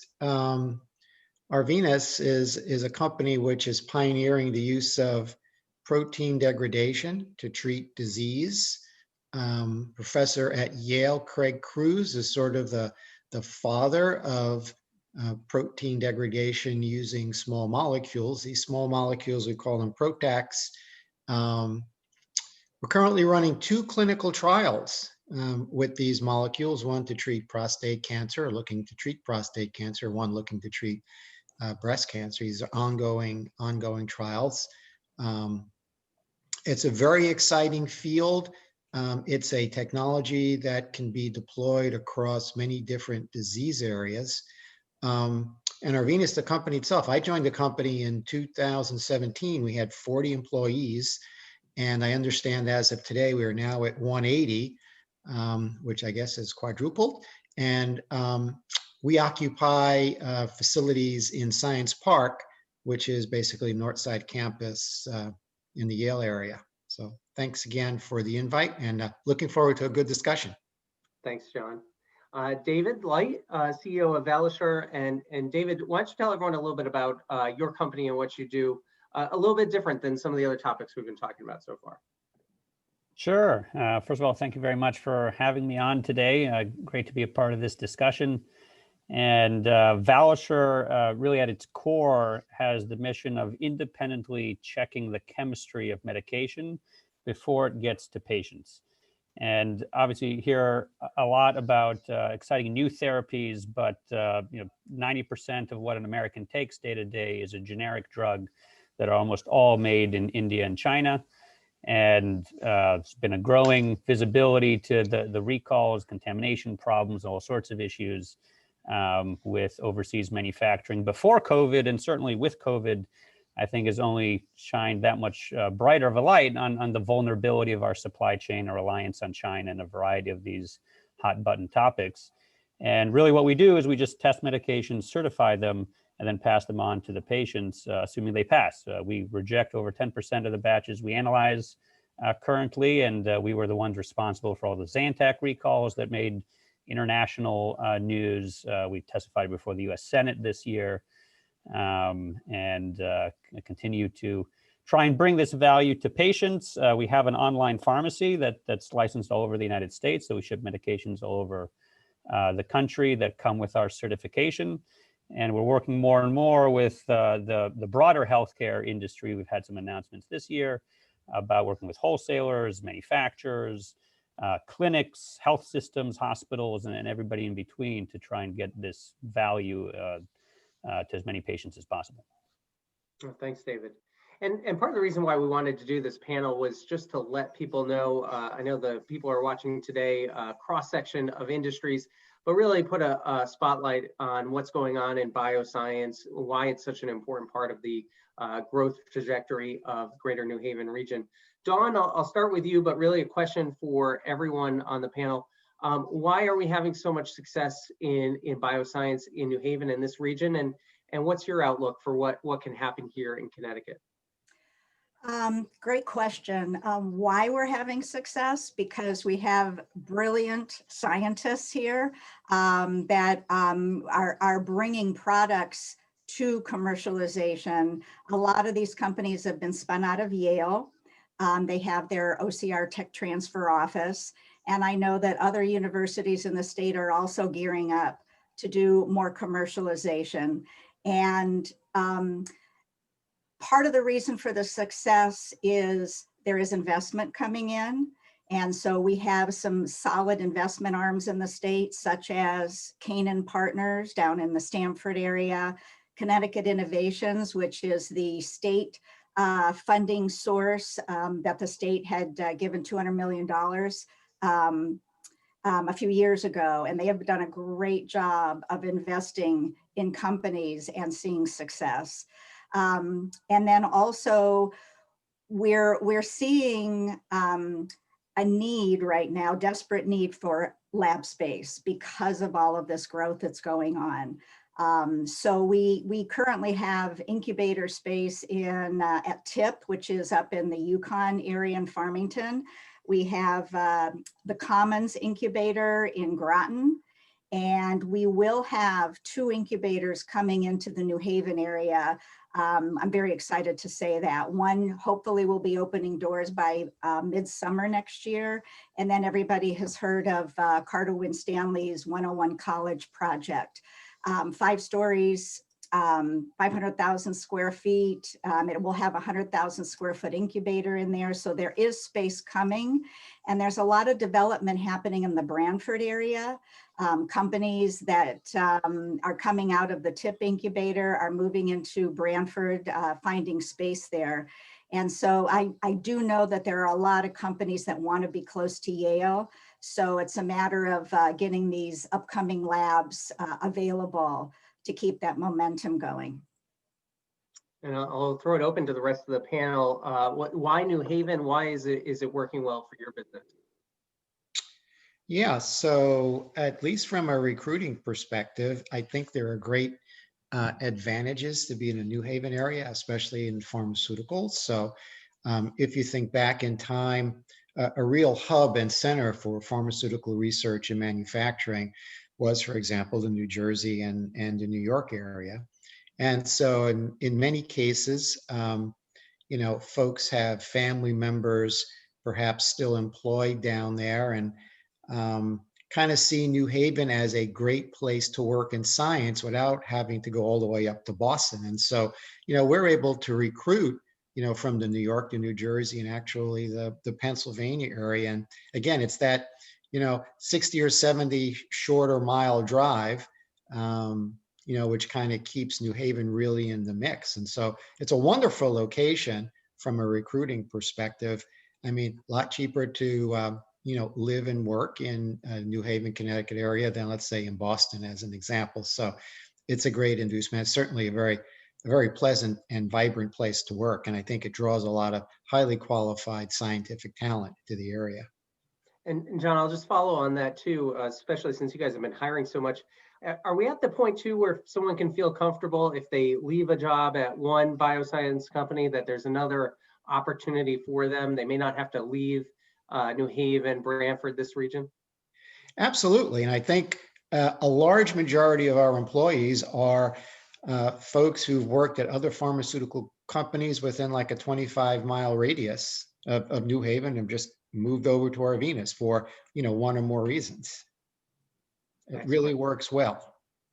I mean, I'm an example of one of those individuals. I worked at Boehringer Ingelheim for 11 years and through connections came to Biohaven. And, you know, Dawn and John both hit it. Every major city wants to have a cluster economy, right? You want to have a hub because, you know, it just is a magnet for investment and jobs. And I think when you look at the characteristics of New Haven, you know, while every city wants to have it, not every city can because they don't have the right ingredients. And strong academic institutions, which brings intellectual capital, serious depth of expertise and research, and access to equity, private equity in particular. You know, that's kind of a magical formula for hub success. And you see that, you know, present in New Haven. And in particular, when you look at neurology, oncology, and rare disease, the analogy I always use is Leonardo da Vinci came up with this perpetual motion machine. And, you know, the idea is once it gets going, it just keeps going and it feeds itself. And I think that's one good analogy for a cluster economy because when you have success in oncology, when you have success in rare disease, the talent expands and grows and draws more investment and more talent. And I think we're at that tipping point with New Haven now, where we've got a really strong foundation and people just want to replicate the success. And Graham, I've noticed that Biohaven has really leaned into New Haven. You guys put a stake down right downtown New Haven, and so I mean, even in the name, it's part of the identity of the company. At least it appears to the outside. Yeah, I mean, Vlad Korich, our CEO, is particularly passionate on this topic. You know, I think 40% of the biotechs have some connection with Yale and the Office of Cooperative Research. That's how Biohaven started. And when you think about, you know, where you came from and what got you to where you are, you want to continue to feed that. And, you know, whether it's using, you know, lawyers, supply companies, you know, renovating a dilapidated building on Church Street, which is what Biohaven did. You know, all of that goes back to, you know, the community, and, you know, that's an important part of the ethos of Biohaven. But I really think it's not unique to Biohaven. Companies that, you know, have had success in the area, you know, want to continue to see their community thrive. David, tell us a bit about your story about why here in New Haven for you guys. Sure.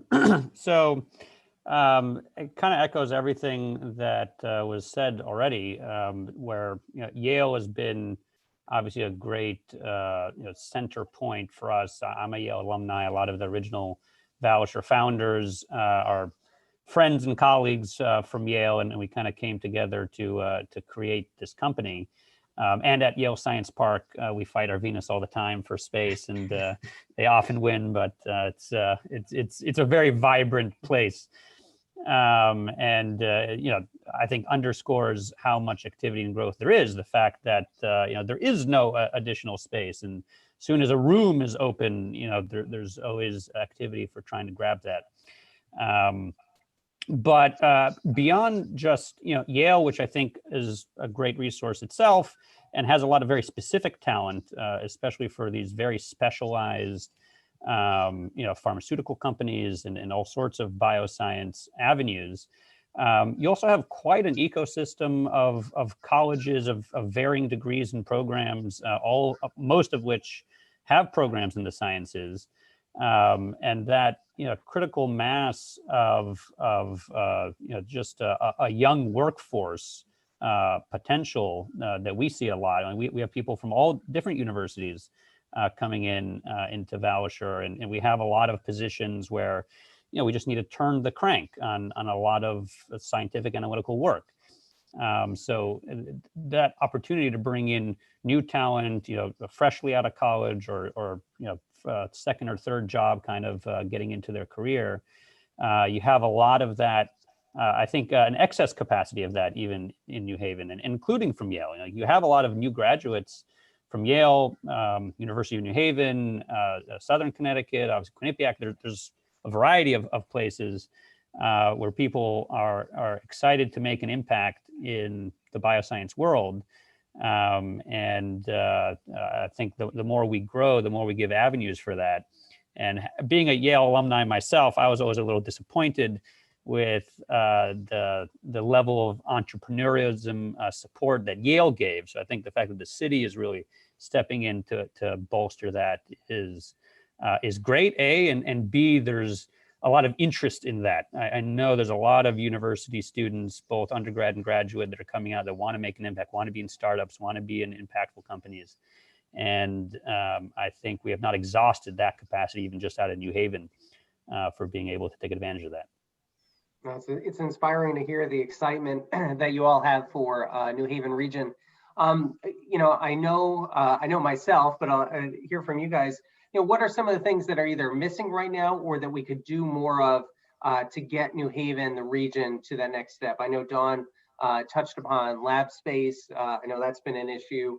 And you know, with any industry, there's some opportunities out there too that we could take advantage of as a state. What comes to mind for you folks? And I'll start, maybe Dawn, if you want to start on this. I know you're advocating on these issues all the time. Really, the lab space is the big issue. We have demand. There are people who want to come here, want to be here, and as was mentioned, we're sticking them everywhere that we can. So I'm relieved to know that there is space coming, and with that, because of the growth that's happening, we're seeing a lot more interest by outside brokers, the CBREs, Cushman Wakefields, developers who want to get a piece of this. And so they're all trying to figure out how they can, put a stake in the ground, hopefully a building in the ground, and improve that. I think another piece is, as we continue to build our ecosystem, that we really have a campaign to brand Connecticut and brand New Haven. What is going on here? Why should people look at this? We are in a phenomenal 95 corridor in a super cluster.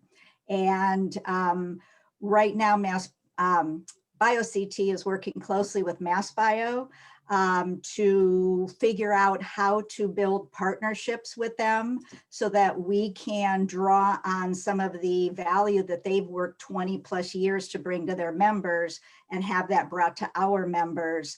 But even more so, we really want to grow this region.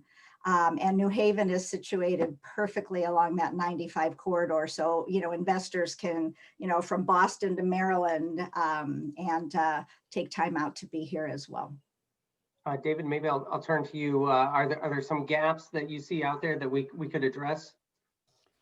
Yeah, no, I think Don covered it certainly very well. And the most immediate is space. And, we went through that iteration even this year. Like, we know we had to grow.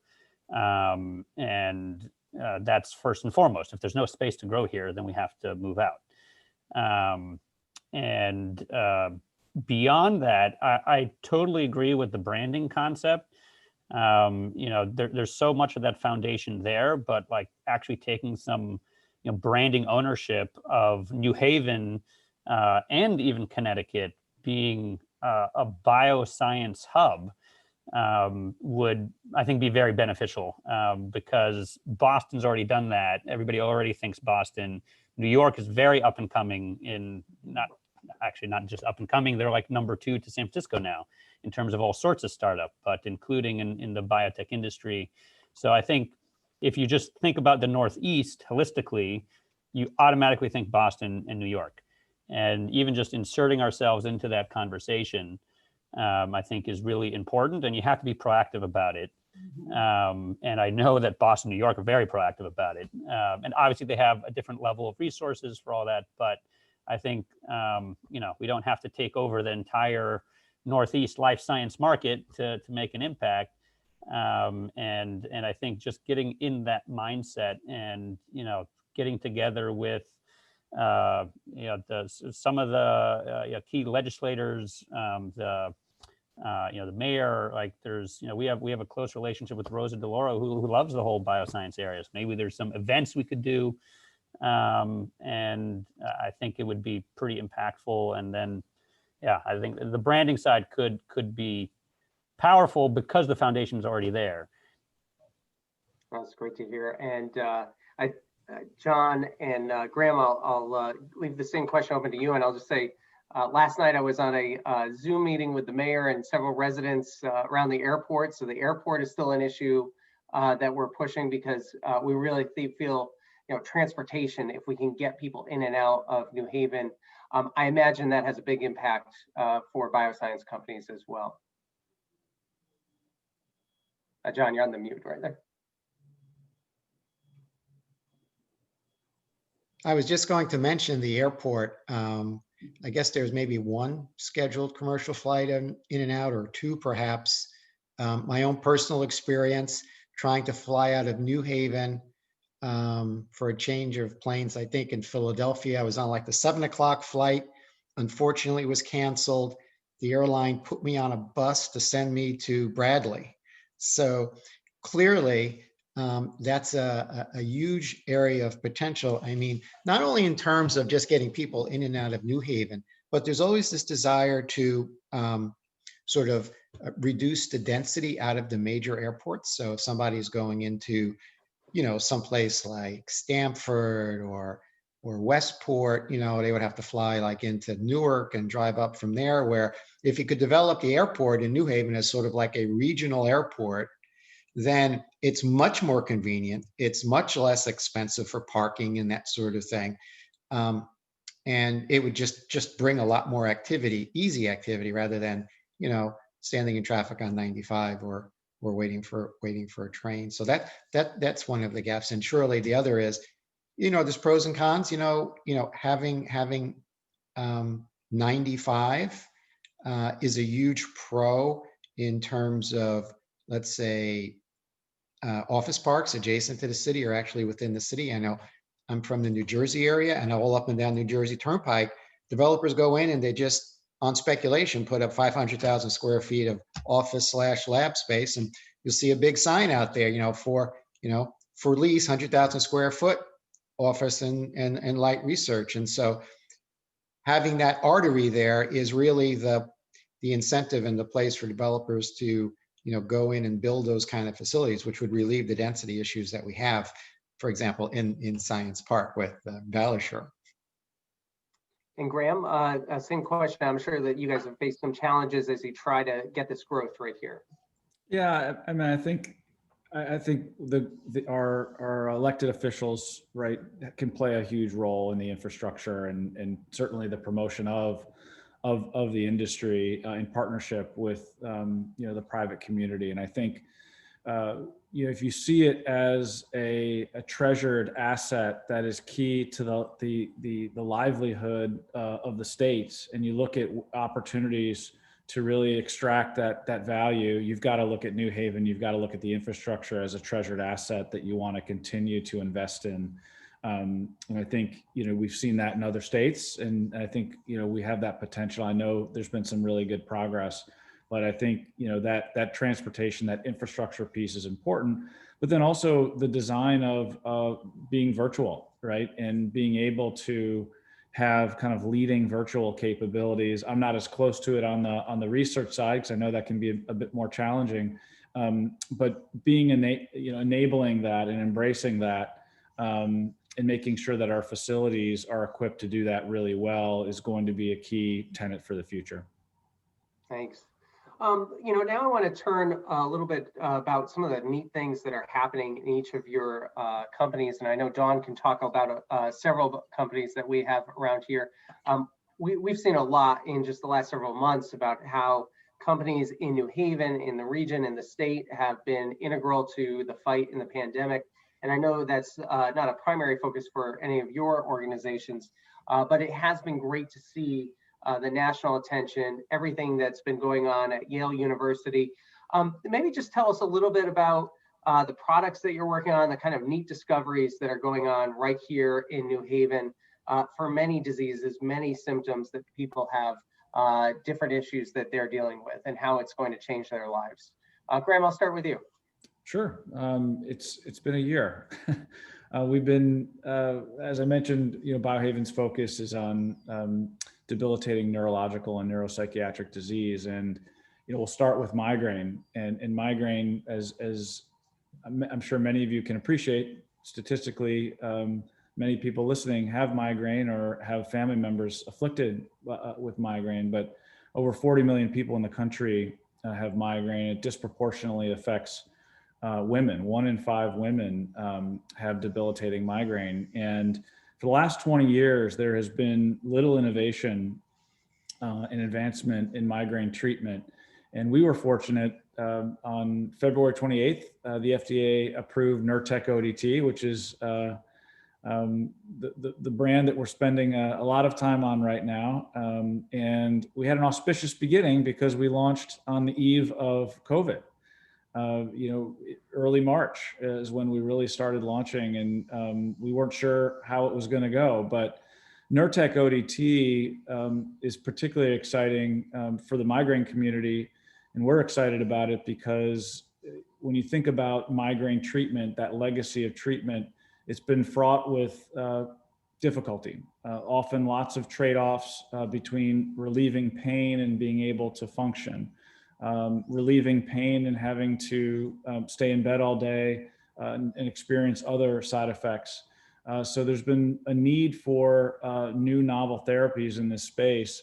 And Nurtec ODT has a bit of a unique profile. It was proven to eliminate migraine pain quickly, restore people's ability to get back to function, get back to work, to the things that they're doing. And it lasts for up to 48 hours, which is particularly important because one of the complications with migraine is rebound headache, and it can knock you out not just for a few hours or a day, but 2 or 3 days. And so that efficacy profile with a safety profile that's consistent with placebo has just been a major advancement. And I'm really proud to say that despite the headwinds of COVID, we were able to launch. We have over 30,000 people prescribing Nurtec ODT so far, and have treated over 150,000 patients since March. And so we're really bullish about, the potential, and just really excited about the reaction of patients, because what we're hearing is they've been struggling 10, 20, 30 years and haven't had anything that's worked for them. And for many, Nurtec ODT is providing pretty transformative relief, which is really gratifying to see.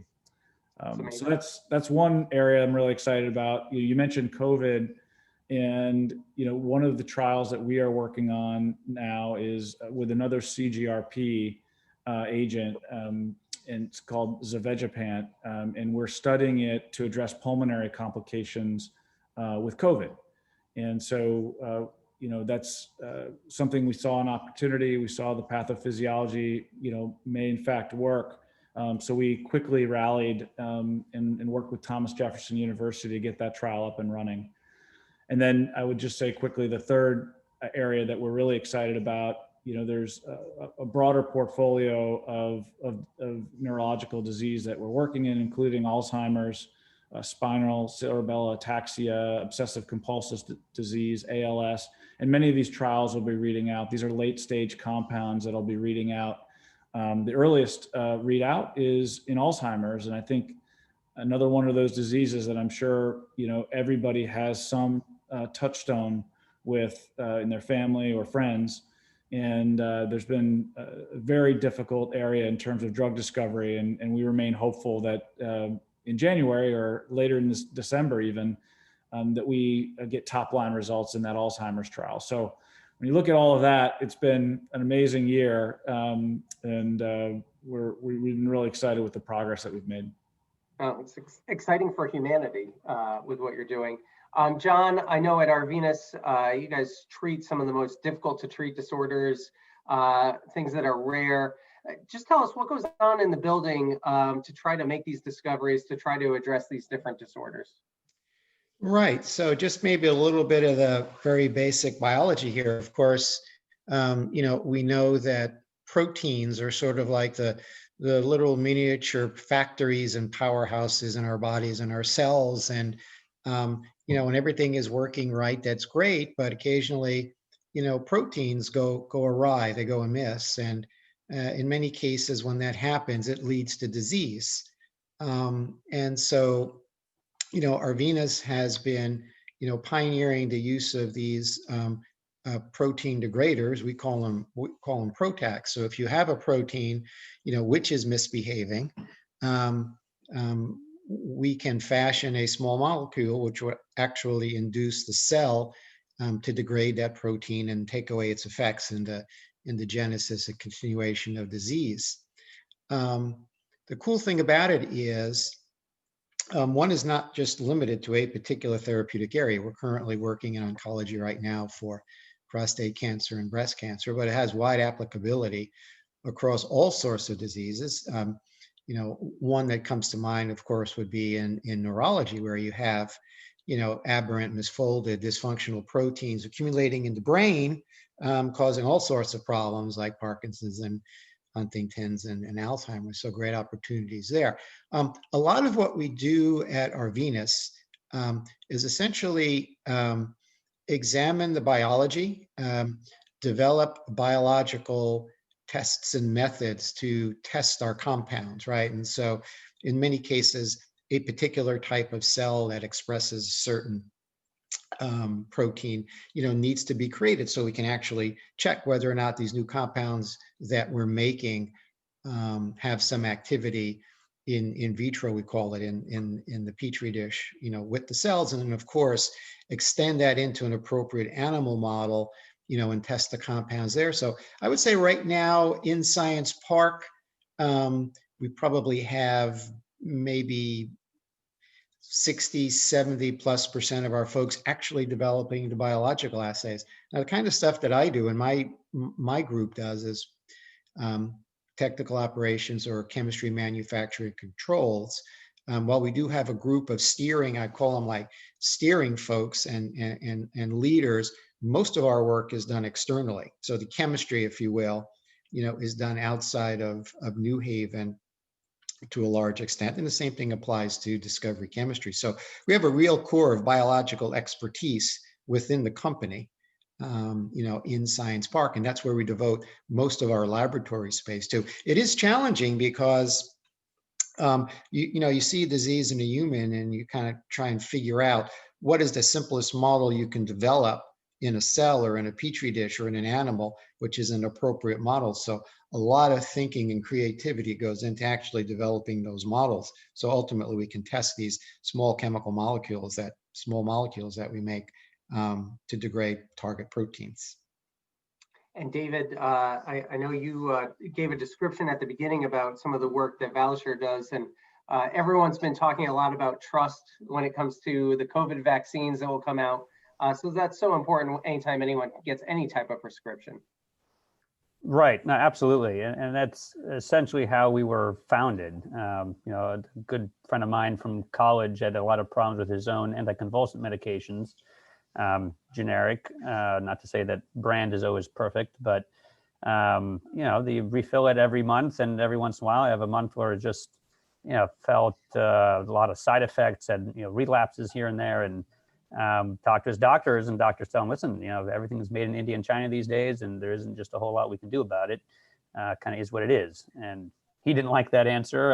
And we kind of put our head together about how do we really solve this issue, not just add more awareness. And, we talk about the year. I mean, this year, obviously, it's been crazy for a whole bunch of reasons. But, the fact that there is more visibility than ever before on that vulnerability of the supply chain and our dependence internationally, I think is important for making progress on this. And, we did see some pretty big, proofs that this is important, with everything around the Zantac and the ranitidine recalls. And it was really, that started last year when we petitioned the FDA to take it off the market. It was this year, April of this year, that they finally did. At the height of COVID, we did say it a while back, but it finally went through all of its channels, and it was taken off, entirely recalled off the market due to a fundamental instability. Like the drug itself was unstable, was forming a carcinogen, both in transportation, storage, and our data pointing very strongly towards it being in the human body as well. We had a joint press conference with Congresswoman Rosa DeLauro at the U.S. Capitol building at the start of this year to display some data that we had, a study that we thought we had completed with Memorial Sloan Kettering Cancer Center on some of these concerns, and the Journal of the American Medical Association pulled the study literally hours before it was going to publish, which is very frustrating, but we're actually hoping that that'll actually come out before the end of this year. Been a lot of back and forth and thousands of hours of further analytics. So that's just one drug. There was another interesting scenario around the drug metformin. It's been one of the staple drugs for decades, specifically for diabetes. It's the number 4 most prescribed drug in the United States. About 90 million prescriptions a year. And there is a lot of concern about it internationally, especially around the potential of, again, carcinogenic contaminations, likely due to poor manufacturing practices and products. And the FDA actually did a full analysis, or at least analysis of a number of different manufacturers, published their data. Everything looked clean and fine. We did our own independent analysis of what's actually in the supply chain. I think there's a lot of nuanced issues when you look at quality of drugs. One of them is that there is no independent check, not just of the chemistry itself, but even independently sourced. You know, the FDA often will ask for a voluntary sample from a manufacturer, and then turns out what they got was fine. When we source from our own pharmacy, from independent sourcing, and running our own tests in our own ISO accredited facility, we found lots of problems. We have 40% of the metformin that we analyzed failed. We filed an FDA citizen petition, and now there's for months been rolling recalls of this massive drug product due to these contaminations. So I think, again, underscoring the importance of doing that. And really, this is all boils down to a patient, as you said, having confidence in what they're taking, whether that be a vaccine, their standard drug, brand or generic. That's certainly what we hope to do.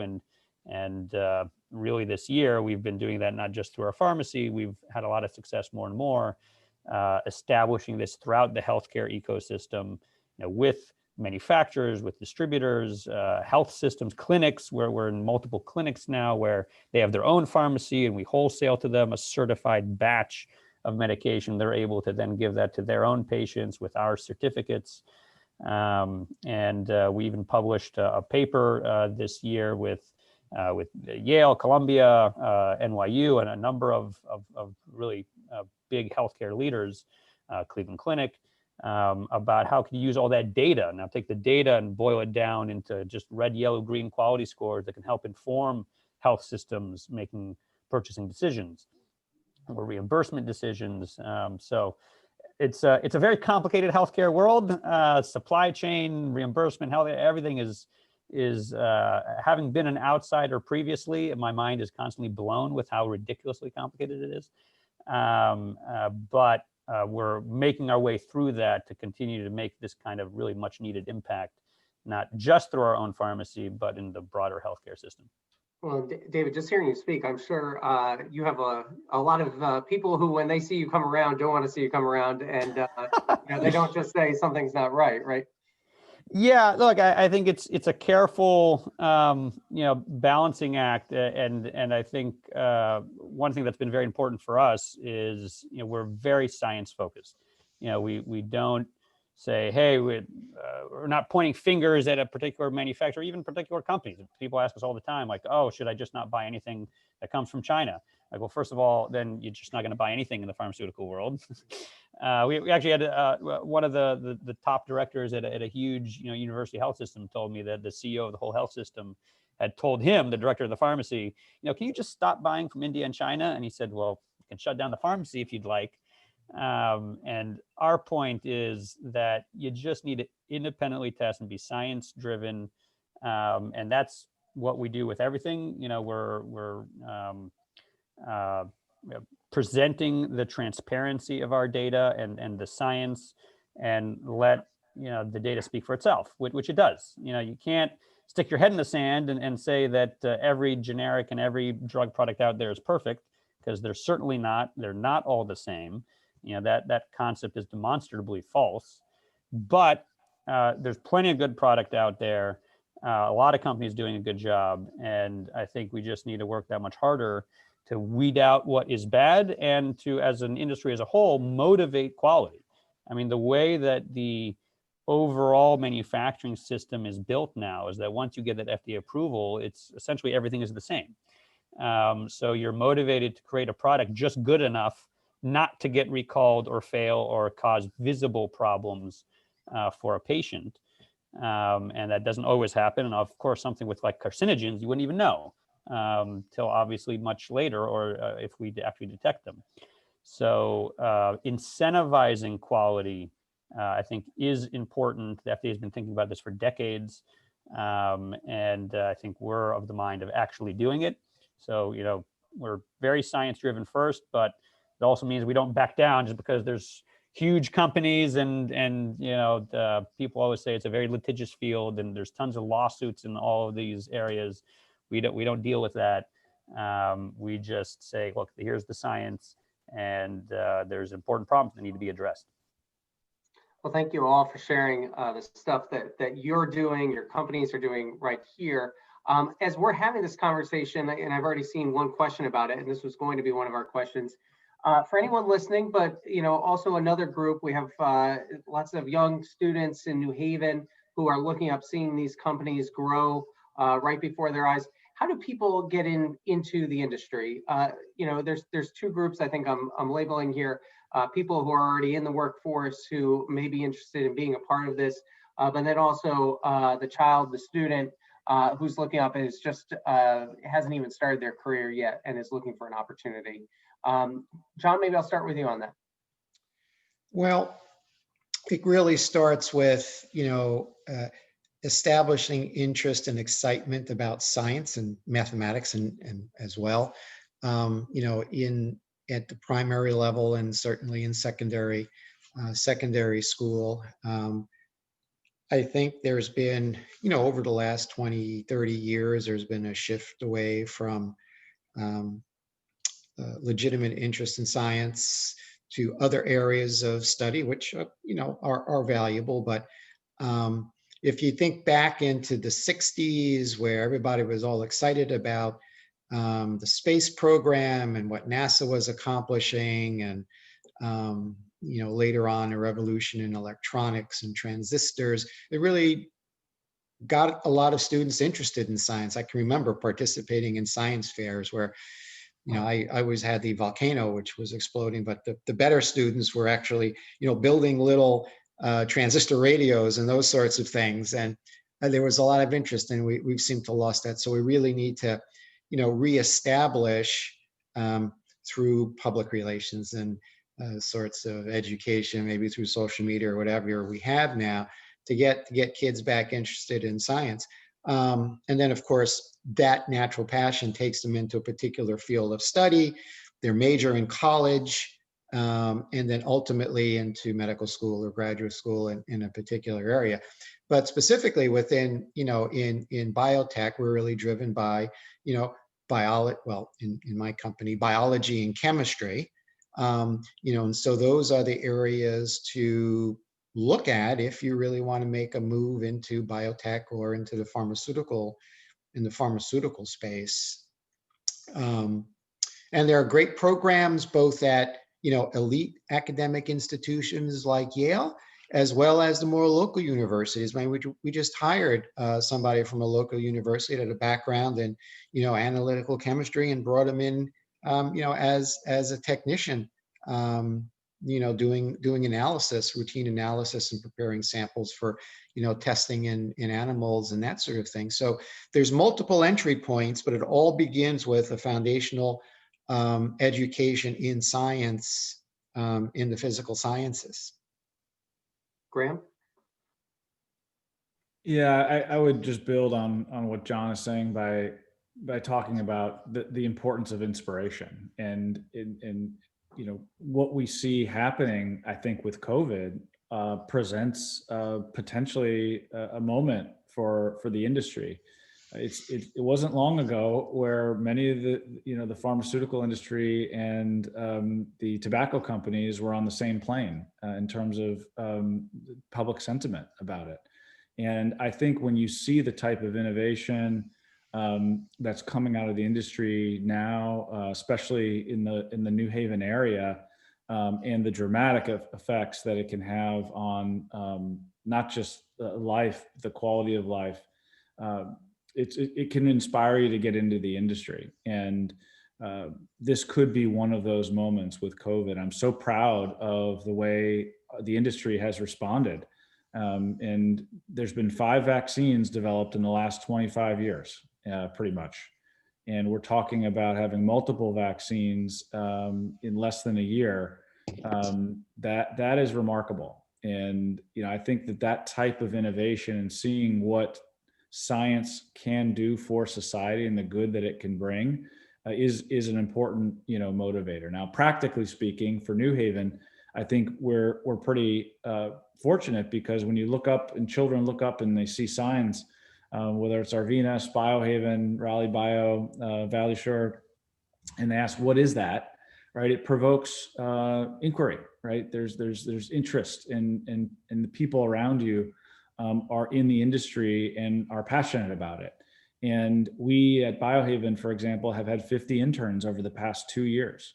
And we see that as being, really important, and I think often what happens is people have a point of entry into a biopharmaceutical company, and then it's like the world opens up. They had no idea the range of opportunities that you can play within a particular company. Somebody with a science background, I've hired many, have decided to go into marketing. And I've had people in marketing, go back into the science part of the business. In finance, right? There's all different disciplines within these companies that give exposure to the engine of what it takes for a biopharmaceutical company. So I think practically those internships and companies like ours extending and others extending those internships so people can get an early look at what it really means to be part of the industry is very motivating. I know for me, once I started, I was hooked, and it was because of the impact I could see my organization having on society. Well, to your first point, Graham, my 4-year-old this week said he wants to be a scientist. So he knows that it's part of the fight against COVID. So that was exciting. Now, last week he wanted to be a money dealer, which we think is a banker. So it changes regularly. But no, I agree. It's an exciting moment for science and for the industry. Dawn, we were just talking about jobs and careers, and I know you and I have talked about diversity in the industry as well, especially as it relates to getting into the New Haven schools. Right. And I apologize for disappearing. My internet went down. Technology. So are you talking about K through 12 or just? K through 12. Other opportunities, though. I know you're working on a lot of different levels to bring diversity into the industry. Yeah, so our board recently created a subcommittee for ED&I, and Erica Smith, another CEO in New Haven at Renetics, is leading that charge. And so we are working on supporting our member companies, and we will be coming out with a pledge, a BioCT pledge on, what we want to do to try to support equality, diversity, inclusion. And one of the things that we're also working on is, underserved communities, helping those kids, children get excited about science and have opportunities to see what a lab is all about. So as these incubators come about, they can come and get tours once COVID's gone. But that's one way that we're working on that. Another is professional development courses. So as you were just talking about, so someone can decide if they want to do some classes on project management or clinical trial work, and reskill themselves in different areas. And those courses are going to be made available at the beginning of the year. We're also working with Southern Connecticut State University and the BioPath program. And they are the university that has the first graduating class, I think this year, on students that are getting a biotech degree. And so they have firsthand experience. They've done internships. They've worked on the equipment. They can hit the ground running. And so I've been talking with them about expanding that throughout the state, and also, again, going to the underserved or people that have lost jobs due to COVID, reskilling them and giving them opportunities as well. So those are a couple of areas. Also, teacher development. So helping those teachers in these communities learn how to teach some of the science for these children as well. So those are just some areas. No, I know you're working on a lot. David, I'll close this question out with you. And what do you see as some of the opportunities to bring new people into the positions that you have at Valisher? So yeah, really echoing a lot of what was said in terms of this is a great time for the industry as a whole. This COVID, and I think that it's been a rising wave of, you have the expression, it doesn't take a rocket scientist, which really came from, the 50s, 60s, when that was the big deal. And it, by the way, it was very hard. The rocket science was extremely difficult because you didn't have supercomputers, or what you have on your cell phone is a million times more powerful than what they had back then. But I think the rocket scientist equivalent of today is the geneticist, is the organic chemist, is the so I think this field is an exciting one where a lot of people are excited to get into. And I think that kind of speaks towards the branding, right? What we were talking about before, like the better we brand New Haven and Connecticut as a whole as a place to take advantage of that excitement. And, it's not just New York and Boston in this general region, I think speaks to that. The other area in terms of getting, practically what could people do now, really loved the point on internships. So my personal experience with that was excellent. When I was in college, I did a variety of internships at all sorts of different industry and academic, and it really honed for myself what I wanted to do. And we do that at Valisher as much as we possibly can, opening up internships in areas of pharmacy, of laboratory, even on the marketing side. It's such a great avenue of getting somebody involved and works so well for both sides. It's a vetting opportunity for the company to see if it's going to be a good fit talent. It's vetting, for the individual to see if they even like this area. And I think especially in the sciences, sciences can be so focused, and you really have to have the college background, right? So, this isn't something without any training. You can't just walk into a lab without knowing what to do. But with basic training, and speaking to the retooling skills and things like that, there is basic training that you can get that is widely applicable. You don't need to be a genetic protein scientist, with a very specific PhD focus in something to be applicable to the bioscience world. So a lot of folks that are out there that have some science background, a foundation of scientific knowledge, a foundation of knowing how to work in a lab, can apply to so many different areas.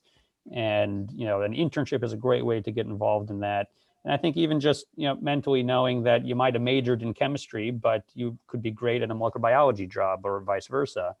And I've, always seen that flexibility, not just at Valisher, plenty of biotech companies in Connecticut and elsewhere, where somebody who's motivated has, is a smart, excited person to make an impact. As long as you have that science foundation, there's a lot of avenues. So making that more visible for people, internships, I think could really all help out to make that funnel more impactful. It's exciting. Well, I want to thank all four of you, David, John, Dawn, and Graham. Thank you for taking the time to be with us. Hopefully we gave more exposure. Everyone knows about the bioscience industry, but to just peel back the layers a little bit more, let people know what's happening here, right here in New Haven, in this region, and the real exciting opportunities for growth that are going to occur in the next several years. So thank you so much for being a part of this. Thank you. Everybody have a good afternoon. Pleasure being with you all. All right, well, for everyone, the Big Connect continues on. We have dedicated networking time at 1 o'clock in the Zoom room. You can turn over there, and then we'll be back tomorrow to wrap things up. Our last day of the Big Connect presented by Comcast Business will be Thursday. We will get started at 8:30 in the morning, but our featured speaker, Ross Dotat, columnist with the New York Times, will be on at 9 a.m. He's going to give us his overview of what happened in the election and what to look forward to going forward. Ross also, I should mention, is a New Haven resident and a regular columnist with the New York Times. So we're extremely excited to have him join us. Again, you can tune over to the Zoom room. We'll put that link into the chat and you can move there. We will do some networking time. Great opportunity to just connect with people in a Zoom meeting format. Again, our Zoom networking rooms presented by Southern Connecticut Gas and UI and their energy efficiency programs. I want to again thank everyone for being a part of this today. Thank you for attending, and please visit the booth exhibitors. Thanks again to our great panelists. Have a great day, everyone. Thanks. Bye.